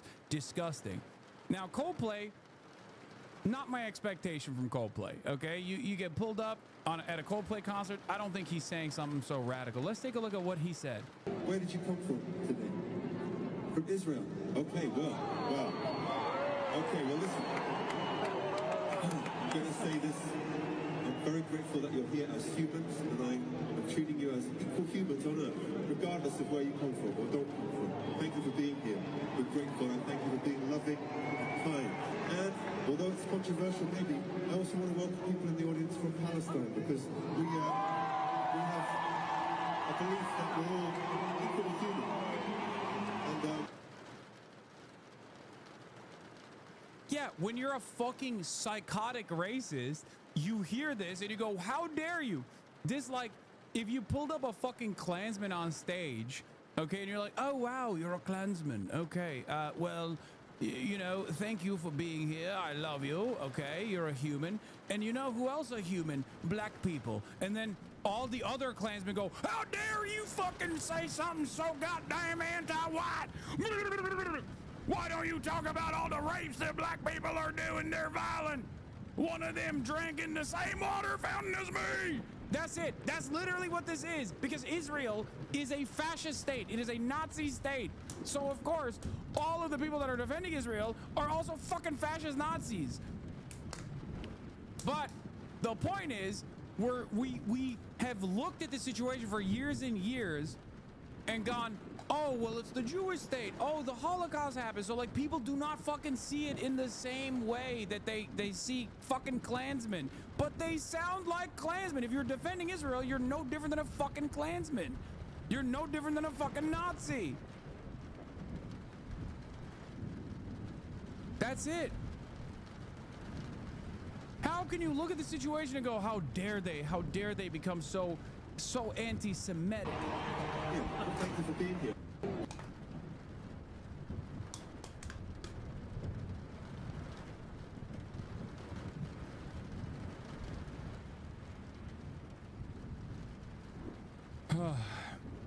Gato Fumador posted examples of anti-Semitism on Twitch from Dan Stalkman's new website. Yeah, I saw this. Not to give more attention to this dumb shit, but yeah. H.TV, the scale of anti-Semitism. Each glowing dot on this field represents 100 anti-Semitic messages sent in Hassan's chat. The visualization reveals the staggering volume of hate speech that persists in the community. Click any dot to examine a sample of these messages, uncovering the patterns of discrimination. Now, they made this like flashy website to try to fucking present this as like a reasonable argument that like there is so much unrestricted, unrestrained anti-Semitism happening on Twitch. One of my favorite ones, however, is where is it? I saw this one. This is really funny because this is from November 1st, 2022. At Hasanabi, Israel exit polls are out. Bibi is poised to come back. Fuck. Which means that this community has been covering Israel-related things for quite a while and paying close attention to this kind of stuff. Okay? Bitch, Israel killed the hostages. Fucking hostages Israel gives zero fucks. They will kill another few thousand children for all they care. Shaking my head. December 4th. Also true. IDF literally tweets fucking memes of killing Palestinians and leveling their homes. These are the instances of anti-Semitism. Fuck Zionism, fuck children, killing supporters, fuck devil work. It's fucking dumb fuck Nazis. Suck my 10-inch Jew cock. October 21st, 2022.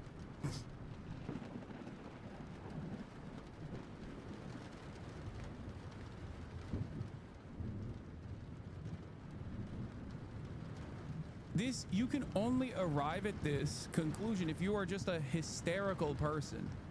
This is one of the more heavily moderated communities on Twitch, the worst angle of attack. I know. Even if it wasn't, even if it wasn't as heavily moderated, it would still be a ridiculous angle of attack because you're like, you have to present it as like, oh, they're encouraging this kind of shit, okay? And ultimately, it's still, it quite literally is still just like a public space where anyone can fucking write anything. Did they just search the term Jew for that one? Yes, clearly. Yeah. This community and its moderation was so on the ball, especially with combating anti-Semitism, but all forms of bigotry, that it was literally ADL approved before October 7, for the record. Now, the ADL has always been an apartheid defense league, but before October 7, they at least like tried to present themselves as a real civil rights organization, and therefore would say like, oh yeah, you guys are like, they weren't as aggressive in terms of making the anti-Zionist commentary a primary fixture of their advocacy. Even the Jewish Voice for Peace was not considered an anti-Semitic group until before October 7. They would say we're watching them closely. They would say SJP is anti-Semitic, but they didn't say JVP is anti-Semitic until post October 7, where they decided like everyone, including Jews, are anti-Semitic.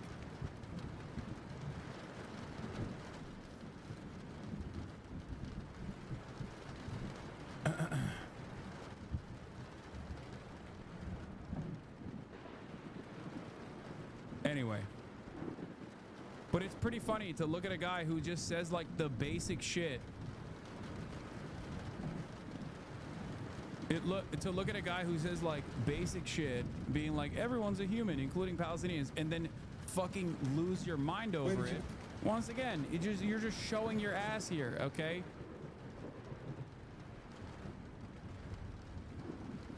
Oh, so the berating is too much for you? Okay, let's just call it disrespectful. Fine. He was literally defending them because the whole crowd booed when they said they were Israeli. Lol. Give it a rest.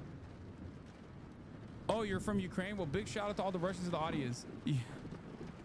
Dude, you know what's really funny? That's the opposite. If someone who is Russian came up, okay, and he said, hey, by the way, you guys are human, okay? And so are the Ukrainians. Big shout out to the Ukrainians in the audience. No one would get mad at that. Everyone was celebrated. Maybe they might even get mad at the fact that he actually recognized the human nature of Russian civilians, like Russian citizens. They would get mad at him because he actually didn't immediately call them fucking orcs or some shit. Okay? That's the actual comparison here. Not the one that suits your argument, dumbass. I saw these headlines and assumed he chanted death to Israel or something. Come to find out, he said, I want to welcome all Israelis and Palestinians to this concert as equal human beings. Oh, the horror. 469,000 likes.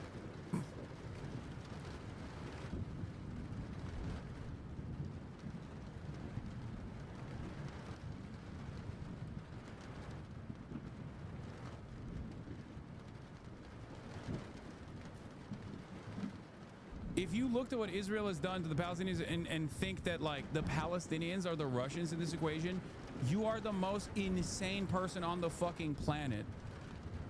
And unfortunately for all of us, there are a lot of insane people who do feel that way. Okay, at least in the Western world, they're overrepresented. In the global South, Palestinians and Russians are also seen in the same vein, but in a positive direction, where they're both pro-Russia. Because they see Russia as like fighting against Western Empire or some shit, and they're pro-Palestine because they see Palestine as correctly, unlike their other assessment, they see Palestinians as correctly being victim to Western imperialism. But that's a story for another day. All right. Dick Zuckerberg, caught on hot mic cowering to Donald Trump. This is from Courier News that kind of looks like they have the same, like, you know, Occupy Democrats. Kind of, not really the Russian part.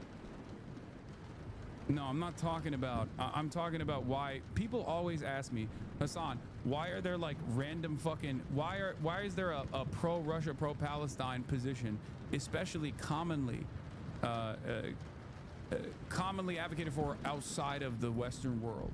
Where does this come from? Okay. And I'm explaining to you, not saying that they're correct. I'm just explaining to you what they think.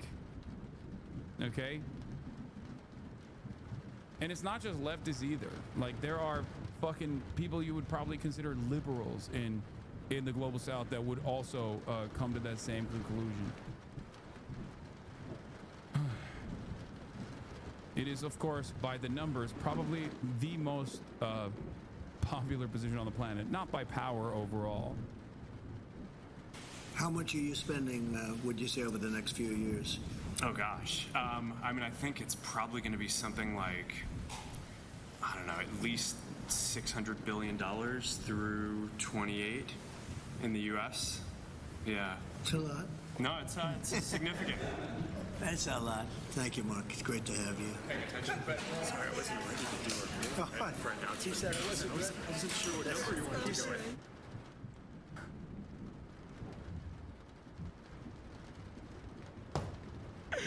Dude, I told you. What an incredible moment, dude. I told you, they just make shit up. They literally just make shit up to make him feel good, to make him look good. Didn't I tell you? Every time Trump comes out and it's like, well, Hyundai is giving us $7 trillion. I've secured $100 quintillion from every multinational corporation. I'm like, that's not real. That's just made up. He's just making shit up. I fucking told you. I stopped 10 wars. I stopped 20 wars. I've stopped more wars than there have been wars. I'm stopping all the wars. Okay? That's it. Fucking awesome.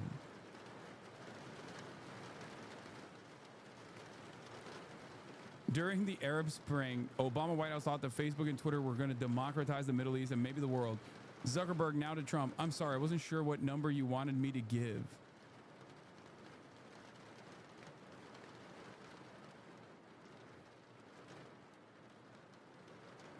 Also, this was fucking idiotic and a more competent, idiotic yet still competent assessment from the Obama White House, because what they considered to be a democratization of the Middle East was actually a redesign of the Middle East that suits America's interests. And in some ways, that already did happen. So I guess technically they weren't wrong. I'm just saying. So Obama won, Trump 0 on that, in that regard. Not in a good way, by the way. I'm saying that it was, you know, That was evil back then, and this is also still very much evil right now, just in a different way. It's just a more incompetent version of evil. Yeah.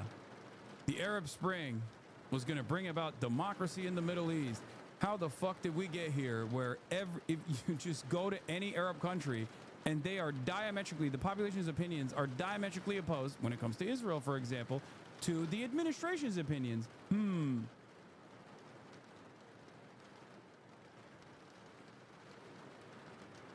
Things are looking great in all the countries that America intervened in.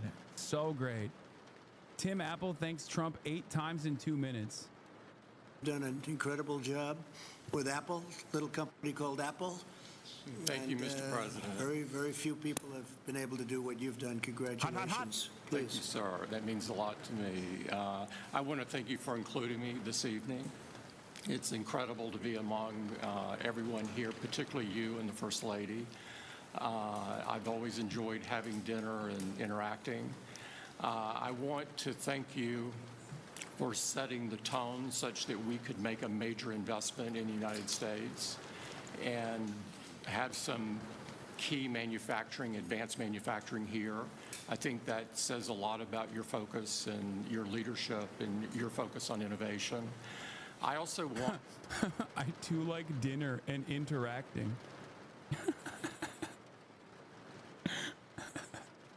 Mr. President, Mr. President, I'm a big enjoyer of breathing air.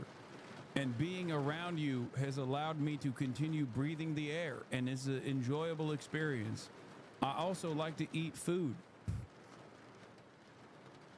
Thank you, Mr. President, for serving me food that I can eat and consume and enjoy. I'd like to thank you for helping American companies. Bouncing on it like a Jamaican dance hall. Companies around the world. This is a very key thing, and I really enjoy working with your administration on those topics as well, because I think they're so important to the country. I want to thank the First Lady for focusing on education. There's nothing more important than education. It is the great equalizer and always will be. And so thank you so much for including me. We are all different in some ways, but we all believe in the power of technology to improve people's lives, and that is the thing that binds us all together. And Tim, how much money will Apple be investing in the United States? Because I know it's a very lot, and it's... Yeah, give us a number. Come on. It's so funny because every single person there is on the same tip. And I mean, that's a bit of a double entendre. Of course, I'm talking about Trump's penis here, but also simultaneously on the same, like, trajectory where they're just making shit up. They're making shit up. Just say 1 quintillion. Fuck it, dude. Who cares? Just have fun with it. If you're gonna suck it, why don't I mean, you shouldn't spit. You should swallow, you know? Fuck it. Fuck it. You're slobbering on it. You're gagging on it. Crazy style bouncing on it. Might as well just get fancy with it. You know? Use the hands a bit. Say, I am investing $17 quintillion in the American economy. There will be more Apple production in this country than there are subways. Okay? Fuck it. Get the balls in your mouth too. The Laura Loomer approach. Exactly. Fuck it. You know, you were elsewhere and now you're really coming home in a big way. How much money would you be investing? $600 billion. $600 billion. Huh? It's a lot of jobs. We're very proud to do it. No, it's not enough. It's not enough. Make up a number that doesn't exist. What do you mean? Have fun. Have fun with it, dude. Everybody's putting $600 billion out there. Interesting. Mark Zuckerberg's looking at him like, okay, $601 billion. Bro, I thought it was a joke. No, man, they literally just fucking lie all the time because none of it matters. It's all fake. It's all fake. Everything is propped up by some kind of, everything is propped up by, one, the sunk costs they have in making sure that the market continues to move in a positive direction. So they just have to like, they have to just keep playing this song and dance as though everything is fine, everything is great. The ship is sinking, but God forbid we just take a cold hard look at everything that's happening around us. If we do that, then once we recognize that the ship is sinking, then, you know, the ship will sink faster. But if we simply continue playing the violin as the Titanic is sinking, then maybe people won't realize it is. Maybe we'll get on a fucking life raft before it's, you know, before everybody dies, basically.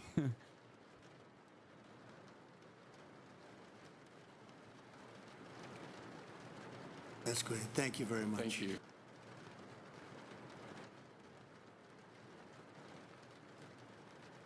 Incredible stuff.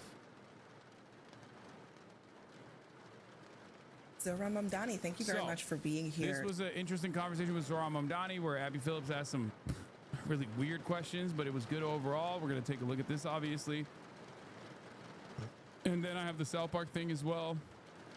And we got new. DOJ says the names of 2 individuals who received $100,000 and $250,000 from Jeffrey Epstein in 2018 should remain secret after NBC News asked the federal judge to unseal the names. Nothing to hide, baby. Nothing to hide. Remember when I told you that it's not just about like who is directly involved as far as like engaging in acts of pedophilic violence, but it's also the real meat on this story also comes from who is financially involved with Jeffrey Epstein and why.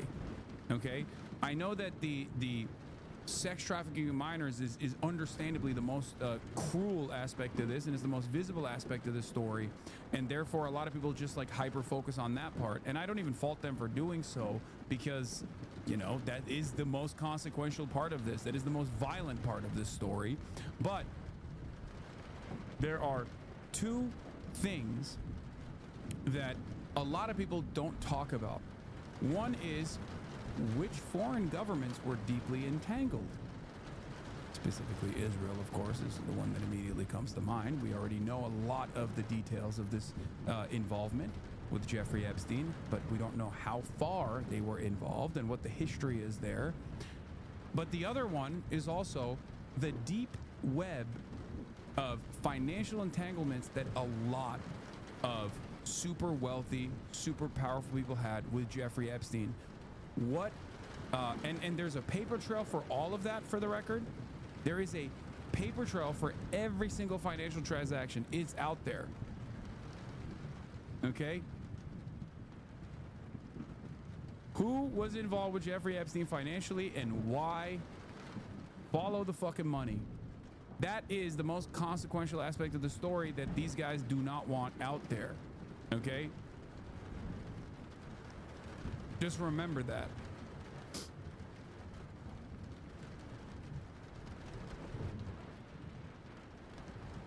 So, Eric Adams. But we'll get to the Jeffrey Epstein story in a second. Let's continue with Zohran Mamdani on CNN's Newsnight with Abby Phillip. Is staying in the race. He announced that he is not going to take some other position he was reportedly being offered by Trump. Why do you think he's staying? You know, I cannot speak to Eric Adams' motivations or his interests. I can just tell you that it's been a lot of noise these last few weeks. And we've seen that this is the specialty of Donald Trump and his puppets. A lot of noise, few results. And all of it distracts from the fact that 1 in 4 New Yorkers are living in poverty in this city. And so often their concerns, their welfare has been secondary to the interests of these so-called leaders in trying to figure out their own futures. Do you think Trump's involvement in this race at this point is helping you? I think it's showcasing what's at stake, which is the fact that we have a vision to actually help New Yorkers afford their city, and Donald Trump has a vision to try and rip apart the very fabric of this city. He has passed legislation that will throw millions of New Yorkers off of their health care. Good messaging. Rip apart the fabric that binds us. The social fabric. Good. Good messaging. Ran a campaign on cheaper groceries and is now cutting SNAP for hungry New Yorkers across the 5 boroughs. What about when, Donald Trump has threatened to bring troops into New York? He's done it in Washington. He wants to do it in Baltimore, Chicago. If you're elected mayor, do you think that that's the first thing he's going to do? Because he's made it clear he's invested in what happens here. He's a longtime New York resident. He does not want to see you elected. If you are, do you expect that he'll get involved? We will prepare for every eventuality. And I agree with what Commissioner Tisch of the NYPD said, which is that we do not need a National Guard here. The NYPD can create that public safety for New Yorkers. And we've seen an example of how to fight back against this federal overreach in California, where you had the governor, the mayor, the attorney general work together to file a lawsuit that a judge recently found that the federal government was illegally deploying the National Guard there. That's the kind of partnership we need to see in New York, and yet that's exactly the opposite of what we saw when Andrew Cuomo was leading the state. So lawsuits would be your first step? I think lawsuits. I also think the fact that we look at our own law department, which has been on the forefront of some of the most critical cases in the country, and yet it's staffed at pre-pandemic levels, not even at the level that it used to be before COVID. That needs to be brought up with 200 additional lawyers. So in Baltimore, in the state of Maryland, just today, the mayor there and the governor, they're surging resources into the city to address crime, to address public safety. They're saying it's not anything to do with Donald Trump, but what are you going to do about public safety in New York? Is there a responsibility? I promise you I'm not trying to clip you here, but I've met a lot of resistance from people when I say I like you because of your takes on Ukraine. I know you don't like Putin, but what's your general opinion on Ukraine today? Ukraine is absolutely destroyed, stuck between a rock and a hard place, between being under the sphere of influence of Russia and being under the sphere of influence of Western interests. That's my opinion on Ukraine. They have every right and a responsibility to defend their own national boundaries. They have every right and responsibility to defend their own safety and security, to maintain their sovereignty. But of course, the cards are not in their favor, given the fact that they don't have nuclear arms and therefore cannot remain a sovereign nation in the current order of the world. But most people, I think most people either fall into a more like hardliner camp on this issue. I'm not pro-Russia in any capacity, and I think it's utterly unjustifiable what Russia has done in Ukraine, completely.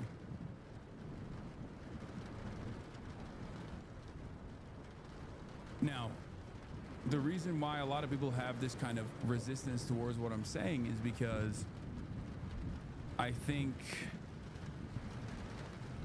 that they've just mostly fallen for clip chimps.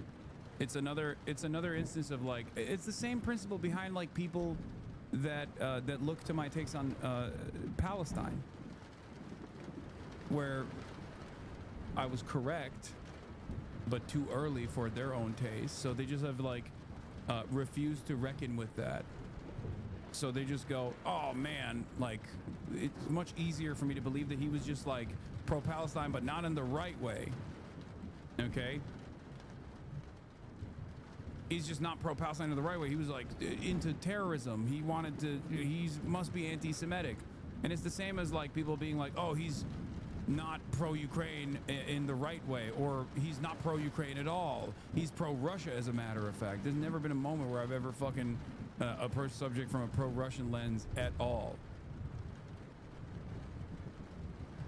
Same goes for China as well. I'm very critical of, obviously, the things that the Chinese government does that I think are unfavorable and unfathomable in certain instances, but it doesn't matter. That doesn't get across to people.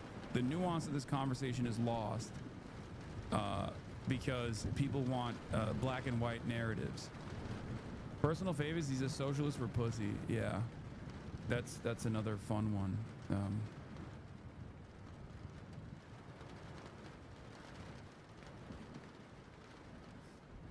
I've seen a lot of people say you're pro-Russia because of your Crimea take.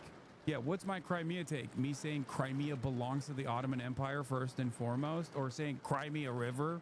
That's what that's the entirety of my Crimea take. Again, not a single person ever actually looks at what I have said about Crimea and instead just relitigates the same fucking like totality of 8 seconds with like 3 to 5 second clip chimps that are slapped together. It's more, no one ever addresses the things that I present, the evidence that I present when talking about what has taken place in Crimea.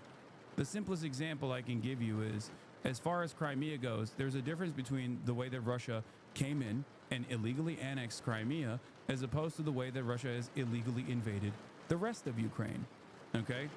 And the Crimea conversation is no longer even anything but an afterthought at this point anyway, because the American government has already entertained the legal recognition of Crimea as annexed Russian territory, and that's not even a contentious point in the negotiations at this in this process. The contentious point is whether or not Russia gets to take over even more territory that it hasn't militarily conquered in eastern Ukraine.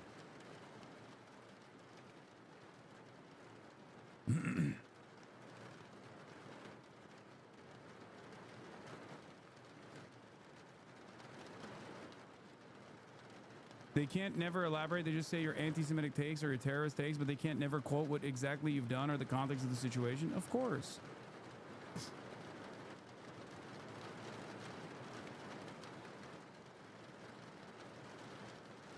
You seem to downplay how much Ukraine's failure is a result of the Trump admin coming in and fucking their support. No, it's not a downplaying. It's an accurate assessment of events that unfolded far before Donald Trump came into office. This is, I think, what maybe liberals are trying to arrive at. They're saying like any moment the victory was imminent for Ukrainian defenses, and then Trump came in and fucked it up. Did Trump actually accelerate? Certainly. I do agree with that. He did. He accelerated the situation in favor of Russia, 100%. No one could argue against that. Having said that, however, the Russian invasion, after the imminent failure, like the immediate failure, failing to destroy all of Ukrainians' anti-aircraft defenses and failing to take over the capital, ultimately through a battle of attrition, quickly turned into one that favors Russia. And in the process, a lot of people died, and Russia simply had more manpower that they could throw at the problem than Ukraine could. So the overall gap that Ukraine had with respect to like weapons, for example, or tech, or the limitations that Western powers actually put on Ukrainians and how they could use the tech that was given to them, I'm not so certain that would have made up for Russia just simply throwing as many humans into the battle lines and forcibly, through incredibly violent initiatives, push the battle lines directly into eastern Ukraine and then hardening their position every step of the way.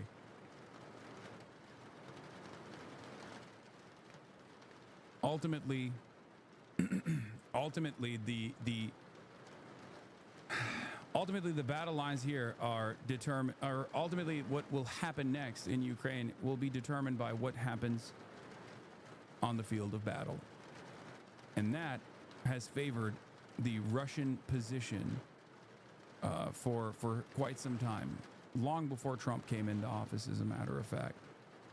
I don't know where the pivotal change took place, but I think, like, for my estimation, what I saw as like this is over, my like this is over moment was probably the failed counteroffensive.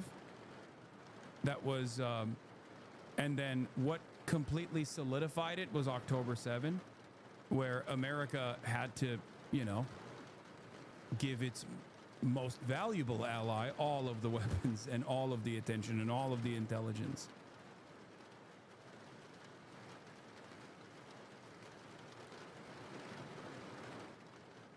So it's not a matter of,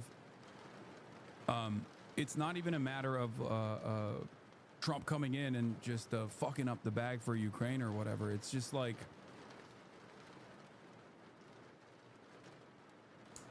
it's not necessarily that, like, it's not even entirely Trump's fault, which is crazy for me to say because, you know, I'm obviously a very loud and outspoken critic of Donald Trump. But I think this is, I guess this, I see it as a failure of U.S. foreign policy broadly, which is oftentimes uniparty anyway, at least on the broader strokes of it all.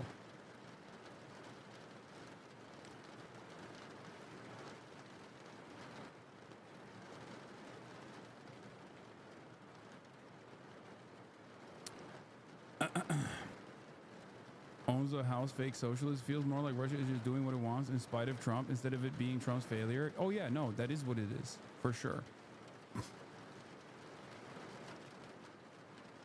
Absolutely. Russia is doing exactly what it wants in spite of Donald Trump's attempts, because Donald Trump's a fucking idiot who thinks that Vladimir Putin actually respects him. That much is clear, because if that wasn't the case, I think he wouldn't have undermined our proxy in this, the Ukrainian leadership, so aggressively on the global stage. That was crazy to me. That you would anyway, let's get back to Mamdani. Come on.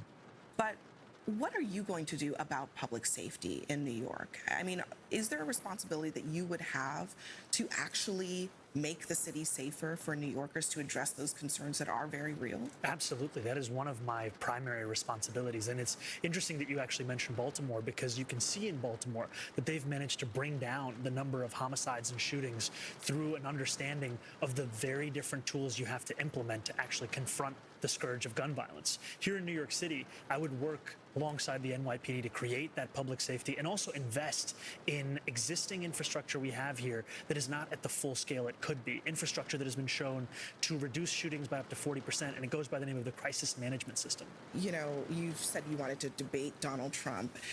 A lot of people ask the question, are you and Donald Trump more similar than maybe you might want to let on? And specifically on this issue of socialism, even Trump's own allies, his fellow Republicans like Rand Paul, have suggested that some of his policies are socialist in nature. He took a stake in Intel in exchange for U.S. government funds.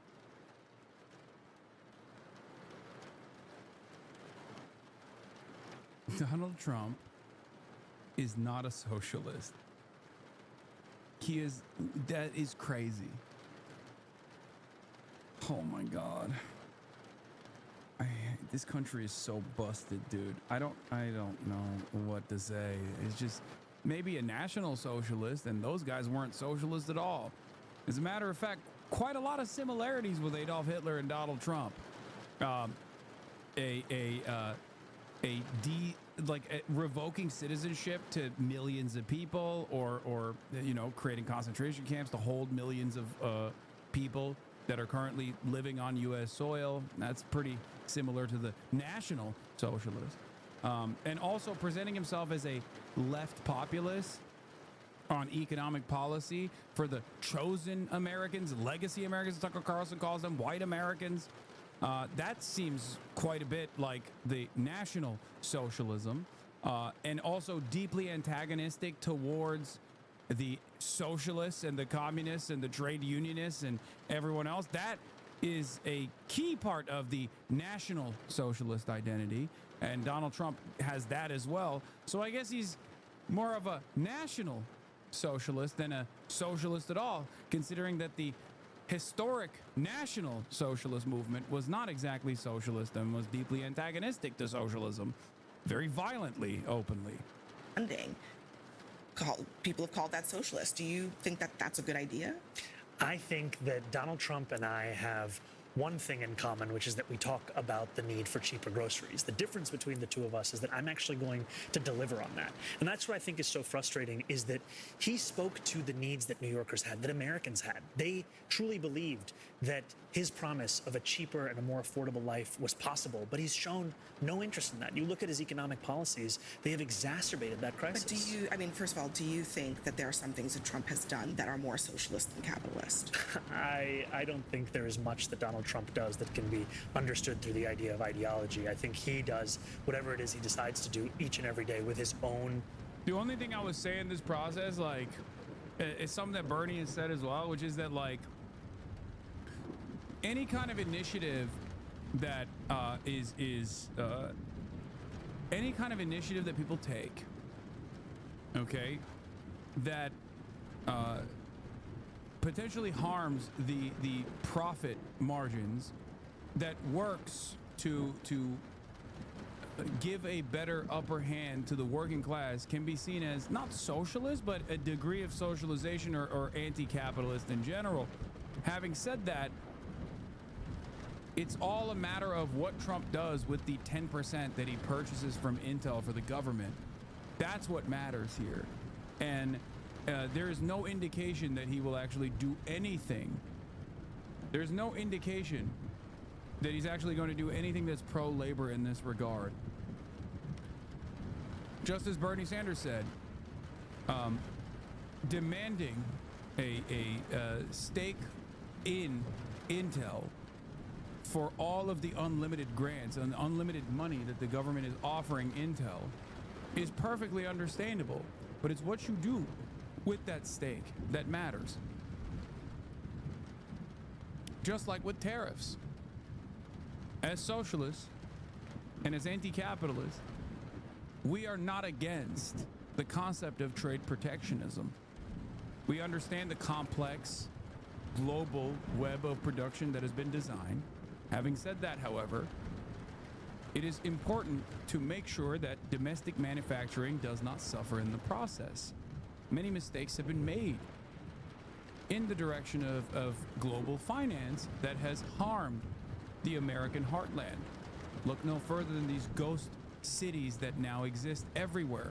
Cities that used to play a formative role in American manufacturing now have been reduced to rubble.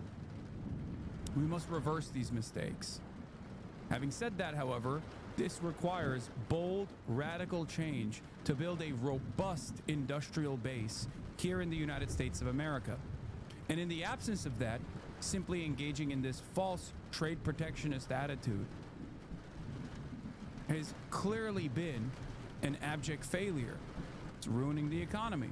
If you have no real trade to protect, if you have no real manufacturing to protect, and not just manufacturing that means you will have low-paying jobs in every city and every state, but manufacturing that will bring back jobs that are unionized, that have great wages, great benefits, the real kind of jobs that made America the giant of manufacturing post-World War II and this boom that we experienced and benefited quite greatly from. A real redistributive policy. These are the things that America needs. These are the things that America needs, but Donald Trump will never deliver on.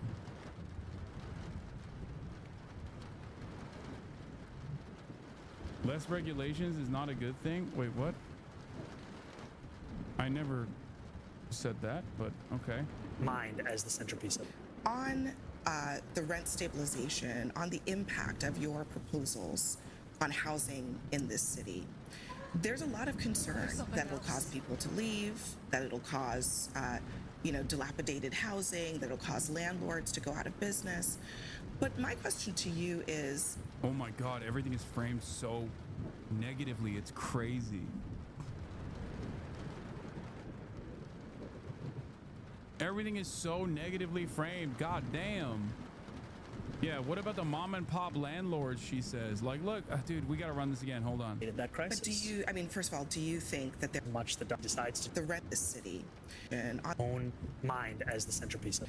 On the rent stabilization, on the impact of your proposals on housing in this city, there's a lot of concern that it'll cause people to leave, that it'll cause, dilapidated housing, that it'll cause landlords to go out of business. But my question to you is, how interested are you in working with or talking to the private sector on some of these issues? Are you flexible? I'm going to keep it $1.50. If someone wasn't even remotely worried, they would just say, look, man, for far too long, we've propped up these businesses. Okay? these businesses that require paywalling something that people need, shelter, okay? We don't treat housing like any other security, even though we don't treat housing and people who provide housing, which is a ridiculous thing to say to begin with, but people who provide housing as people engaging in any other business. When businesses fail, they fail. But for some reason, when people are providing housing, we don't treat that as a business that could just fail. Okay? It's completely out of whack. If these businesses fail, we take them over. It's that simple. Okay? If these businesses do not abide by the standards that we have set to improve the welfare of all these tenants, then, sorry, we take them over. It's that simple. For far too long, there have been no government intervention in the field of housing, and the only intervention has been at the behest of capital owners.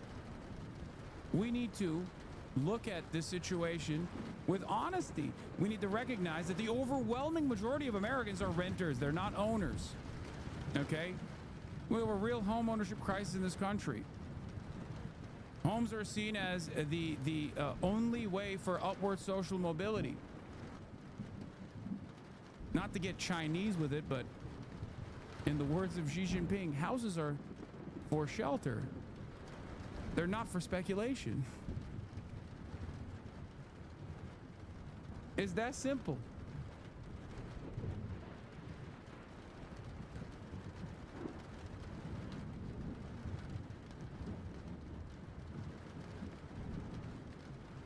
Even an animal in the wild needs shelter.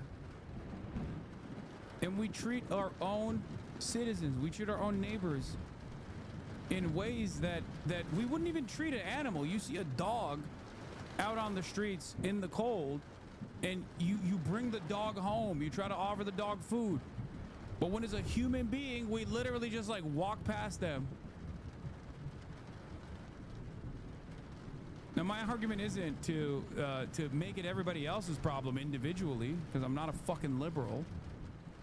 My expectation is not that every single person on their 9 to 5 on their daily commute turn into a social worker in the process for a brief moment when they see someone experiencing like a fucking mental health crisis. My solution is this is a systemic problem and it requires systemic solutions. This is not something that regular citizens are supposed to deal with. Okay? This is not a responsibility that like average Americans are tasked with shouldering. The responsibility of good governance. You know? We need housing for these people. We need permanent shelter for these people. They're human beings. It shouldn't be left up to charity either, because obviously Americans are the most charitable force on the planet, right? By the numbers when you look at it. And yet these problems persist. So clearly, if we're not insane, clearly if you know, what's the fake Albert Einstein quote? The definition of insanity is doing the same thing 1,000 times and expecting different results. We're not insane people. We need to do something different. That's what I suggest. In some of your views for what the solution might be to housing costs, or what the solution might be to a lack of inventory, or or do you think that they can't be part? I know it's false. That's why I said Einstein did not say that. It is falsely attributed to Einstein. Guys, I said that already. I know.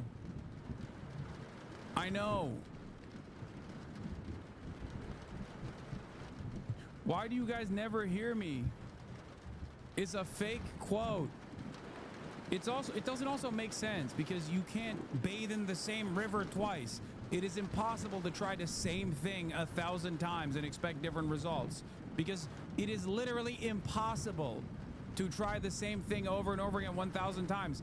By the virtue of trying the same thing over and over again, you have become a different person. You have become better at trying the same thing. Okay?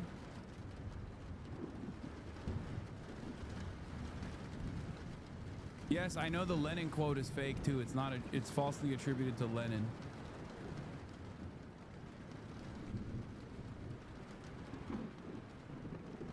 Part of the solution.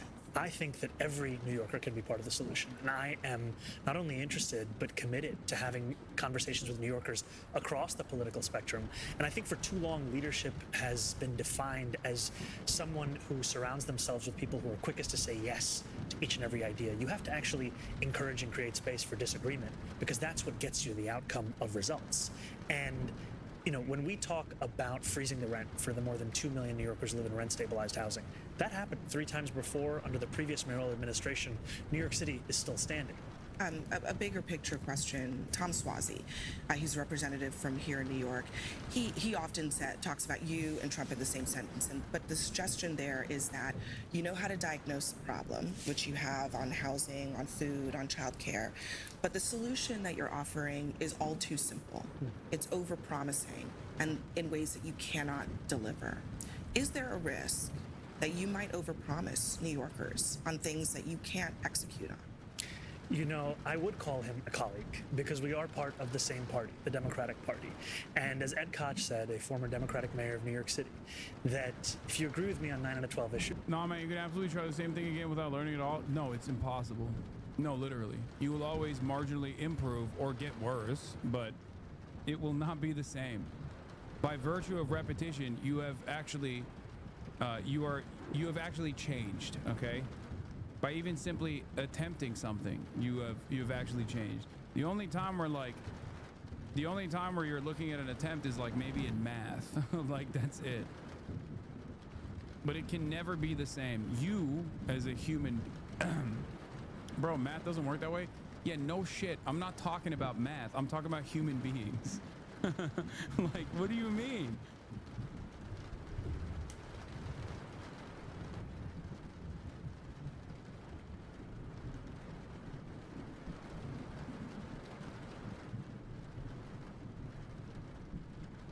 Here, I'll give you a great example that only community members here will understand. Gooning. You goon 10 times and you goon the exact same way, or you think you're gooning the exact same way, you're gonna get better at gooning. You goon 1,000 times, you're gonna get incredible at gooning, okay? That's it. If you're jorking your peanuts 1,000 times, by the 1,001st attempt, you've gotten 1,000 times better.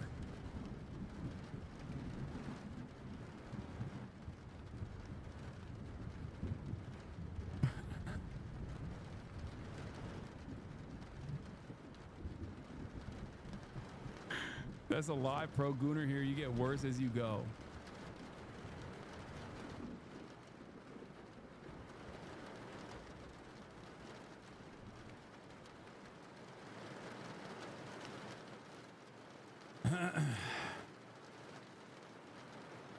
Yeah, I read this with Outliers by Malcolm Gladwell. Yeah, that's what he was talking about. Gooners that put in 10,000 hours become rank 1 gooners. Gooners that only put 10 hours are still better than gooners who haven't put 10 hours of work into gooning. They got a long way to go until they're ranked, though.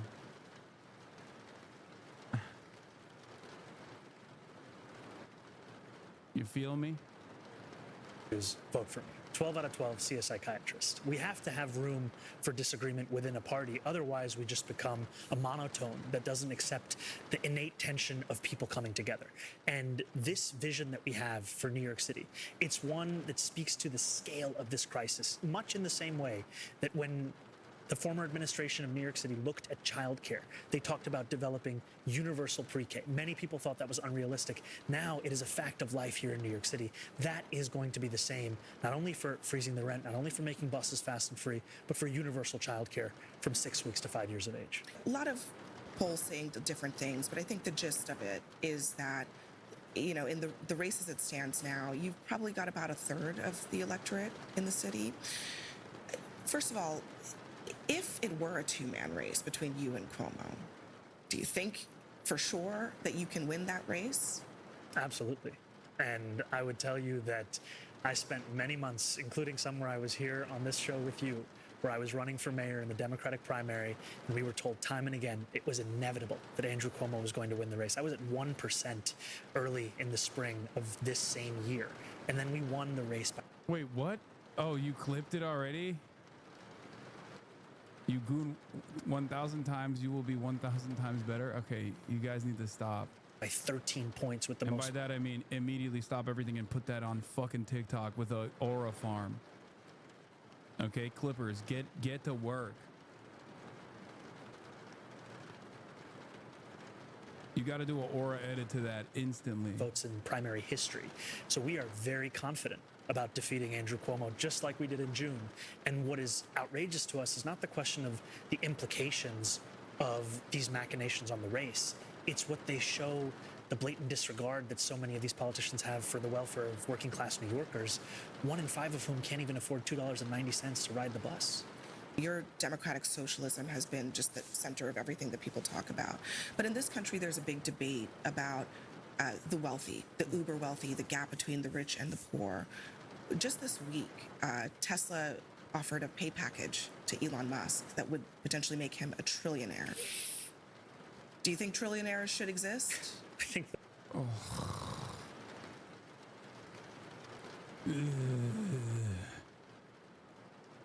What are these questions, man? What are we doing? I mean, that's a softball, but even then, like what are we doing? Look at how we've moved beyond, like, should billionaires exist or should trillionaires exist? It's like, things are so bad, and they're only going to get worse.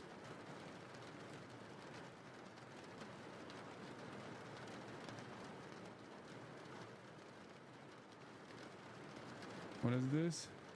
One of the most infuriating elements of liberal discourse today is the active erasure of the historic roles abolitionist socialist movements have played in creating some of the few livable and often iconic aspects of America, including but not limited to liberalism itself.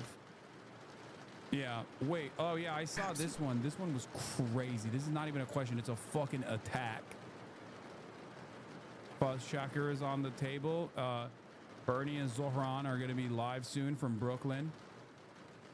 And we're going to be tuning in when they go live. The better question is whether working people should exist, because what we're seeing right now is amidst this incredible wealth, we have people who are keeping the city running that have to now live outside of the city, outside of the state. There are New Yorkers who are living in New Jersey and Pennsylvania and Connecticut because they just can't afford to live here.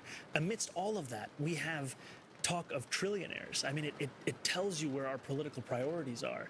And that's what is so frustrating, is that when we talk about the cuts to SNAP benefits here in New York City, the throwing of millions off of their health insurance, it's not just a incident that has taken place in Washington, D.C. It is a function of the largest wealth transfer we've ever seen in our history of our country's politics. Yeah, I mean, I definitely take the point that this inequality. With all due respect to Hasan, but fuck Bernie, chatters, I can't begin to explain to you this fundamental role that Bernie is playing here. Zoran is not making Bernie look good. Bernie is helping Zoran.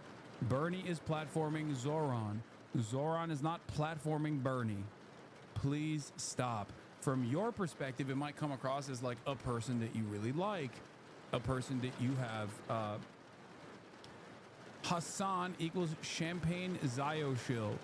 I love that you did the racist double S and then still turned around and said I'm a Zio-shill. Bernie beat the shit out of me last weekend. Okay, if you're getting beat up by an 854-year-old man, then, you know, you're not gonna make it. Come on, man. Come on now.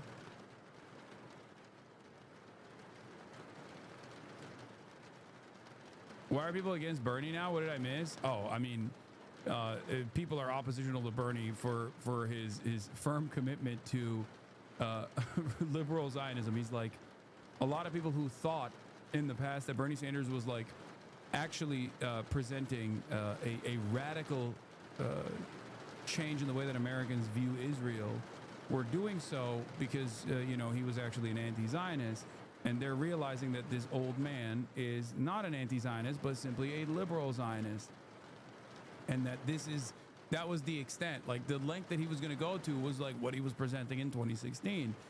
And of course the attitude has shifted quite dramatically, and therefore people have moved past Bernie Sanders' position, understandably, because it is the correct position to arrive at. Like, I'm one of these people, right?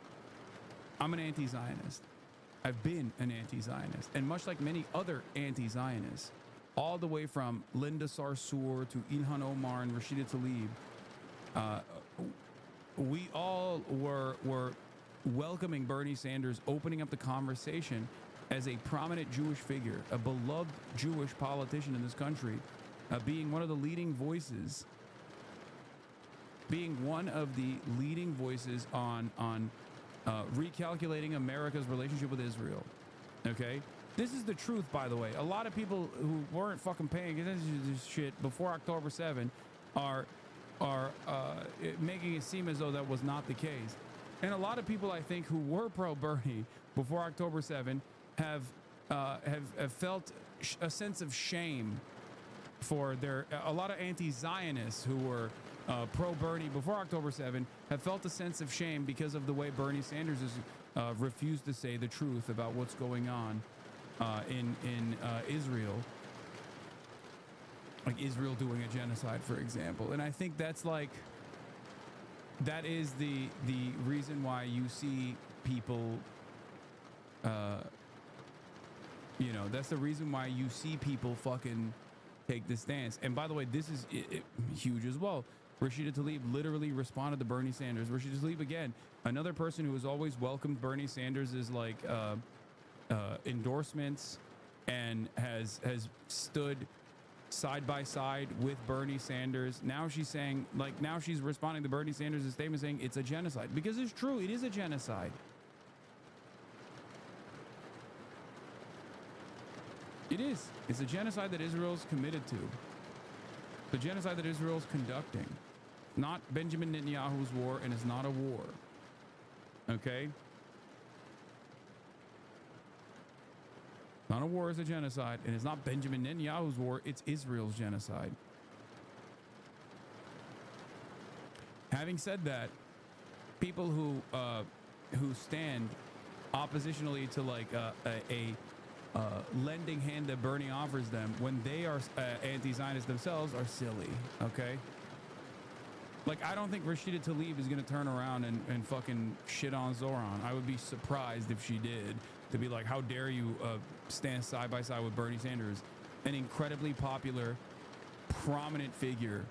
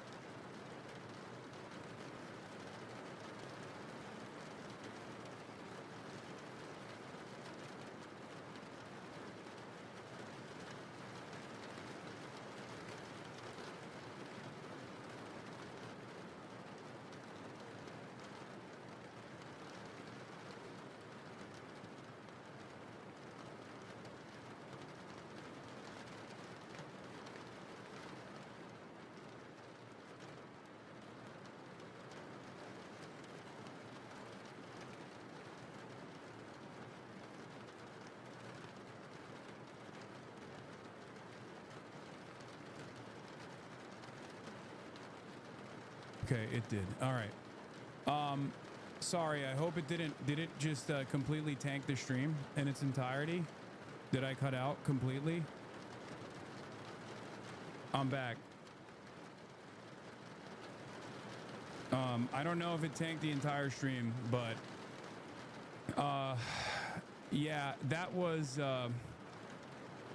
certainly not a problem with IRL. That was my issue.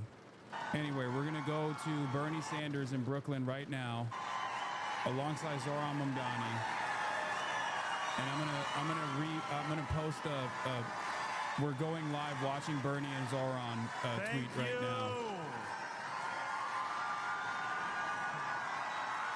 That was my internet. I had to connect to the bag.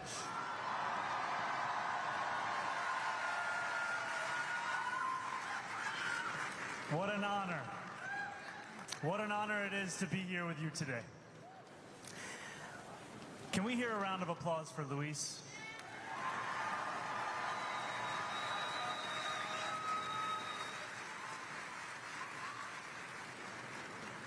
And a round of applause for incredible elected officials that we have here from the city, the state, the federal level who are here with us tonight.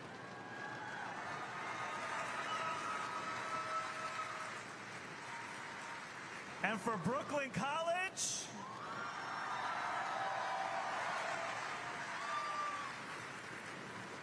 and when I sit next to Senator Sanders, I always have to ask, is labor in the house?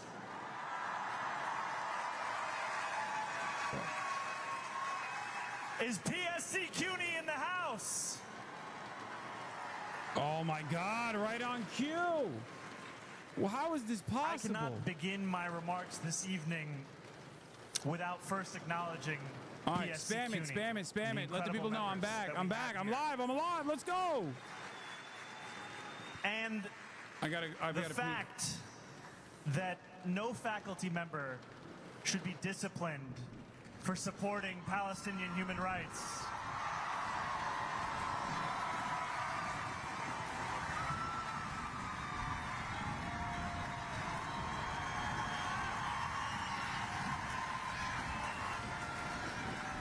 And I want to thank PSC CUNY for standing alongside their rank and file.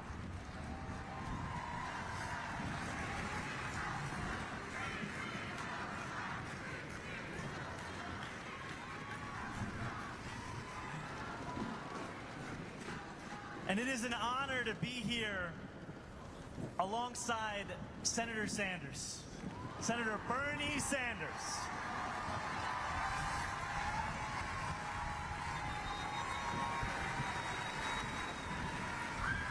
And I just want to share what Bernie has meant to me. It was Bernie's campaign for the presidency in 2016 that gave me the language of democratic socialism to describe my politics. And he talked about Palestine as soon as I left. It was Bernie's Queensbridge rally on October 19, 2019. That was the first political event of my campaign for state assembly. I'll see it in a second. I'll look back at it after the speech is over. Bernie and his team, we were canvassing the line to get into his rally. We're asking for $1, $5, $10, emails, whatever we could. And we did that, and we walked inside to this rally, and I remember the electrifying feeling we felt of a campaign reborn and a movement reborn alongside every single borough of this city. And when Bernie walked out to Back in Black by AC/DC, those who were there remember, we felt as if possibility was a fact of life. And his campaign continued to inspire so many of us. And as I ran for state assembly for the many months beyond that, we continued to look to him and his campaign and his vision as the compass for the work that we wanted to do in electoral politics. And we knew that while everyday New Yorkers did not care very much for a New York State Assembly race, that if we just had a This is where we were supposed to be there like this in the crowd. Me and Marchie Poo. We could just get them if we said it was about Bernie. And I share this because I know that for so many here, it is a similar story. He said no faculty members should be disciplined for standing for Palestinian lives and thank their union for backing them. Yourself in a movement, in a campaign. Why aren't we? I mean, it was short notice. For so long was impossible. The Bernard team hit me up too short notice for us to make the travel arrangements and accommodations. Now we know, brother, I'm here with another democratic socialist. Oh, people are yelling. Thank you, my friend. Where the fuck? I want to see the crowd, man, or just show them. You know that something has changed when it's not enough to call us democratic socialists anymore.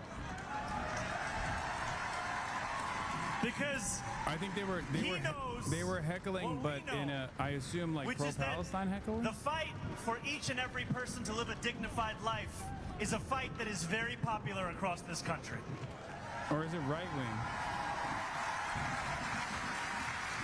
I don't know if it was a hog. Many of you here, and myself included, we first knew of Bernie as a senator, as a candidate for president. Oh, I thought it was a... But before that, Bernie was the mayor of Burlington. A 4-term mayor. And in the same year that Ronald Reagan won, not just the presidency, but the state of Vermont, Bernie was in his 30s, a democratic socialist, running against someone who had been powerful and well-known for years, an opponent who struggled to pronounce his last name. And there are some parallels. And Bernie won that race by 10 votes. And then he won again, and he won again, and he won again. And the motto of not just Bernie's campaign, but governance, was Burlington is not for sale. And it is a motto that drove the work that he did when he fought back against corporate greed to transform the Lake Champlain waterfront not simply into testaments to profit, but instead a living, breathing testament to what is possible for investing in working people. When he fought for affordable housing, when he took on a broken property tax My friend who said, who's there said apparently they shut it. I stand with Israel. Oh, okay, so it was a right-wing heckler. Responsibility. That is how Bernie fought. And we know that in that motto of Burlington is not for sale, we see echoes in our own struggle today, where we have to say that New York City is not for sale.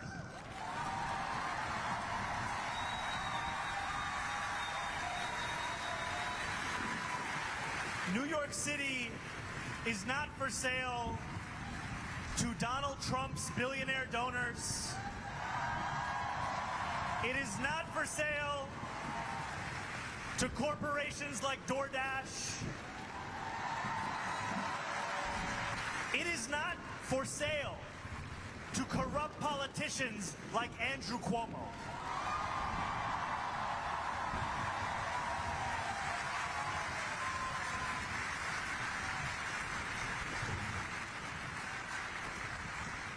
And Bernie has continued to lead in this movement, going from Burlington is not for sale to fighting back against oligarchy coast to coast in this country.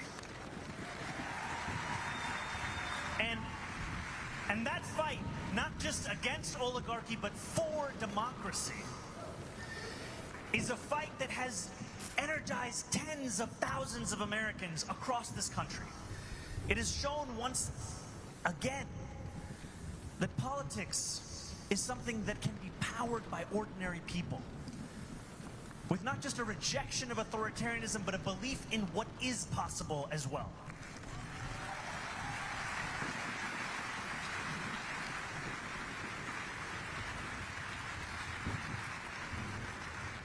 And we know that that oligarchy has an impact right here in New York City. We know it does because when Donald Trump ushered through his so-called big beautiful bill, he did so ushering through the greatest wealth transfer in American politics. His legislation will throw millions of New Yorkers off of their health care. For a man who campaigned on cheaper grocery prices, it will cut SNAP benefits for the hungriest among us. They had to kick out Sneeko? And all That's of crazy. this to give more money to those who already have more than they know what to do with. That is the fight that we are seeing taking place here. The interconnectedness of an attack on working people, all to enrich those same billionaire donors that gave us Donald Trump's second term. That is the fight that unites us across this country in this moment. A fight where we make clear that this is a city where we will choose our own mayor.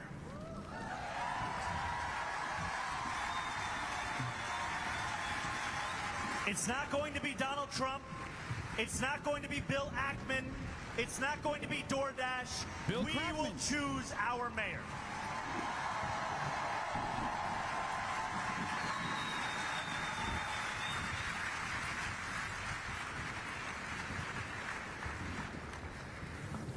And we know that this fight is not an easy one. It was not an easy fight for Bernie when he led Burlington. What the hell? Bernie is looking It was a not fight great. that took every single thing, every single day. But are you committed to continue this fight? I need to know, are you committed to continue this fight? Because I want to be clear, we are not just here together with the message to come out and vote in November, though that is critically important. We will continue to organize beyond the election. We will continue to organize because we have an agenda to win. The promises we have made are promises we must keep.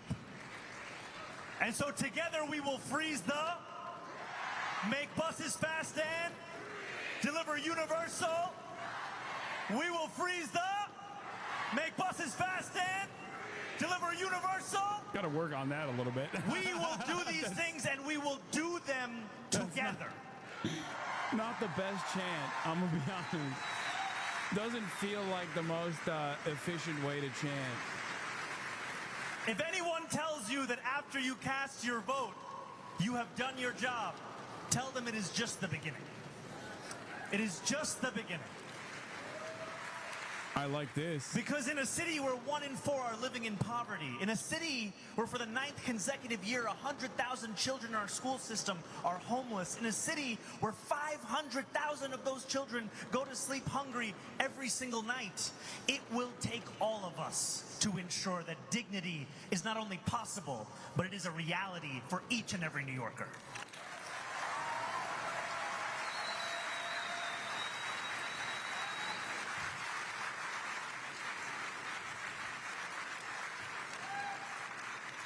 And one of the many things that we love about Bernie is you could go to any year that he has been in politics and you will find him saying the same thing.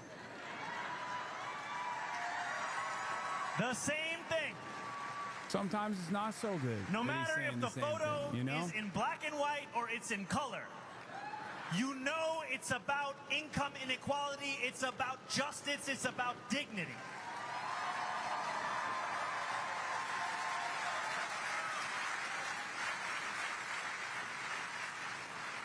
But today, Bernie said something to me that no man is an island. We are all in this struggle because someone brought it to us.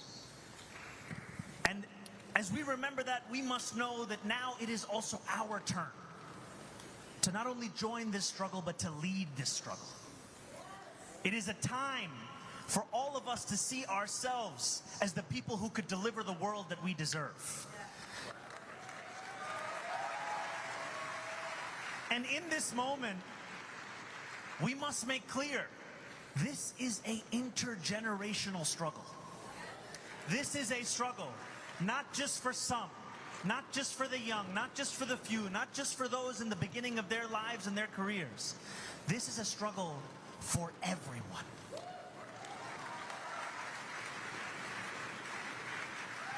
It is a struggle for everyone because it is about everyone. We talk about our vision. It is a vision of universality. It is not one where we ask you your name, where we ask you where you were born, where we ask you your religion, where we ask you your status. We simply ask you to join us. That is our question.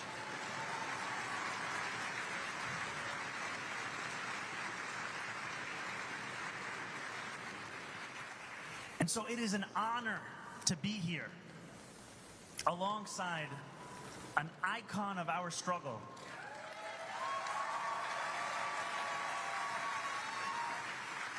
And also, we know that Bernie once famously said, if you want someone to wish you happy birthday, that's not me. But he also said, not me, us. And on Monday, it will be Senator Sanders' birthday, and I ask you to join me. Happy birthday to you. Happy birthday to you. I need your help with my voice. Happy birthday, He's turning 125 years old, dude. Can you believe it? Doesn't look a day over 100, though. Doesn't look a day over. And now the senator from the great state of Vermont, Bernie Sanders!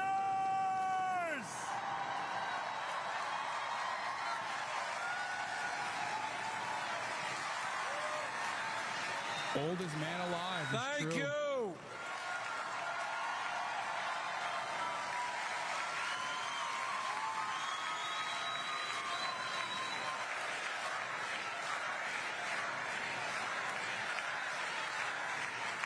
Thank you very much. And it is an honor and privilege to be with you this evening and to congratulate the next mayor of the city of New York,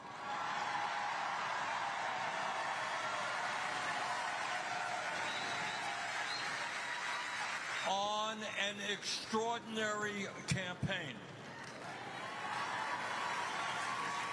This guy started at 2% in the polls, and he blew away the opposition. And what was most extraordinary about his primary campaign and the campaign he is running right now is his campaign is not ugly 30-second TV ads. It is a grassroots movement, which you have been part of. I don't know, Zaran, if it's a world record or not, but having 50,000 volunteers in a mayor's election, pretty good to me.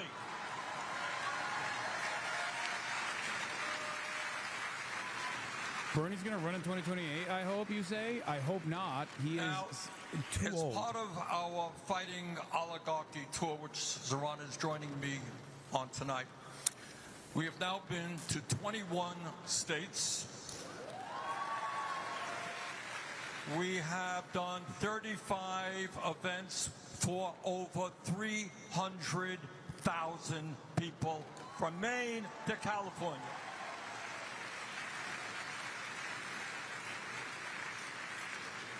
And what I can tell you without any fear of hesitation is the American people in red states and in blue states do not want to live in an oligarchic society.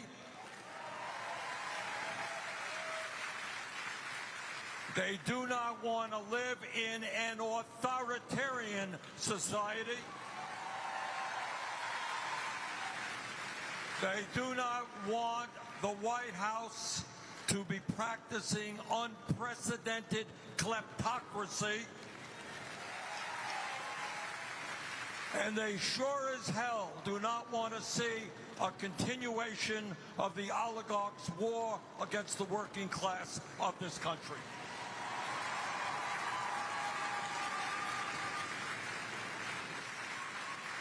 And what Saran's campaign is about is an understanding that today we are living in an unprecedented moment in the modern history of our country, and we have got to fight back in an unprecedented way.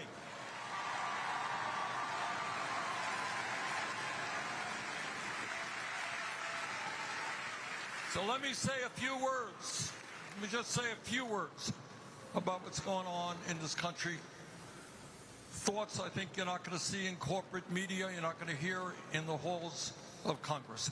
Today in America, we have more income and wealth inequality than we have ever had in the history of America. Saran just talked about children in New York City and in Vermont who are hungry, people who are homeless. And yet the wealthiest 1% have never had it so good.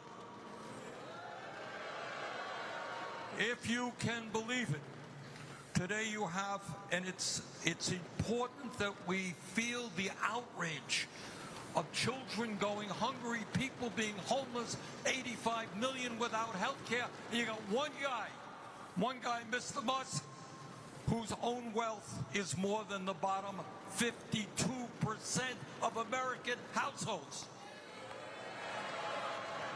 And you may have seen in the papers, they want to give him a little bonus. Another $800–900 billion. We are living in crazy worlds. Millions of people struggling to put food on the table, and making one guy a trillionaire is insane. Not what this country is supposed to be about, and we are not going to allow that to happen.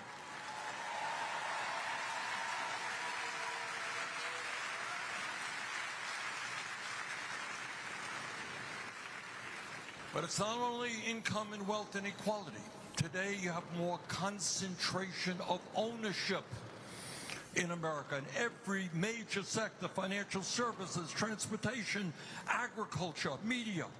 You got a handful of giant corporations that determine what is produced, how it's produced, how workers are treated, and what you pay for those products.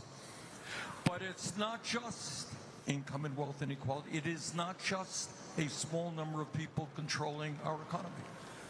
You have 6 major media conglomerates that control in this country what 90% of our people see, hear, and read. What is this fucking delay, bro? It is not an accident, brothers and sisters, that Mr. Musk owns Twitter. Not an accident that Mr. Zuckerberg owns Meta, which is Instagram and Facebook. Not an accident that Mr. Ellison recently bought Paramount, which owns CBS. Not an accident that Jeff Bezos owns the Washington Post and Twitch. Not an accident that our good friend Rupert Murdoch owns the New York Post. Bernard, chill. Wall Street Journal, and right-wing publications all over the world. Bottom line, never before in American and in fact world history have so few people had so much wealth. Let's not bring up Twitch power. And with this development of AI, which is a whole world unto itself, right-wing grifter Hasanabi they're going exposed to by have, Bernard. unless we stop them, more concentration of ownership yes, and more power. I do benefit from the Bezos bucks. The Piker Broadcasting Service is sponsored by you, the viewers, for you, the viewers. Subscribe with Twitch Primes. And that is what we're seeing and what makes this particular... As Ludwig called attention to, I was farming Twitch subs, he said. Twitch Primes, he said, when he tuned in. Which is so crazy for someone like Ludwig to say. He is Mr. Twitch Prime Farm. United Supreme Court decision. We have a situation where it is perfectly legal for billionaires to set up super PACs and spend hundreds and hundreds Hot of takes millions are of more dollars charismatic and contagious than Bernie. Yeah, no shit. Candidates who He's protect also the interests of the much rich younger. and defeating candidates who are trying to PBS represent Prime Bezos working subscriptions families. is true. So in other words, what you are seeing now is an oligarchy with enormous economic power and enormous political power in both political parties. Zoran is almost literally a third of Bernie's age, so it makes sense. And what this campaign is about and why it is so enormously important, is it a test case? It is a test case of whether or not democracy is still able to prevail. You know, in the old days, I mean, money has always played an enormous role in politics. Nothing new about that. Thank you, Decoy166 for the 5 gifted subs. The Piker Broadcasting Service is funded by you, the viewers, for you, the viewers. Hype train incoming. Saying openly, front page of the newspapers, we will spend as much as it takes to defeat this guy. You have the President of the United States working to make it harder for him to get elected. So what are these people, these oligarchs, thank you for the 10. afraid of? Seems to be a nice guy, dresses very nice, beautiful smile. Damn, he wants to fuck him.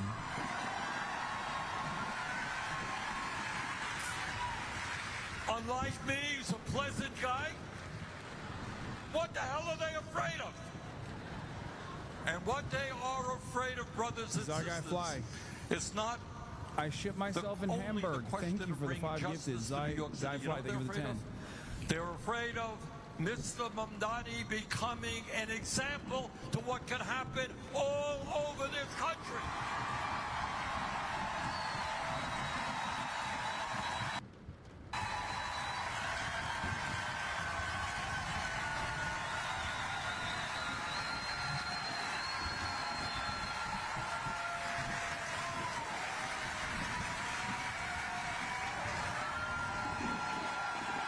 That's what this campaign is about.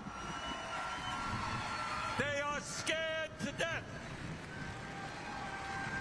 If 50 or 70,000 people in New York City can get involved in the political process, that means that millions of people coast to coast can get involved and elect progressive leaders.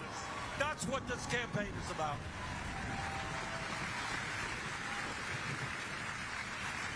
And you know what else they're afraid? They have, because they control media, and political life, and economic life, they control in many ways the culture of America. And this is what the culture today is about. It's about walking the streets of America and finding people sleeping out on the street. It's about seeing 60% of our people living paycheck to paycheck, while the people on top are becoming phenomenally rich. And what the culture says basically is, you are powerless. There is nothing you can do about it, because the oligarchs own it all. They have unbelievable wealth. They have power. They own the media. They own the political system. You are powerless. And what we are here tonight to say is, to hell with you. We're going to take you on. We're going to defeat you.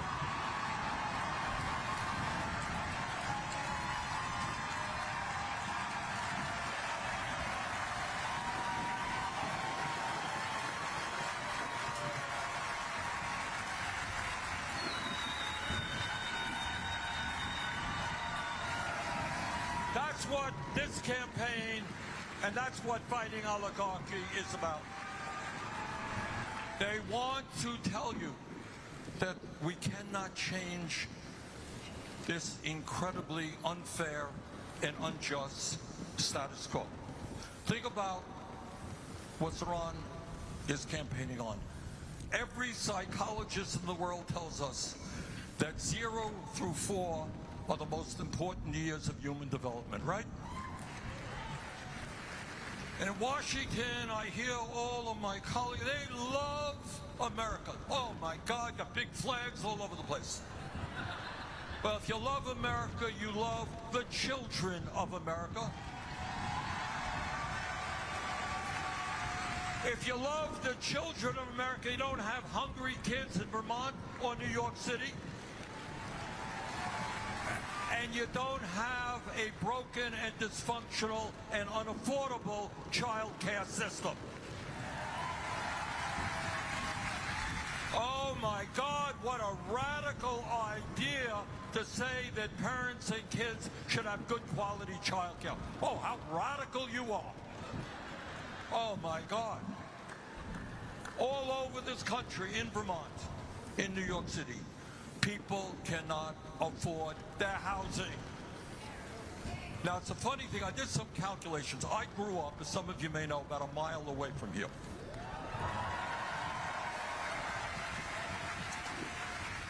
And I grew up in a family that did not have a lot of money, and we lived in a rent-controlled apartment. So my dad never made any money, but we were able to live with an element of security. And I did some calculations based on my dad's income. We were spending back then, Saran, about 18% of our family's income on housing. 18%. Okay. First year of college, I went to Brooklyn College.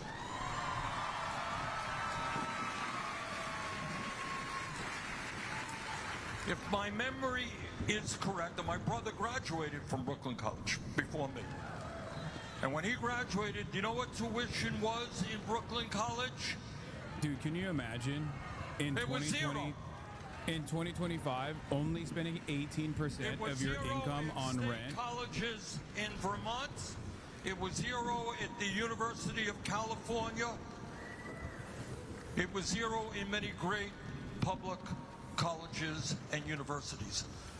What a radical idea. You want to make college affordable. Unheard of. We only had it 70 years ago.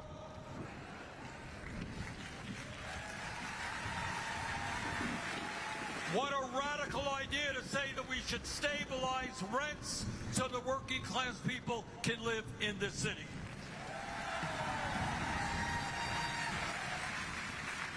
What a radical idea to say that working class families should be able to go into a grocery store in an area where there are food deserts and be able to afford decent quality food for their children.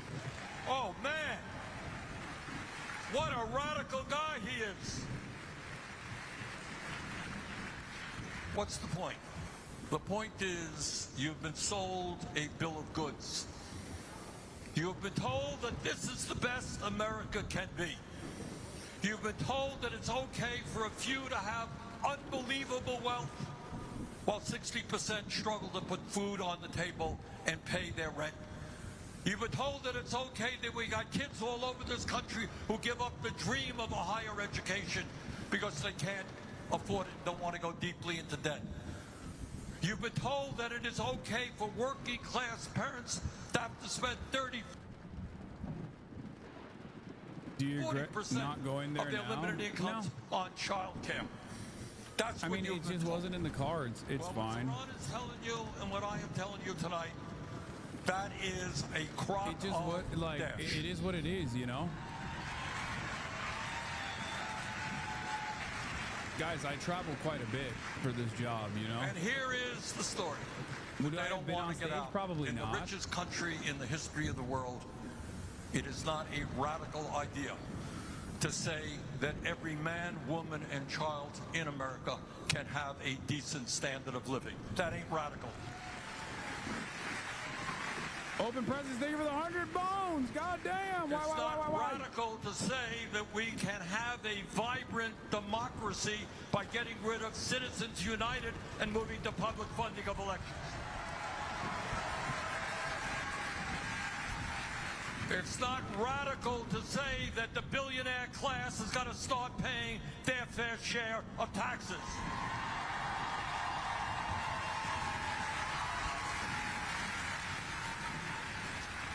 It is not radical to say that health care is a human right, not a privilege. My Qatar funding. And that we should not be the only major country on earth not to guarantee health care to every man, woman, and child. It is not radical to say that we should have the best educational system from child care to graduate school in the world. It is not radical to say that we should not have the highest rate of childhood poverty, the highest rate of senior poverty of almost any major country on earth.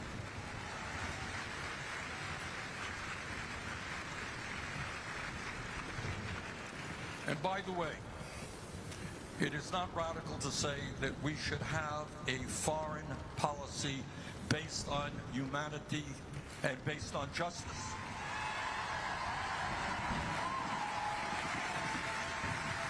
That we should not be spending tens of billions of dollars on the government of Israel that is currently starving children to death. That is not radical.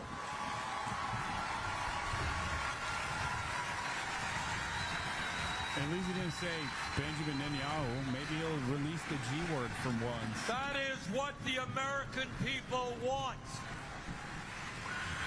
So brothers and sisters, look, what this always the struggle biggest is applause about. line. And Always the biggest applause break on fuck Israel. It is going always. because these guys, standing these ovation. oligarchs, Always. They are very religious people. Their religion is greed.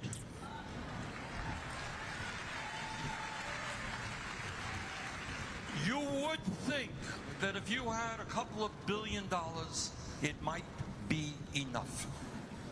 Not for them. These are strongly motivated people. They work very hard. They want more and more and more, and they don't care whom they destroy in the process.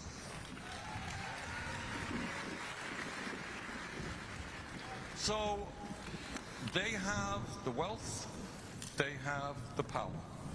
But you know what we got? And that's what Zoran's campaign is showing. We have the people.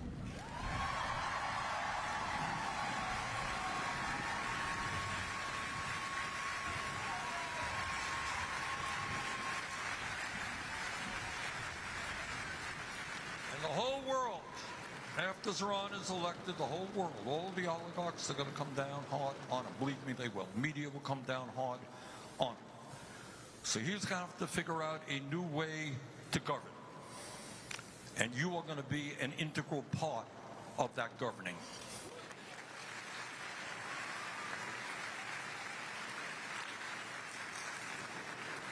So brothers and sisters, I want to thank all of you for coming out in this difficult moment in American history. And I want to remind you what you already know. What's going on here in New York City in this campaign is being watched all over America, all over the world.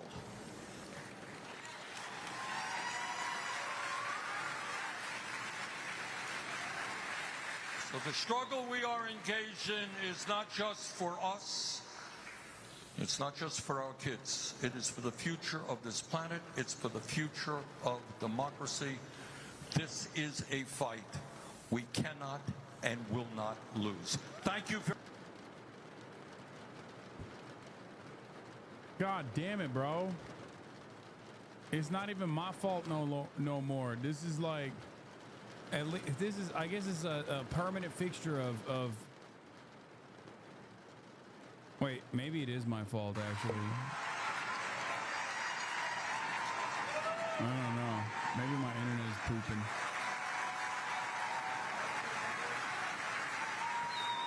Okay. I don't know. Okay. I feel like it's just, you gotta have this. If you want to be a leftist streamer. Socrates, where are you? Jeremy, okay. We have a couple of mics going out there. We have time for a few questions. Oh, questions in the audience. That's crazy. Hold up now. Directed to either Zoran or myself. Okay, I see you. Yes, right up here, ma'am. Yeah, stand up. Wait for the mic. Be loud. Hi, I'm a teacher. My name's Heather, and this is my 23rd year teaching. I moved here in 2016, so I'm part of Tier 6. So I was just wondering what your plan was to help Tier 6 people, you know, get better retirement.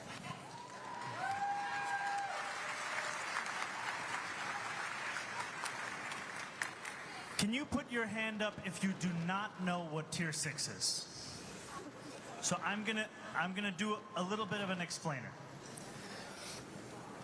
There has long been an understanding that if you...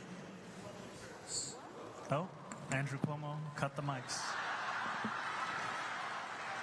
And you'll understand why he cut the mic. There's long been an understanding that if you go into public service, you might not make The delay is what on you that would one make in the camera. private sector, That's it. but you would at least Stop saying huge delay, bro.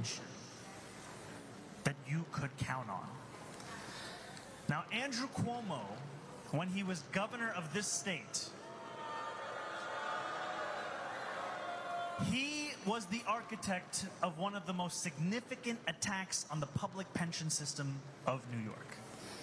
Created a new tier, Tier 6, that would steal years and hard-earned money out of the pockets and the lives of public sector workers across this state. And he did that because he did not want to tax his own donors. And I'm not just saying this because I'm also a Tier 6 employee. Now, I speak to you as a state assembly member. We have some incredible state assembly members here in the House.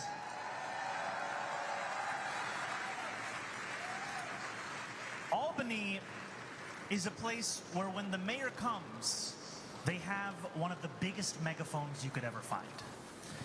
And the mayor's agenda is one that can influence what is considered important, a necessity, urgent, or what can simply be pushed along to another year.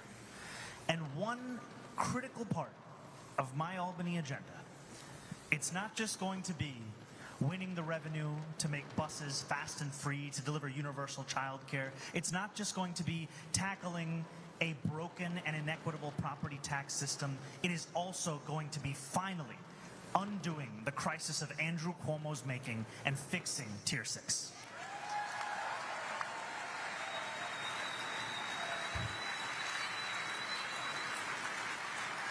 Okay, I see a woman over there in the red. Yep. Hi, Bernie. It's such a pleasure. I'm a new mom. I had a kid. Well, This is the delayed camera. I'm not such a new mom. And I'm also a proud member of the Democratic Socialists of America.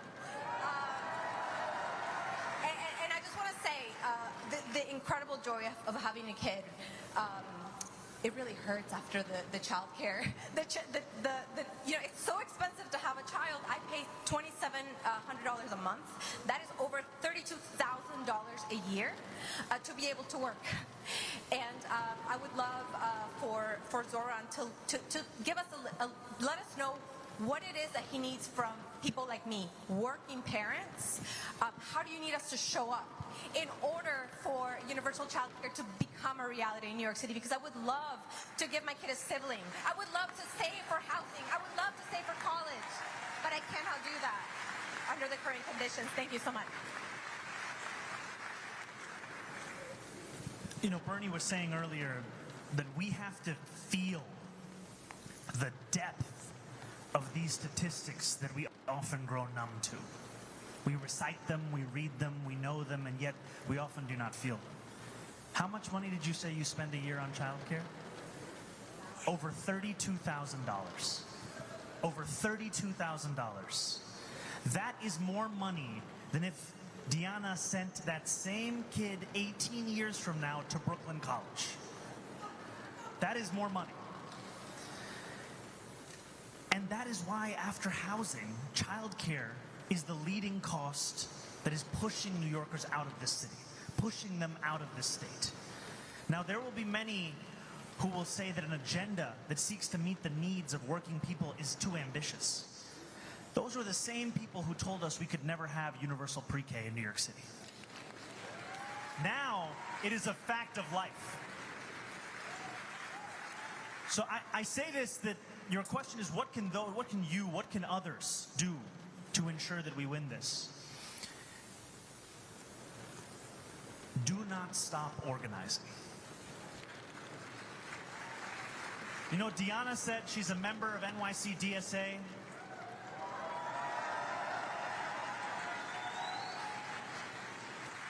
It's an organization that has a few members that are here. It's an organization that I've been a member of. And it's an organization that's also tabling right here at this event. And if you don't know more about it, you should go and talk to them. And I would tell you to join an organization, join DSA, join any organization that continues to remind you that you will be the ones to deliver this change. Because there's, as Bernie has said, there are myths we have been told about our politics. Myths about waiting and trusting the experts. But when you ask the experts to show their work, it is the life that we live today. It is time for people to understand that politics is not something that we have, it's something that we do.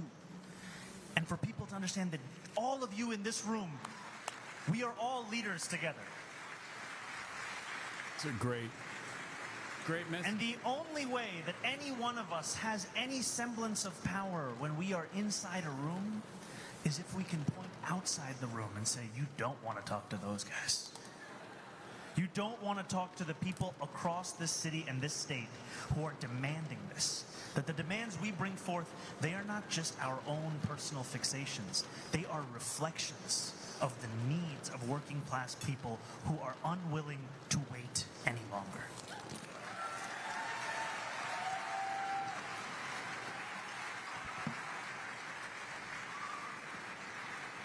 If I could just very briefly put an apostrophe on what Saran said. Well,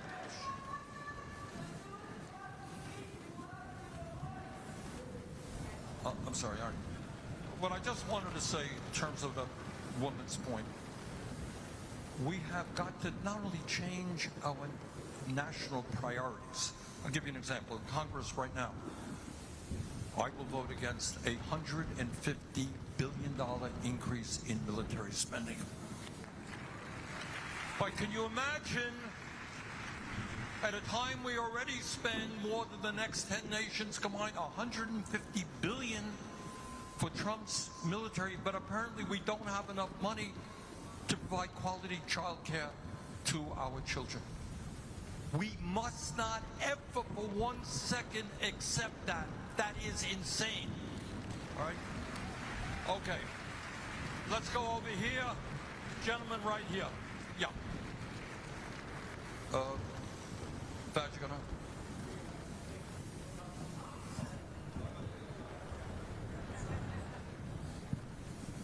Hello, Senator Sanders. Hello, Mr. Mandani. I'm Abdul Linus from Canarsie, Brooklyn. I just look at this campaign and it reminds me a little bit what happened a few years ago in Buffalo. A lady by the name of India Walton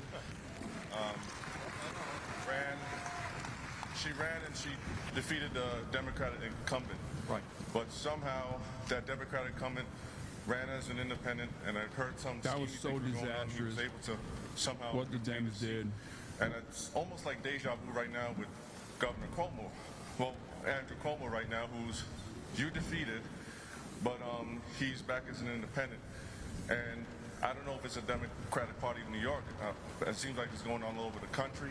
I think Seattle, some lady named Wilson is winning and doing great. So how do we make sure that something not like this doesn't happen again, and it's just straight up, you win and have fair elections?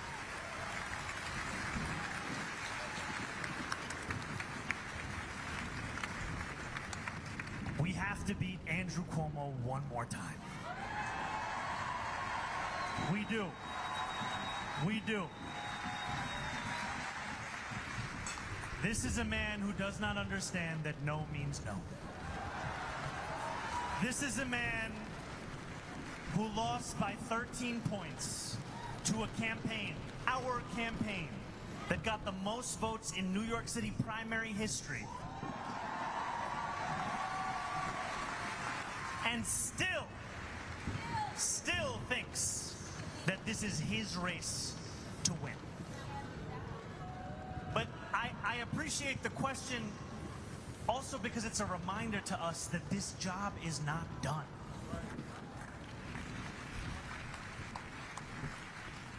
The best way to prepare for January is by winning a mandate in November.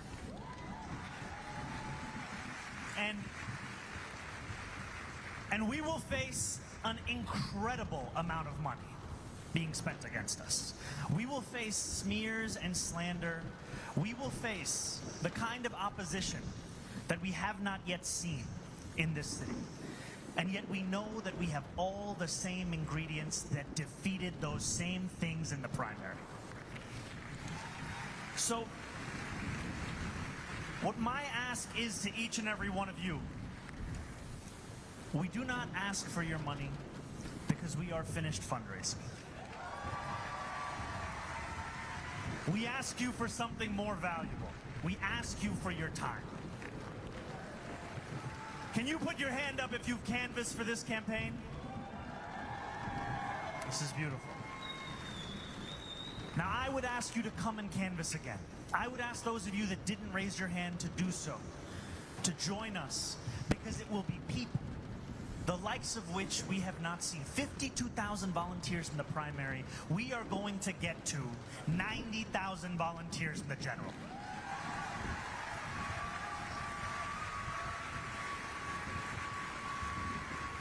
I don't know if we've said that publicly, so to the field team, now we really got to get there.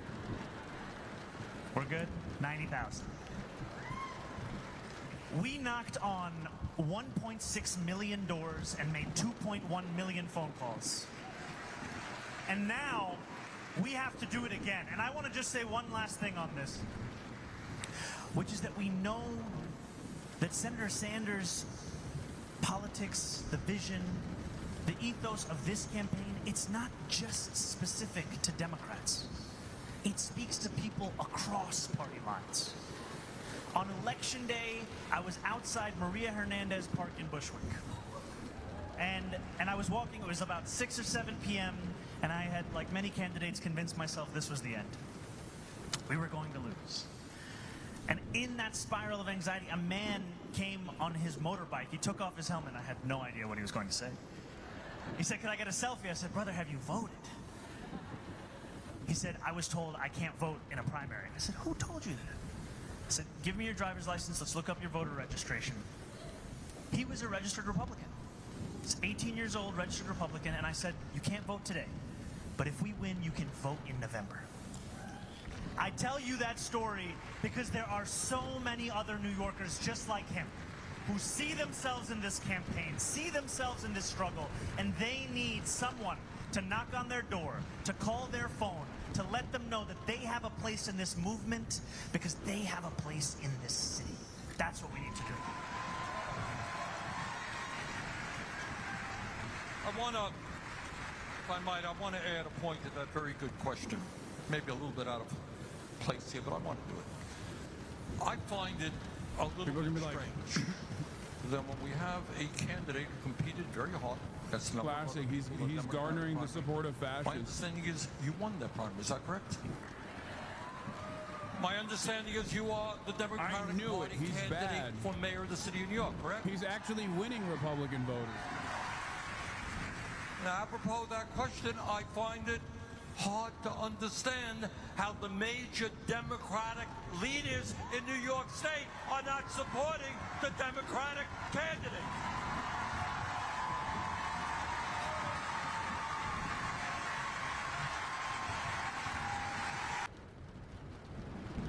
God damn it, man. I don't know if it's a YouTube thing. It might be my internet.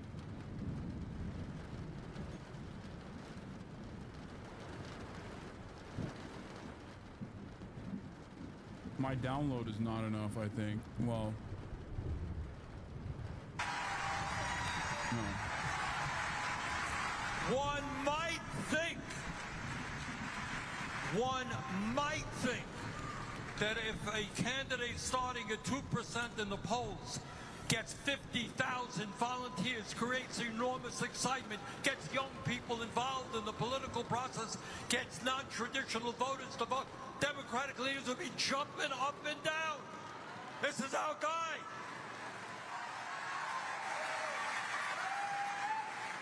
So we got another fight on our hands, and that is the future of the Democratic Party. All right, let's get a question somewhere in the back there. Let me go way on the bleachers. All right. Faz, you want to get back there and select somebody? Whoa. There's a lot of hands going up. Who's the Brooklyn College student? All right. What? I didn't hear. What are they saying? Jim. Okay.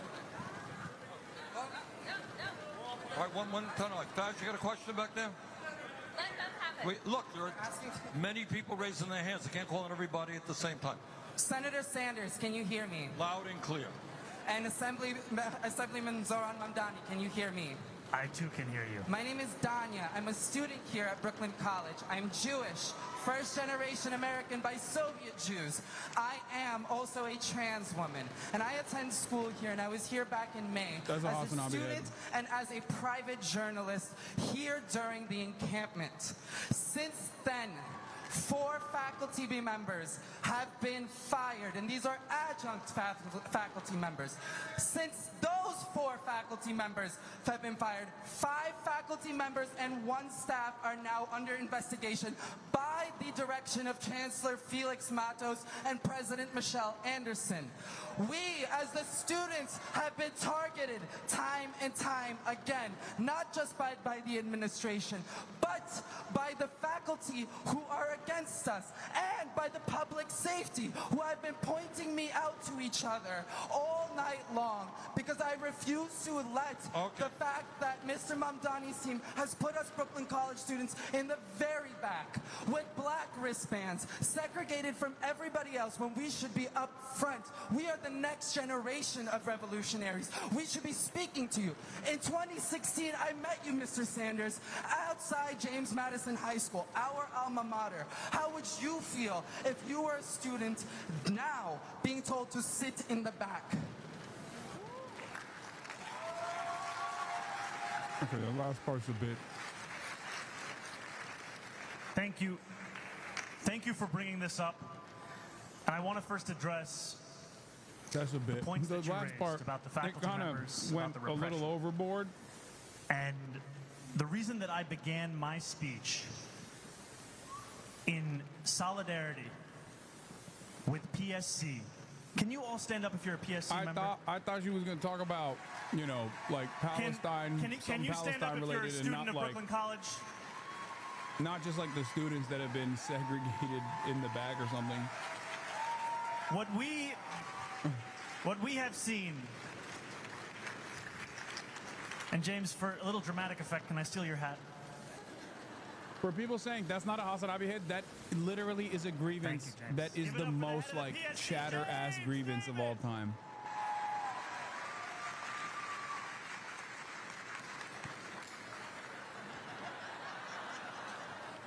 I have a very large head. I wear this hat, and I say this in this moment, because the point that is being raised is that we are seeing faculty members who are facing not just discipline, but termination for the crime of expressing solidarity with the fight for Palestinian human rights. And I know that this is a repression that is not unique to Brooklyn College. It is a repression that extends even to the ways in which we choose when to send police officers onto college campuses.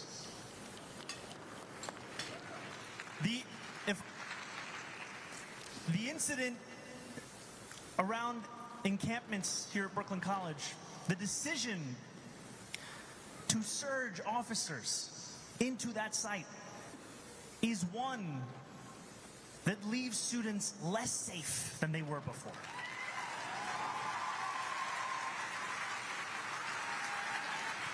And that is why I have said, as a mayor who will live up to Eric Adams, of all people's, statement in 2021, that New Yorkers need not choose between safety and justice, that I will be committed to delivering actual safety, not to the use of the term as a means of repression.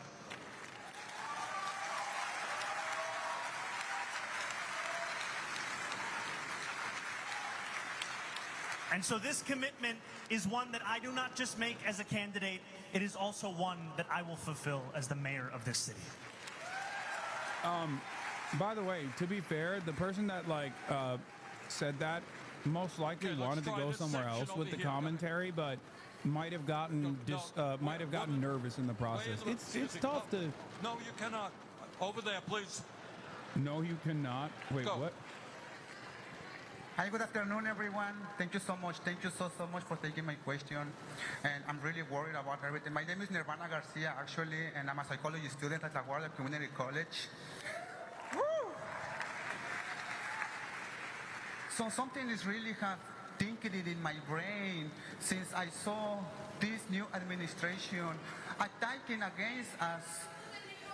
Attacking us using social media to deny transgender identity. That's not true. They're denying identity. They're using disinformation, misinformation, and they're using their power to deny identities and to erase identities. That's not right. They're using disinformation, misinformation, and they are just basically destroying our culture. Yes. Please, Mr. Sanders, what can we do to fight against disinformation? I don't know what Sanders is going to say to that. We are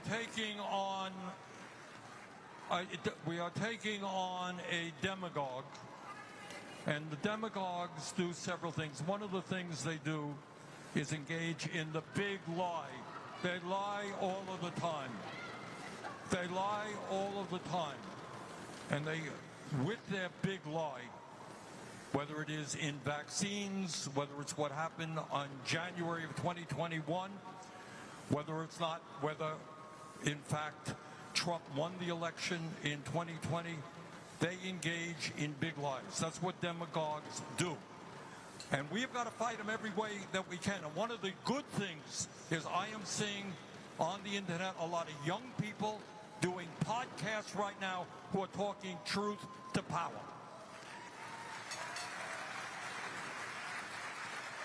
Okay.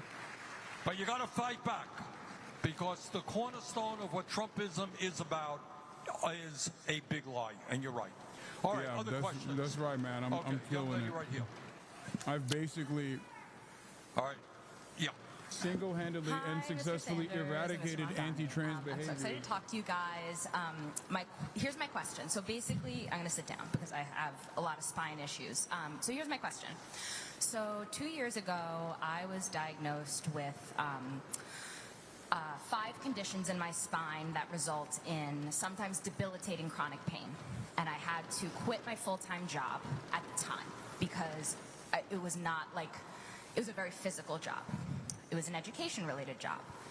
I signed a contract in March to be a first-grade teacher this school year, and 3 days before I was supposed to start, I learned that the school would not accommodate my physical disability. And so now I'm out of work, and I'm also an artist. I'm also a fourth-generation New Yorker. My mom's family has been New Yorkers as long as we've been Americans. Okay, so here's my question. I joined your campaign, Mr. Mamdani, because I love everything you stand for. And so my question is twofold. One, how are you going to fix Accessoride? And what do you say? And what do you, Mr. Mamdani, say, given Cardi B on the stand, what do you say to men who try to make beautiful women from the Bronx be quiet? Don't. Thank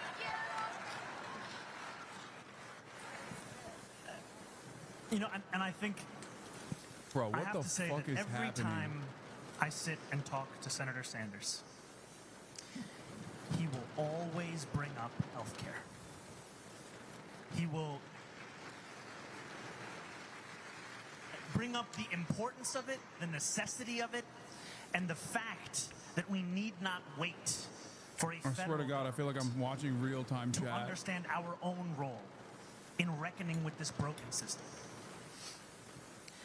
And I think of Accessoride as one of many examples. Bro, I mean, the Accessoride one is fine. It's a disability. I think it's like a disability-related question. That's good. Guilty, but like in the beginnings of my politics, of thinking that if I were to admit the incompetence, this is your fault, bro. I'm gonna keep it a $1.50. I would be inviting critique of the existence. This is. I feel like I'm literally watching how like outsiders watch me yell at my fucking chat and berate my chat and go, "What the fuck is wrong with this community?"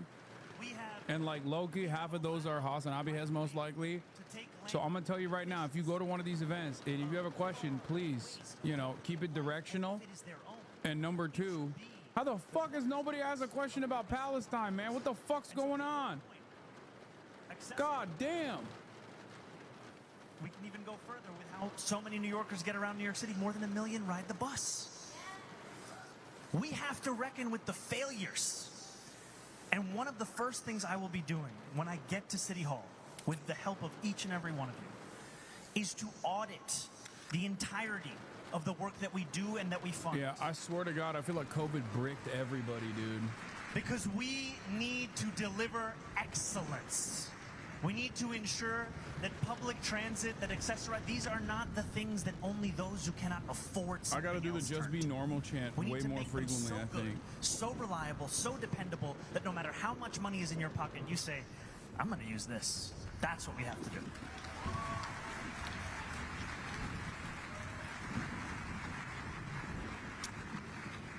Zoran raises two important issues.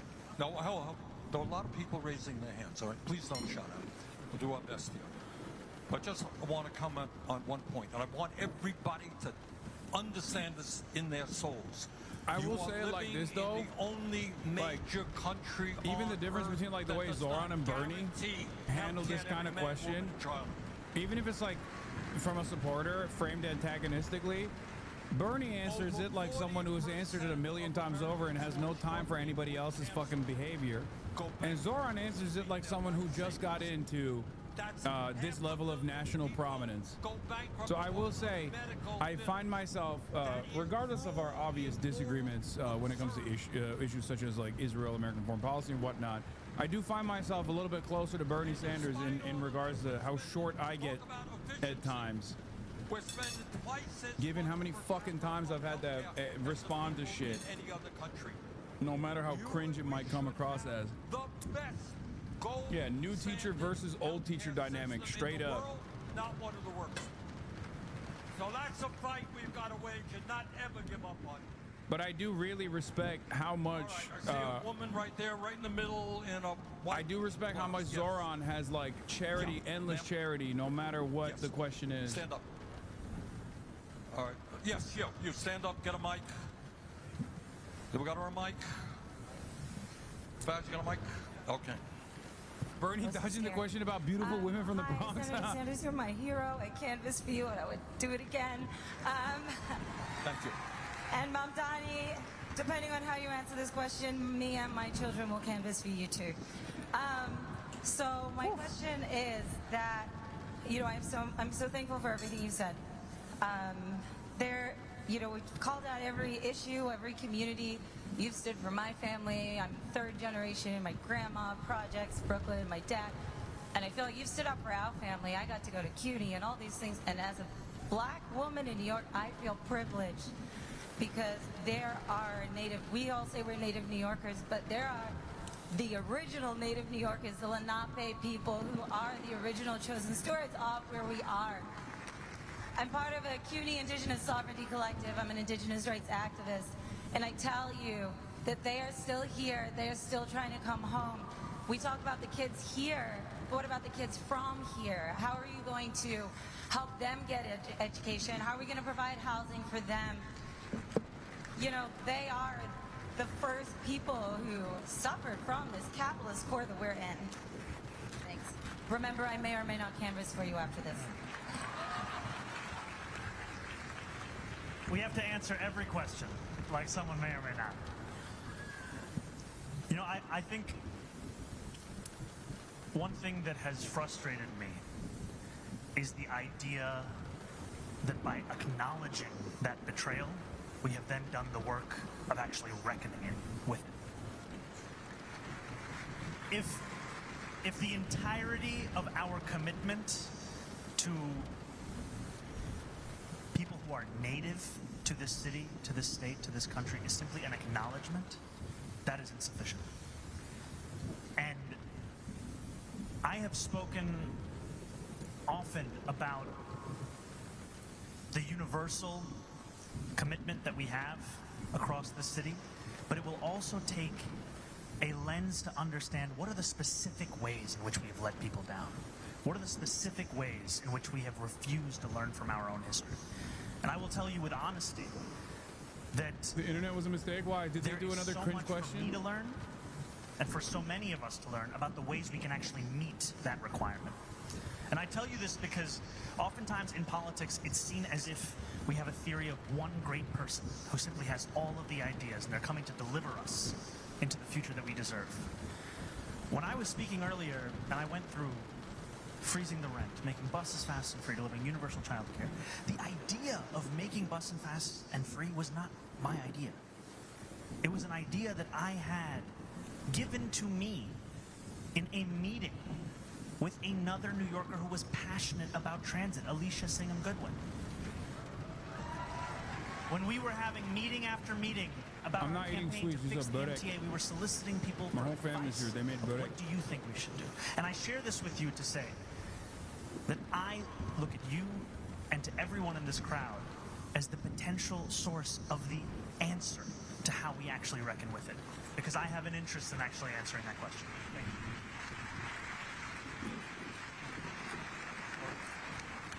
All right, let me make an apology here. I've got a plane to catch, so maybe one more question. I see a woman fast right behind you. Yeah. Well, no, that's one. Yep. All right, both women. All right. It wasn't cringe. A bunch of Twitch chatters stuck inside 8 hours a day, criticizing people who are touching grass and asking electors official questions. Senator Sanders, Zoran Mamdani. My name is Remy Bahati. I'm a Ugandan-born, Columbia-educated journalist.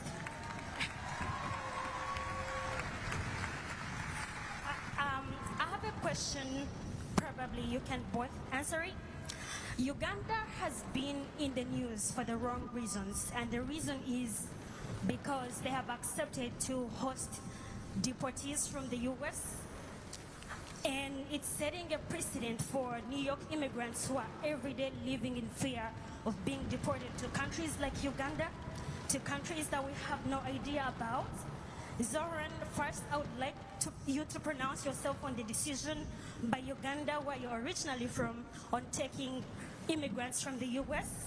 And then two, what are you going to do? That's a great way to ask a question, by the way. But she's a professional. She's a journalist.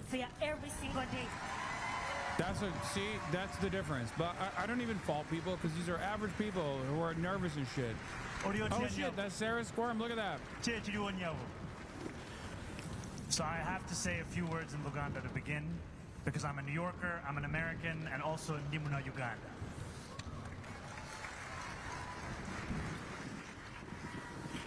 I think it is wrong to accept any part in the Trump administration's deportation agenda. As an SNL cast member. It is wrong. It should be opposed, and we should understand that the greatest responsibility is with this administration here, seeking to tear families apart across this country. We are in a city where 40% of New Yorkers were born outside of this country. I am one of those New Yorkers. And we know that while I am proud to be one of the first immigrant mayors of this city in generations, that representation in and of itself is insufficient. We must be prouder still of the work that we will do. And so one of the key things that we can do here in New York City is to actually start to provide legal representation to New Yorkers in detention proceedings.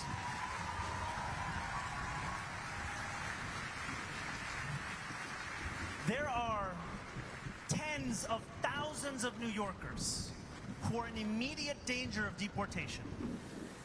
And City Hall has only assisted fewer than 200. Fewer than 200.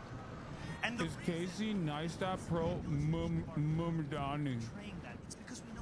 You failed to spell that out. That's number one. But number two, absolutely not. Is he not? Of course, I would be shocked if he is. He's super pro-Israel. Mamdani is anti-Israel. And so one of the first priorities of my administration will be to increase funding by tens of millions of dollars to scale up this program such that we do everything in our power to ensure that immigrant New Yorkers are not living in fear across this city.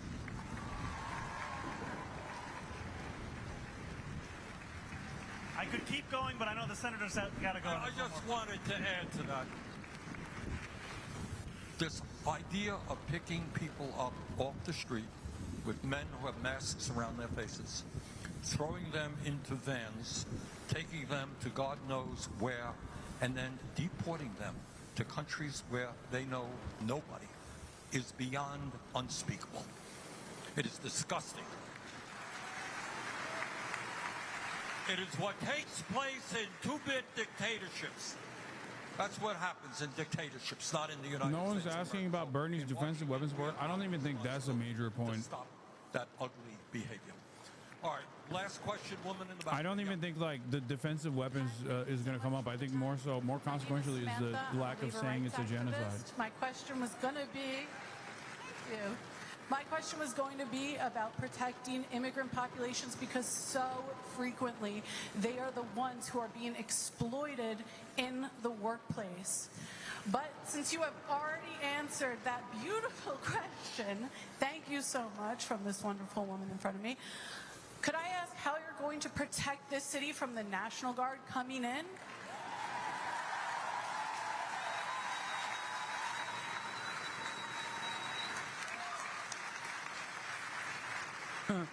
Bernie. The first thing is we have to prepare for Israel's 8 years younger than you. Do you consider it a problematic age gap with your old ass? Yeah, that's the best way to ask that question. Illegal, Donald Trump will not do it. We have to be prepared, and we have to be clear-eyed. And we have to understand that it will take every single tool at our disposal. We saw in California the mayor of LA, the attorney general of the state, and the governor work together to fight back against the White House's deployment of the National Guard. They filed a lawsuit. A federal judge just recently found in their favor that the deployment of the National Guard was illegal. I give you this example because partnership is critically important in fighting back against Donald Trump. Can you imagine Andrew Cuomo working together with Tish James and Kathy Hochul to fight back against the deployment? Why would he fight back when it's Donald Trump that's trying to get him elected right now? But it's not enough to just file that lawsuit. We also have to ensure that we make clear that if Donald Trump is interested in helping New York, which is the premise of all of these deployments, of cleaning up our cities, he should undo the legislation that he has passed that is attacking Kathy Hochul literally deployed the because National Guard when I meet herself. New Yorkers, I hear from them how they already can't afford this place. I hear from Remember? them how it is further and further out of reach. And this legislation, I know he can't be talking shit on the governor when like a key part of his policy requires Albany support, but all of us will be fighting for. you know, that's a story for a different day, I guess, but Okay. Well, listen, thank you all very much for coming out. Thank you.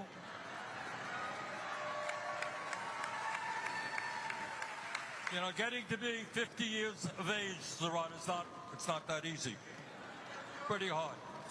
All right. There you go. All right.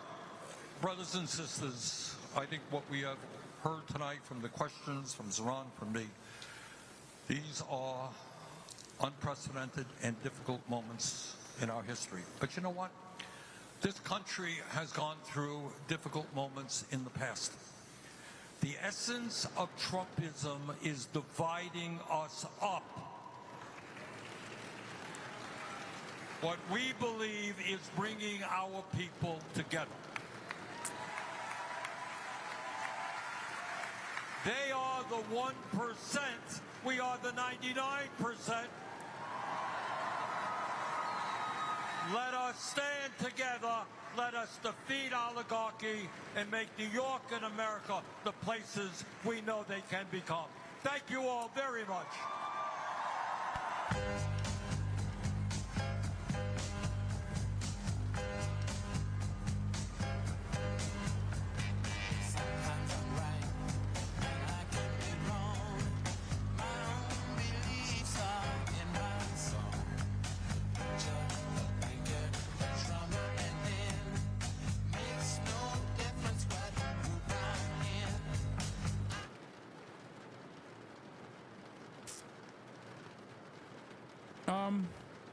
That was decent.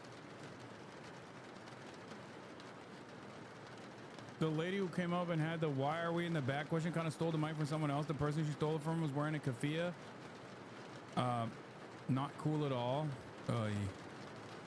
It's just an unfortunate set of circumstances, I think.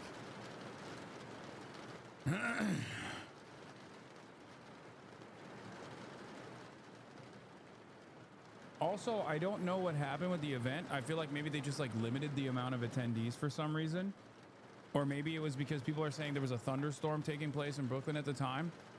But I feel like a Bernie Zoran Brooklyn event should have more fucking people than a Bernie Zoran Brooklyn event should have way more people than like a random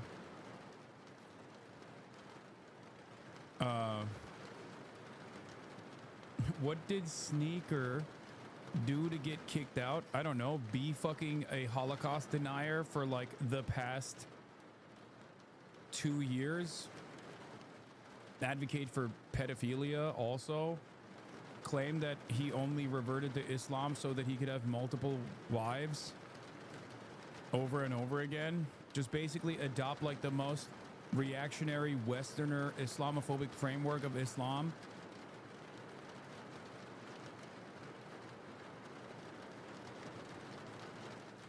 Like overall bad vibes, I think, to be associated with a candidacy that currently is under unimaginable amounts of attack.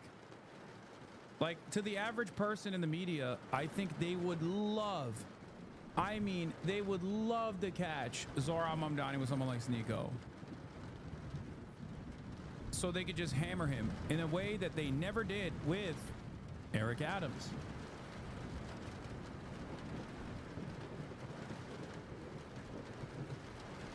They already didn't allow him to come to the election night stream because I think he like tried to come in.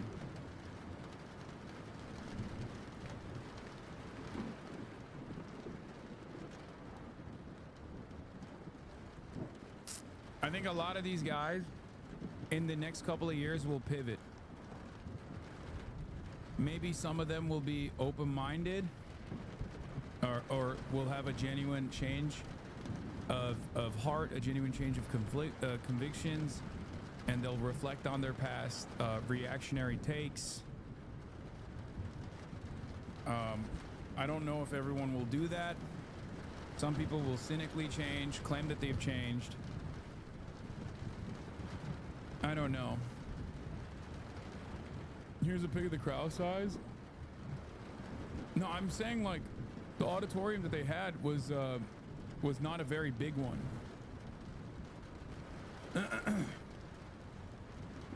Sneagle was a former Hasanabi head? Yeah, well, many former Hasanabi heads have lost their way, so.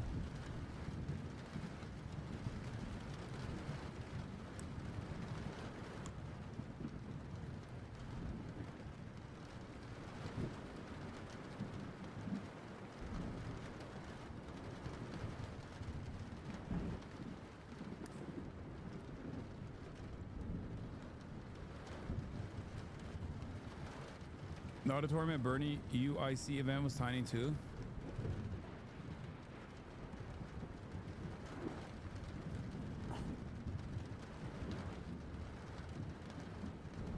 Taskid Noah says,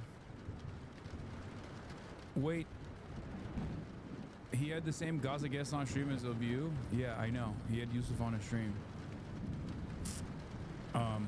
What do you mean? So?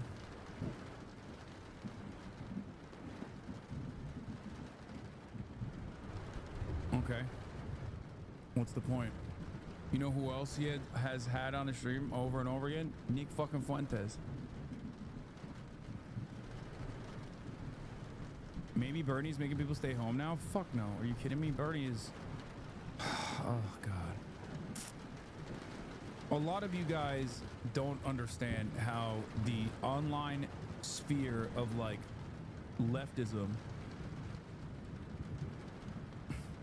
At least, like, our little bubble of left is so utterly irrelevant in the grand scheme of things. Like, people do not think Bernie Sanders is a bad guy for his Israel takes. Do you understand?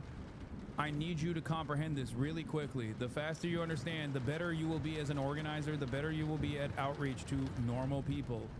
Okay? It was standing room only indoors. You're gaslighting chat into thinking it was a small event.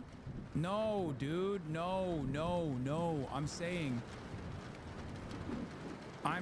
that they chose, like, I feel like they could have had a bigger area. I wonder why they didn't choose a larger space to hold the event in. What do you not comprehend? I'm saying Bernie could fill a much larger audience, a much larger fucking room. And so can Zoran. And I assume it's because of the fucking rainstorms and also their choice of venue.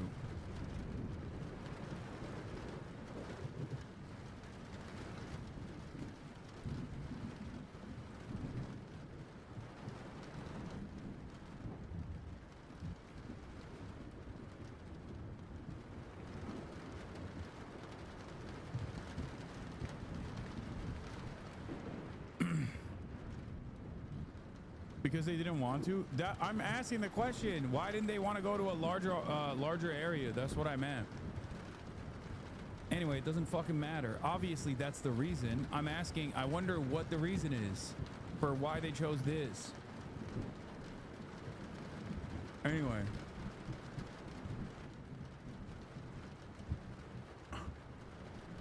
But in any case,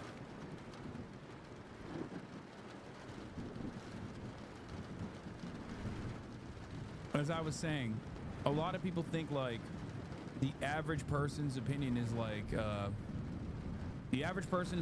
like close to mine or close to the squirrel account, like the average person in America's opinion. We're not having a conversation about what the truth is right now, okay? We're having a conversation about like what the average American's assessment is, okay?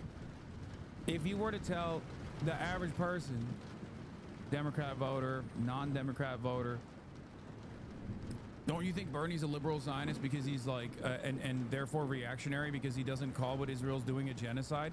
They would look at you like you have 8 fucking eyeballs. They would be like, what the fuck are you, what are you saying? To normies, Bernie Sanders and AOC as well are profoundly popular figures, especially Bernie. Okay, Bernie Sanders is a profoundly popular politician in the United States of America at a time when there is a tremendous amount of animosity directed righteously at politicians. Okay? The reality of the matter is, while the concern as far as Bernie refusing to say the truth about what Israel is doing and refusing to be a leader in this regard,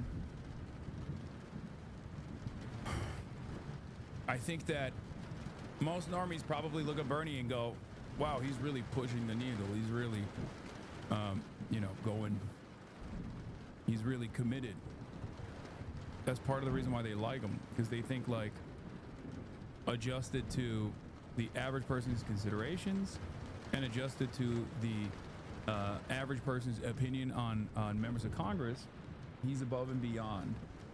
And he's seen by normies as a positive figure, a positive force in American politics, unless they're like brain-rotted reactionaries. I don't know if it's true, though. I asked Beto to commit to an arms embargo in a full room in Kansas City, Missouri, and he refused. I disrupted. There was a lot of support. No. Well, that's different. We're not talking about Bernie Sanders. We're talking about Beto O'Rourke. This doesn't actually go against what I'm saying at all. Yeah. A liberal politician whose previous stances on Israel committing a genocide are unknown is, of course, going to draw a lot of cheers when someone actually fucking says, you know, what's your situation with the arms embargo? Would you commit to an arms embargo? That's very different. You think Beto supporters are more liberal than Bernie's? I don't understand. No, I'm saying that the average person doesn't. The average person thinks what you're committing Beto O'Rourke to is what Bernie Sanders is already committed to. That's my point. Do you not get it?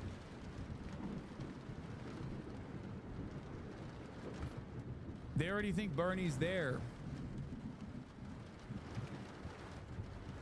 As a matter of fact, the only crowd where, like, a question that is somewhat antagonistic towards Bernie Sanders about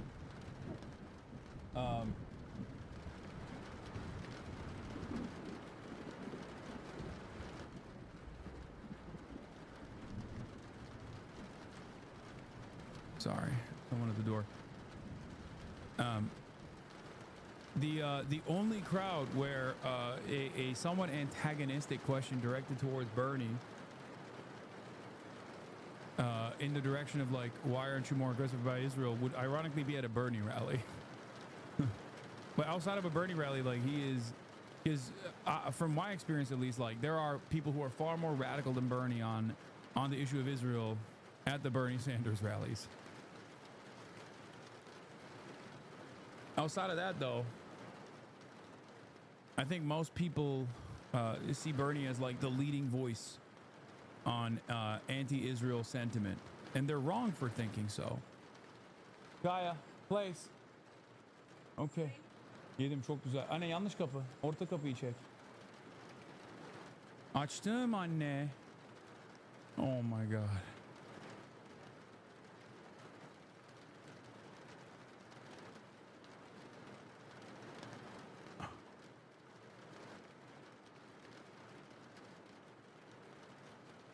Down.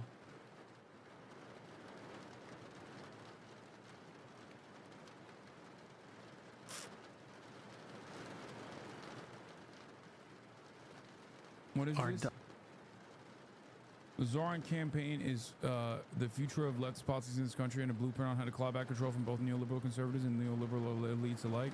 Except from liberal CIA Dems are done. I mean, we've got a socialist candidate on the rise in New York City. Oh no, cheap groceries, quick! Send in the molester. And every day, more and more people are waking up to Israel's clear and obvious genocide in Palestine. But look at this sea change. Now Democrats sympathize more with the Palestinians by 43 points. Oh my God, that is a change in the margin of 56 points over the course of just 8 years. And let's be real, it was always destined to get here. The problem was that most people just were not aware of or educated on Israel's fascist Zionist project and their apartheid against the Palestinian people, which has been going on since 1948. But you can't exactly commit a live stream genocide and not have people become aware of exactly how vile and depraved your bullshit ideology is. Especially if your propaganda is dog shit. No, but please keep telling us Israel has the right to defend itself, how they're an important ally that must be protected, while Israel's Minister of National Security says shit like this. כל רחבי הרצועה היא טעות קשה וחמורה. אסור לתת חמצן לאויבים. אני חושב שבשלב הזה מה שהיה צריך להעביר לעזה זה דבר אחד. פצצות, לפוצץ, What is this? Hey man, why are you so okay with supporting terrorists? I'm actually curious because it seems like you are cool with death and killing of innocents as long as they are against you. Wait, what? Do you think that I'm pro-Israel? Did you accidentally think that I was pro-Israel? What is happening? Wow, last time this chatter spoke was in 10/10/2023. Let's match up their previous sentiments to whether or not Israel has a unique position in their heart, considering that they've been around this community for quite a while. Now, February 1st, 2023. Now, is there something unique that you guys can point to with this chatter's opinion pre-October 7 versus post-October 7? Let's take a look. Have fun dealing with the toxic children in your chat, mauling over nothing, but these Zoomers wouldn't have anything to do with it. Terminally online leftists, shits on them. American sock dems are far more imperialist than they understand with their dogma, trying to be pushed on other poorer countries. Military-industrial complex go burr. It's such a lame thing for the right to get mad at, and yet it's very colonist behavior. Every time I see Westerners try to push their morals on the East, all I see is imperialists. Love when the left has to nitpick every detail. Still not bad as a Reddit atheist. They are super goofy. Okay, if this person isn't actually saying I'm a Zionist and unironically thinking that I'm like pro-Israel, then this is the greatest fucking whiplash that I've ever experienced. Okay? I'm gonna be honest with you. I really hope this is like one of those guys who's a Maoist third worldist and he's actually saying, oh, Israel sucks, but let's be clear, but Hamas sucks too. It's like I hate both. Okay. No. Never mind. Hold on. Let me match up to... No, they are actually, you know, an ashamed former pro-Israel supporter who's still a pro-Israel supporter, but he's too afraid to openly admit that to himself and to others. Because right here, let's look back at this. Hold on. Military-industrial complex go burr. It's such a lame thing for the right to get mad at. Yeah, it's very colonist behavior. Every time I see Westerners try to push their morals on the East, all I see is imperialists. American sock dems are far more imperialist than they understand with their dogma, trying to be pushed on other poorer countries. Love when the left has to nitpick every detail. Please don't mimic the clicker language from the LOU is rude. Lol, beware. Might cancel Hasan. I will stop the joke. Okay.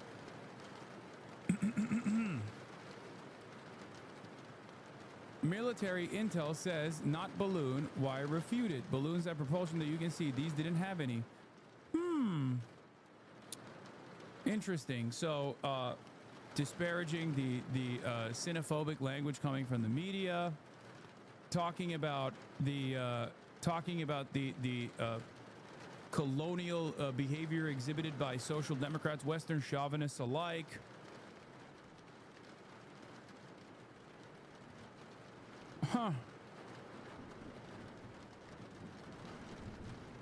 Seems like this is a person who is actually very invested in foreign policy. Hasan, how dare you? That drone had a family and was American blooded. Hasan, you don't understand that drone had feelings, and we don't need to speak bad about it. You can defend the moderate drone planes. You need their votes. Wow, seemingly very anti-war. Almost an anti-imperialist, as a matter of fact. That's so strange. But then, this person who is one step removed from using Maoist standard English on 10/10/2023. I wasn't live on October 7th, of course. I was live on October 8th, 2023, 2 days after my first stream on 10/10/2023.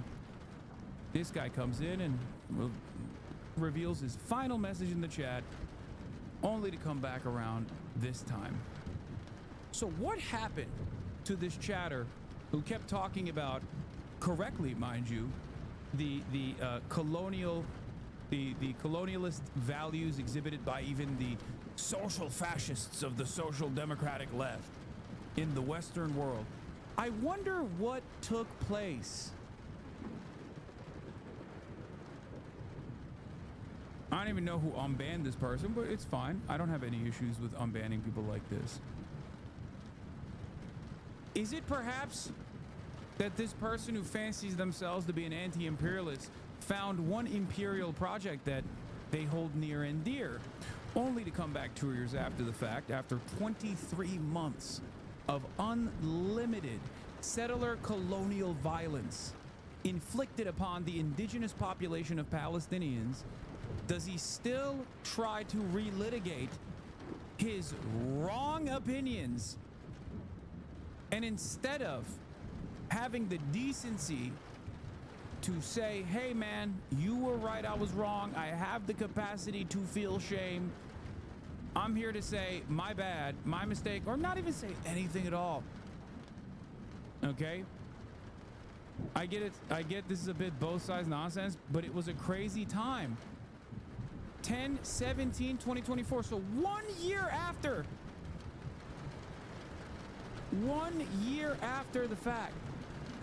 He apologized and subsequently got unbanned, only to still relitigate the same shit.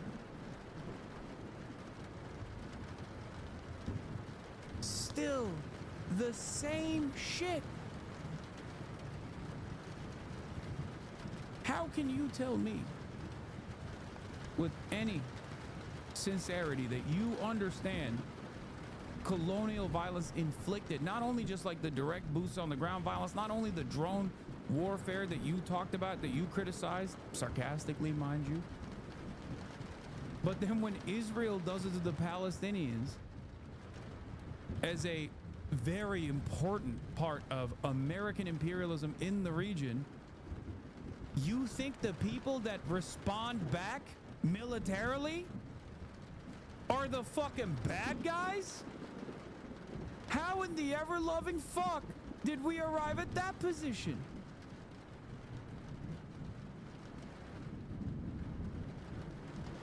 And it wasn't just Hamas chatter.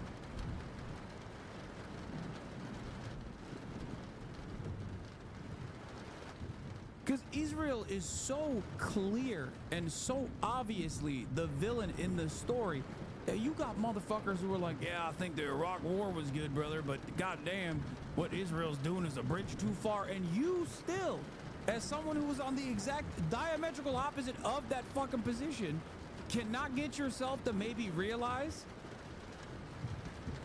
how. Because no, don't say Islamophobia, chatters.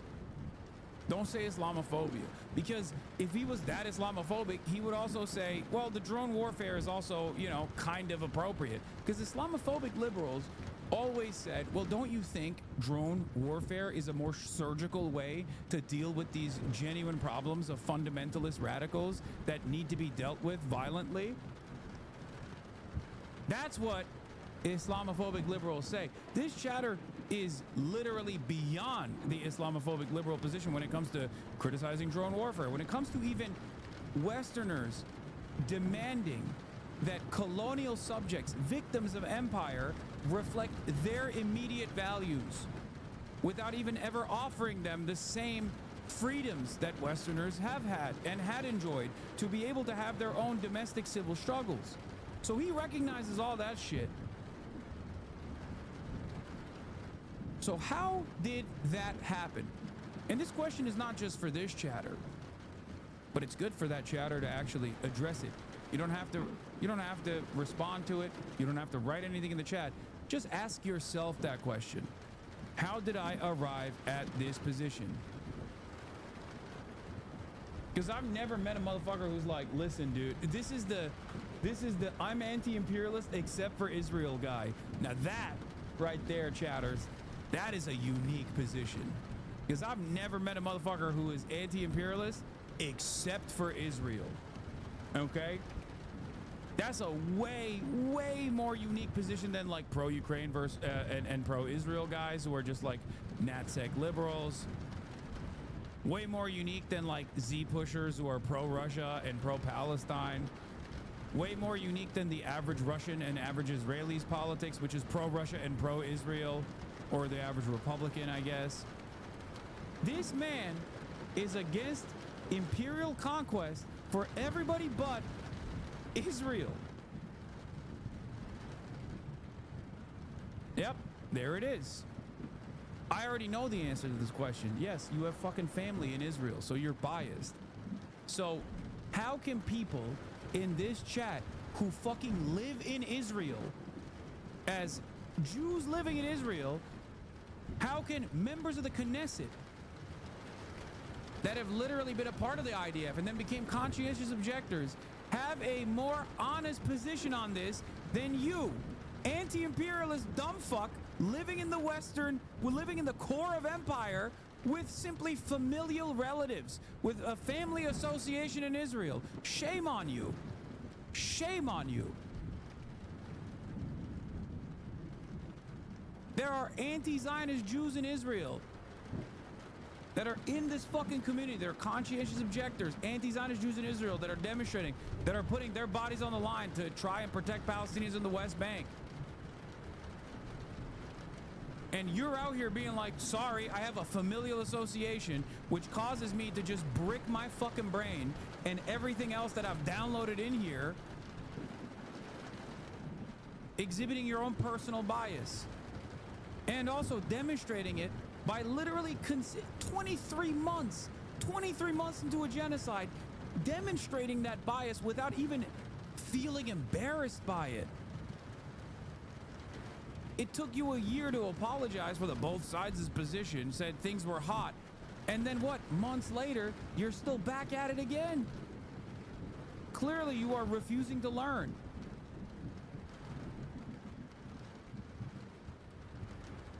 I went through a serious whiplash.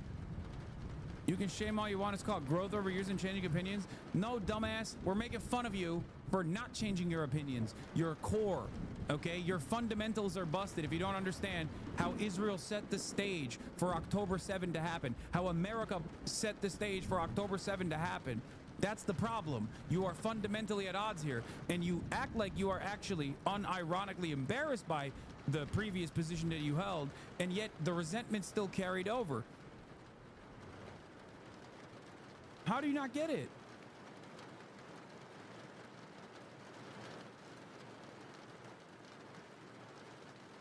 Yeah, I say we leave the Middle East entirely. They all suck. I went through a serious whiplash on October 7. I saw people supporting Hamas, but then I saw Israel went way off the rails. Yeah, you misunderstood fundamentally how October 7 happened, okay? The reason that people were, from your estimation, quote unquote, supporting Hamas was because they were simply more knowledgeable than you about what Israel had done prior. People like myself didn't come out and were like, oh, thank God Hamas did this. Of course not. Because many understood exactly what was coming.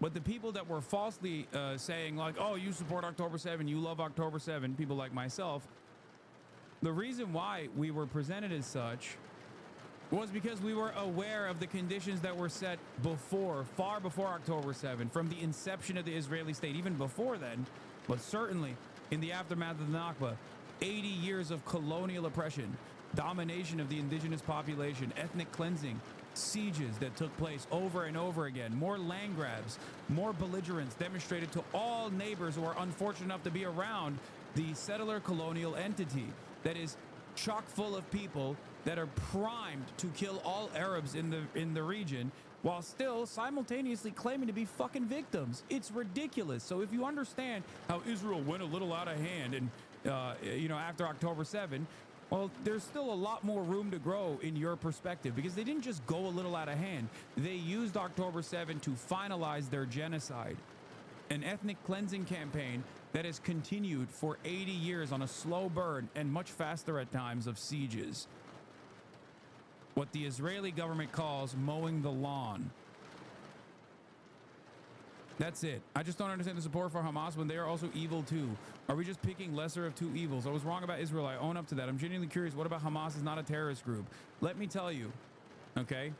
Hamas is in charge of an emancipatory movement.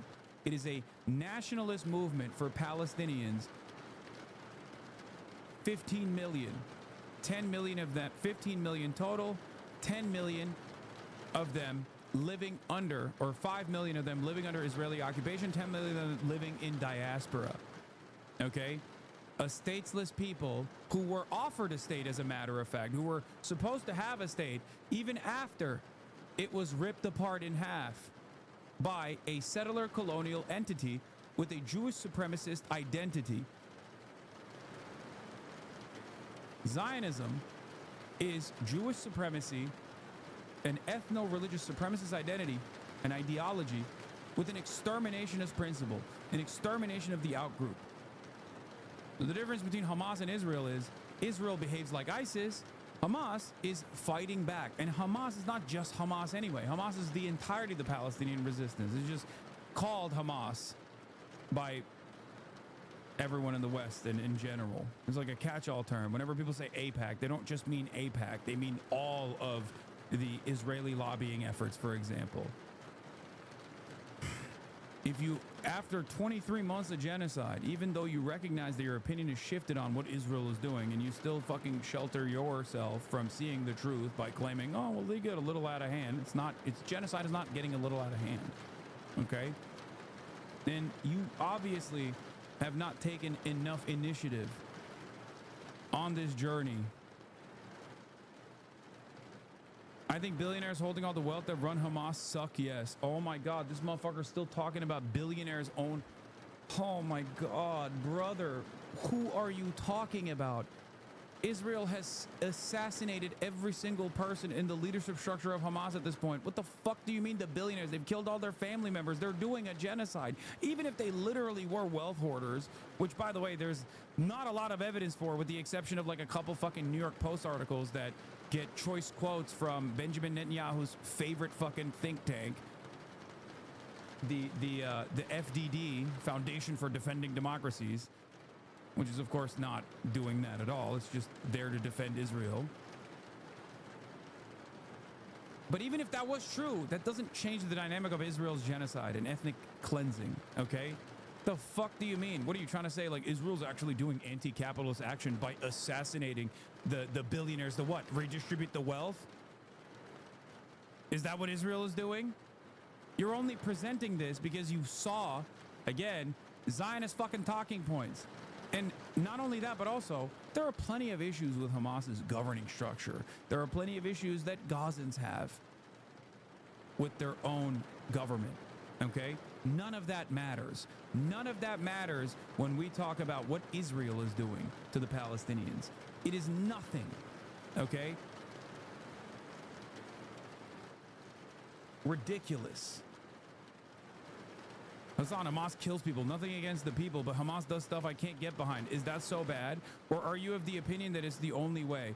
I'm of the opinion that if you push people to a fucking corner over and over again and enact 80 fucking years of domination and ethnic superiority and religious superiority over them, then yes, some of those people that were orphaned by the colonial entity are going to fight back militarily. What the fuck do you think people are going to do? Especially when you leave them with no options. One must understand how Hamas actually came to power. One must understand the PLO. You have to understand the history of Palestinian resistance and its evolution to try and comprehend how we got here, to try and comprehend how Palestinians got here.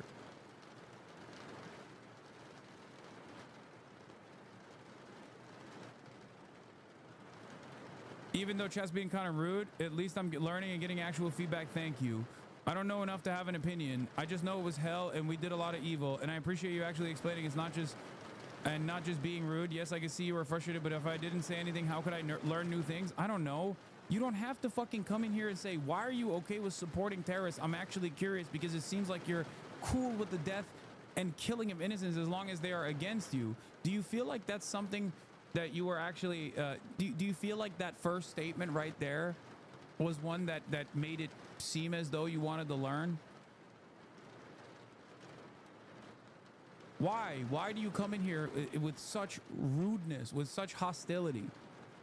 Also, how many fucking times since October 7 and far before that as well, but how many fucking videos do I have on this matter? How many times have I written on this issue? Okay? You could have just searched it on your own. You could have just gone to a fucking YouTube video that I've done at any given point, you know? It's the way that you present these questions that is the problem. And then doubling down on it. You heard me. I said what I said. Israel sucks. Let's be clear, but Hamas sucks too. I hate both. You don't. You clearly don't hate both.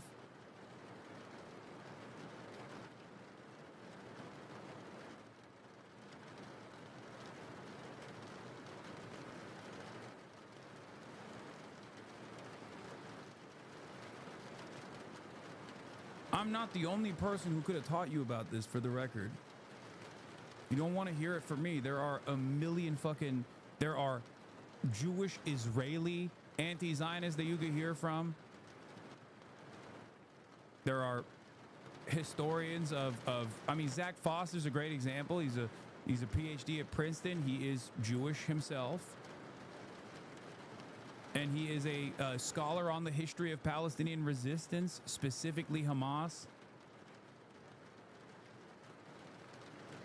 What is this? He's rage baiting you. He's doing this. Confidently drop an incorrect statement and make logical statements to defend it. They will lose their shit trying to correct you. Make it seem like you are willing to learn, but continue to revert.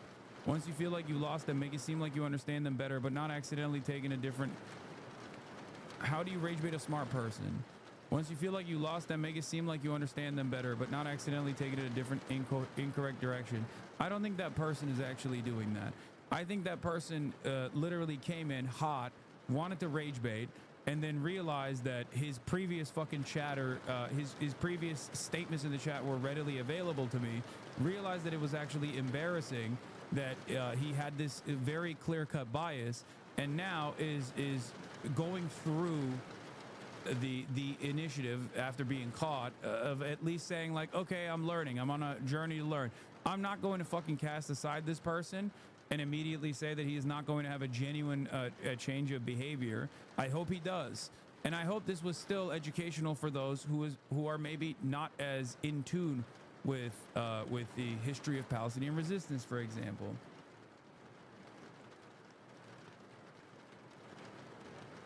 What is this? I mean, follows denims and shit.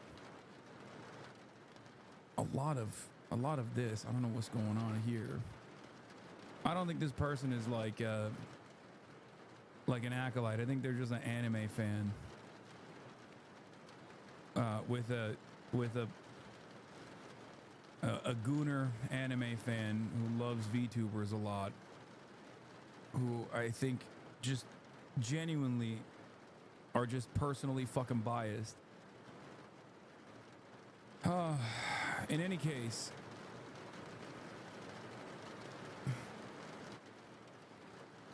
is that wrong? Is what I was told? Yes, they're dead now, but they were. Isn't that wrong? I'm willing to admit I was lied to and changed my mind. First of all, I'm telling you, it doesn't even matter if they're billionaires because Israel's still doing a fucking genocide. But no, of course you have to take a little bit of fucking scrutiny to whatever kind of evidence that Israel is presenting and pro-Israeli think tanks are presenting about Hamas or whatever the fuck, Hamas leadership. Here, I'll give you one of the best examples. Yahya Sinwar, the architect of October 7, right? Yahya Sinwar was a part of the internal security structure within Hamas initially, before he became like the leader basically of the Al-Qassam brigades. Yahya Sinwar, born in a fucking refugee camp, of course, as is the case with every single fucking Palestinian resistance leader, and every single member of the Palestinian resistance born in a refugee camp. One must ask the question, why? How did that happen? Anyway, spent most of his life in fucking Israeli prison, okay? Learned Hebrew,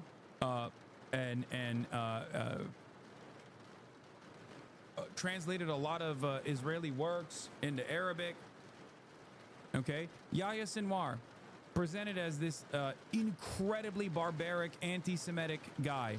Actually, that's not even the case. I feel like because of his like friendship with the Israeli dentist when he was in prison and stuff, has actually offered unique insight into his background, even in Israeli society. But he's like the arch villain of Israel, right? And throughout the entire process post-October 7, Israeli officials kept repeatedly saying Yahya Sinwar is actually chained into a fucking is hiding outside of Gaza. He escaped through the tunnels like a rat, or that he actually had all of the Israeli babies chained to his body, as though that would stop Israel from assassinating a fucking Palestinian resistance leader. Get the fuck out of here. But they kept saying it over and over again. Oh, he's feeding his belly in the tunnel system as Palestinians starve above, right? All of that was a fucking lie, right? How did he die? He died fighting. He died on pure accident, for the record. Israel did not know that they were actually targeting Yahya Sinwar. They were just doing the same shit that they do every goddamn day. They shelled him with a tank, and then they sent in a fucking drone. And only after, a day later, when those diaper brigade cowards were finally able to go into the fucking building that they'd blown up, did they find him, his body. In his pocket, he had like, what, Mentos. That's it. He was also starving. He died fighting. So what? That was a fucking lie. I thought he was supposed to be in Qatar, right? That's what Israel was saying. So why the fuck do you believe when they say, oh, all these guys? Ismail Haniyeh, also assassinated in Tehran, leader of the Politburo, has nothing to do with Al-Qassam brigades, right? These are two totally separate fucking groups at this point. Okay? In charge of Hamas is civil governance affairs, is the principal negotiator talking to Israel throughout this ceasefire process that never came about. They killed him in Tehran. They had already killed most of his family deliberately. So why the fuck would you believe whatever Israel has to say about Hamas's leadership? The most interesting aspect of Yahya Sinwar's death, his execution, his martyrdom, was that Israel thought this would be humiliating for the Palestinians. What Israel didn't realize was that the rest of the world was so disgusted with their actions that they actually elevated Yahya Sinwar's status by showing that they had lied about him over and over again. This has been a dramatic miscalculation for Israel and Zionists in general. They always, whenever they funded Hamas, for example, as a counterbalance against more secular, revolutionary, socialist-aligned Palestinian liberation groups, they thought that those guys would be just as corrupt as Israeli politicians are. They thought Hamas would be more so invested in completely controlling the Palestinian population for their own benefit, for their own desires. They never thought that Hamas would bring about a force of all of the Palestinian resistance together. They did not think that Hamas would consistently advocate to release people like Marwan Barghouti, who would, if he was ever to be released from Israeli prison, would become the singular leader for all Palestinians. They never thought that Hamas would actually argue to release politicians like Palestinian resistance figures that are actually antagonistic to Hamas. That's the big problem. They thought they could fund Hamas because they're fucking reactionary, fundamentalist, Islamist guys. They could just say, oh, these guys are just like crazy ISIS-style Muslims. They thought they could present the Palestinian resistance forces like that, and whenever Hamas militarily resisted against Israel's incursions in the West Bank, then they could just go back and control how high the fires burn. That's what Benjamin Netanyahu's statement was. entirely agree with you, but I feel like so many are not ready to have those talking points yet. Thinking of my boomers at the moment. I know, but I have never shied away from saying those things. You know? I think you have to treat people like they're not stupid. And it would be as though I'm treating you like a fucking moron if I were to say, what do you expect people to do after they have been brutalized for 80 plus years? When I ask someone that question, a lot of people make that decision in their minds. If they don't see Palestinians as human beings, they say, well, you know, the way they resisted was still barbaric. If you push people in a corner and you tell them that the only way you can get out of this is to fight back, they're gonna fight back.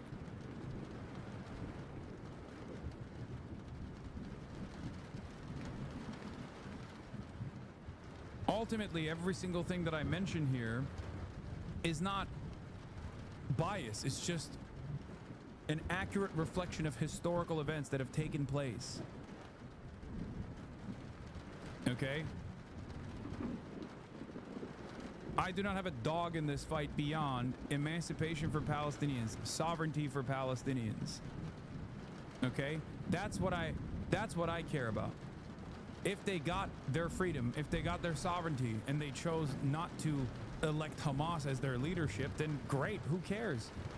You know? Who cares? It's not up to me, it's up to them. If they choose Hamas, then they choose Hamas. Once again, it's not up to us to make this assessment.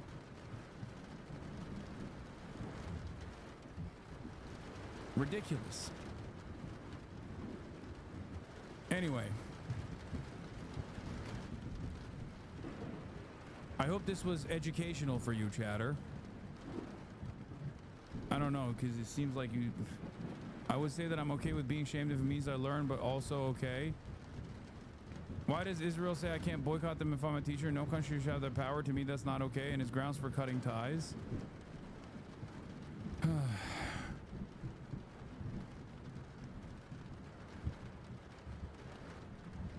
If you could make them reflect their politics, would you? I mean, my politics are my politics because I think it's better for the overall public good. So yeah, it would be awesome.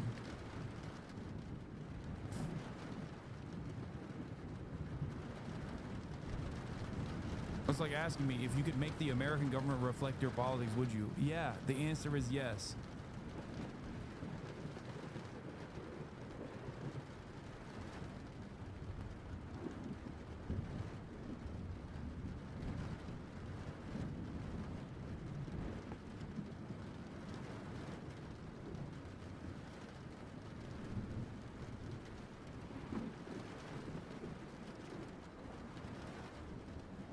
I don't know if you read it, but the chatter had family in Israel during October 7th. That's why they snapped. I know.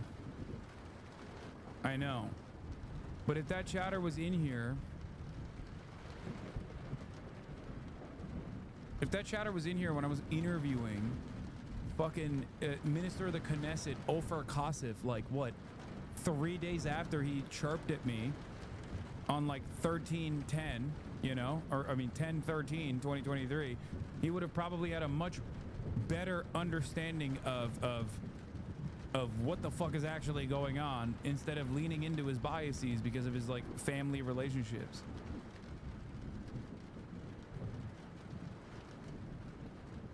Y'all, the rage bait tweet was true. Why are we getting distracted? Because I think it's still a productive conversation to have. Shut the fuck up. Okay? That's why. Sometimes, even when I get rage baited, I try to turn that into a productive incident. And this, I think, is productive. It's not even productive just because he's going to change his mind. Only time will tell if he actually does. And that's his own situation. But there are plenty of other people who might not have learned all of this stuff. Because I talk about this every day, but sometimes you don't hear me say it, you know? There's always someone who's learning new things in here.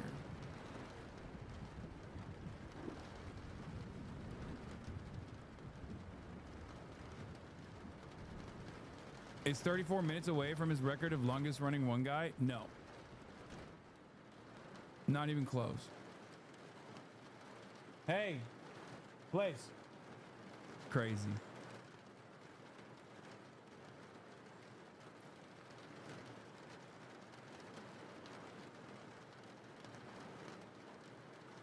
People look at Hamas as this evil, scary group, but any form of media they grew up with showed those same resistance groups like in Star Wars or Lord of the Ring. Would you call the Jedis a terrorist group? I mean, yeah. To explain it to Americans, you got to be like, imagine a Jedi. Like, no, man. The reason why they see them as like scary, evil people is because of racism. They just think like Arabs are not human. They're like a parasitic force that's just like responding to stimuli. Okay.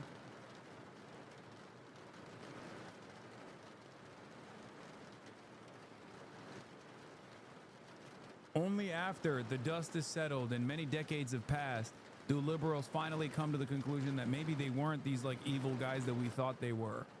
Okay. The example that obviously comes to mind is literally Star Wars. George Lucas presented the Viet Cong as the good guys in Star Wars. America was the Empire, the bad guys in Star Wars. How many people that watch Star Wars learned that lesson? Very few.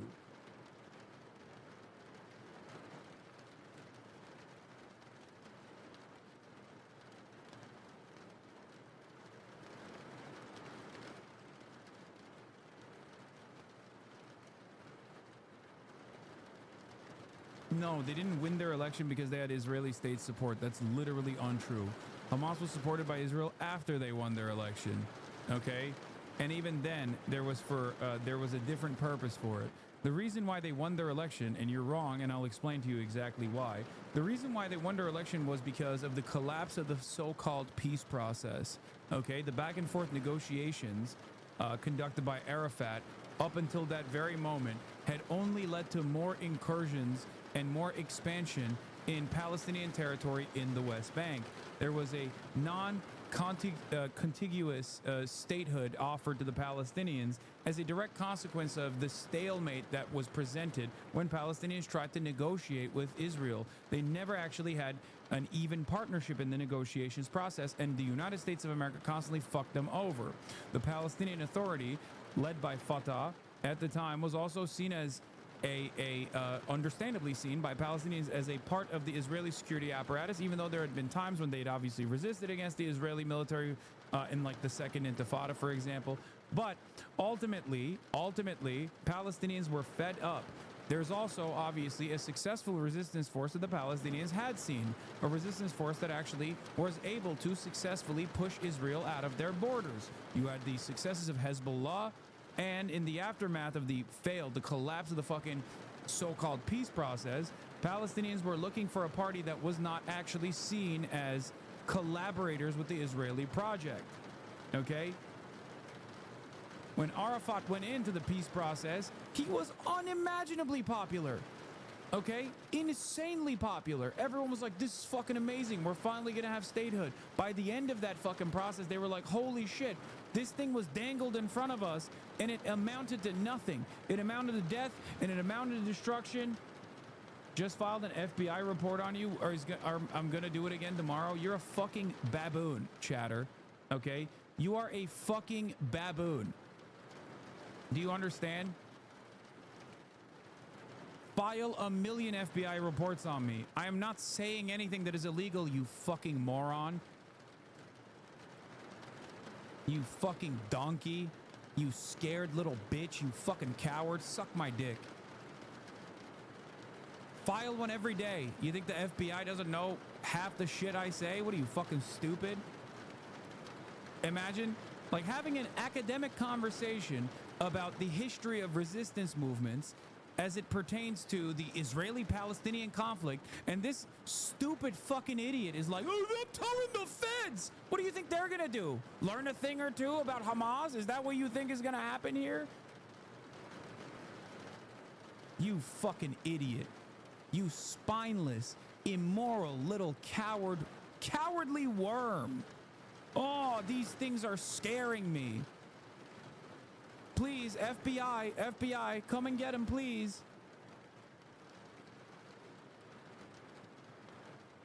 Dumbass. I can't believe it.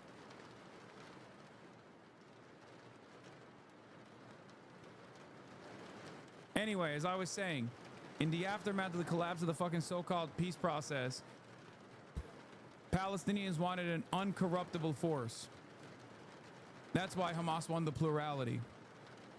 And then after that, America, which had previously facilitated the elections to begin with, that allowed the elections to take place to begin with, realized that their guys lost. So when Fatah lost, they tried to do a coup, and they failed because Hamas actually fought back, and they took over complete control over the Gaza Strip.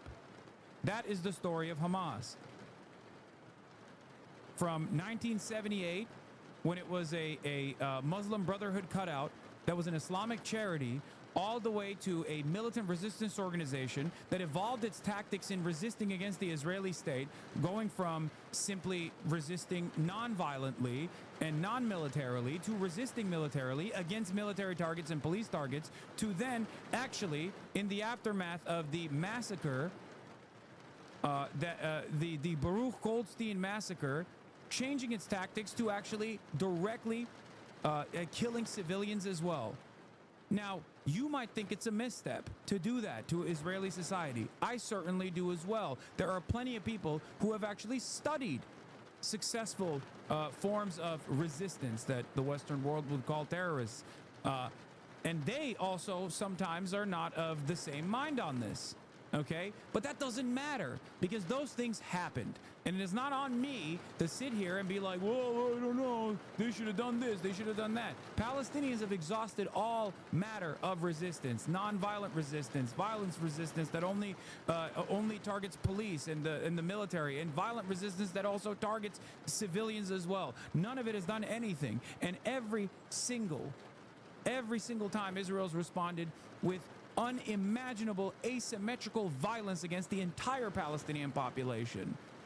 And we are now watching the last part of that unfold with open Holocaust, with the open ethnic cleansing, the live streamed Holocaust of Palestinian children every single day. So if you still have some kind of fucking confusion here, you go, oh, I don't understand, like both sides are bad, well then you're fucking stupid, you know? I'm sorry, you're just a stupid person. That's it. Yes, my entire family is here, okay, chat? That's why you can hear them in the background, because they're having a conversation right there. What do you want me to do? This is why I bought a home, okay? So I can host my family whenever they wanted to. And sometimes they're here while I'm talking about the history of Hamas and Palestinian resistance movements.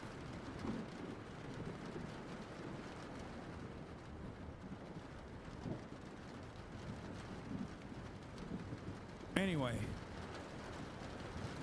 I can't believe there's still motherfuckers in here that are like, I'm telling the FBI on you, dude. What are they gonna do? Come suck my dick? Shut the fuck up.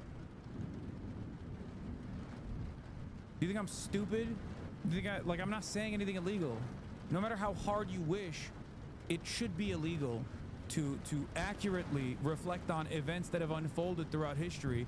As it stands currently, thank God, it's not. These are the exact same motherfuckers that will then cynically turn around and be like, try that in China. You know? Try that shit in China, dumbass. It's like, okay, well, it seems like you want this, the United States of America, to reflect those values that you ascribe to China.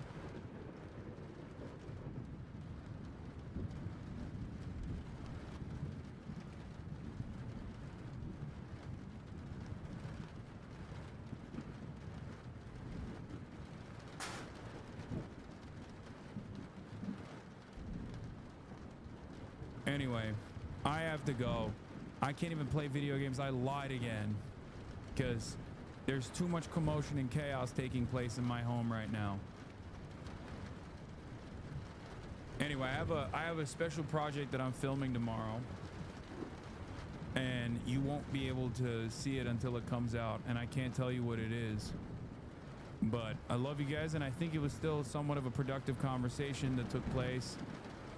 And I'll be back on Monday, okay? I'm not gonna be live tomorrow, like I said, because I have something that I'm streaming, something that I'm filming. But I will be back.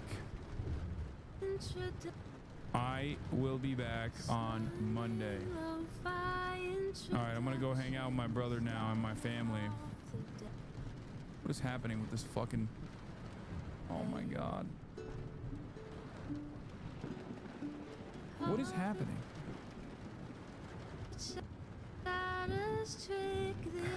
Peace, everybody. Bye-bye.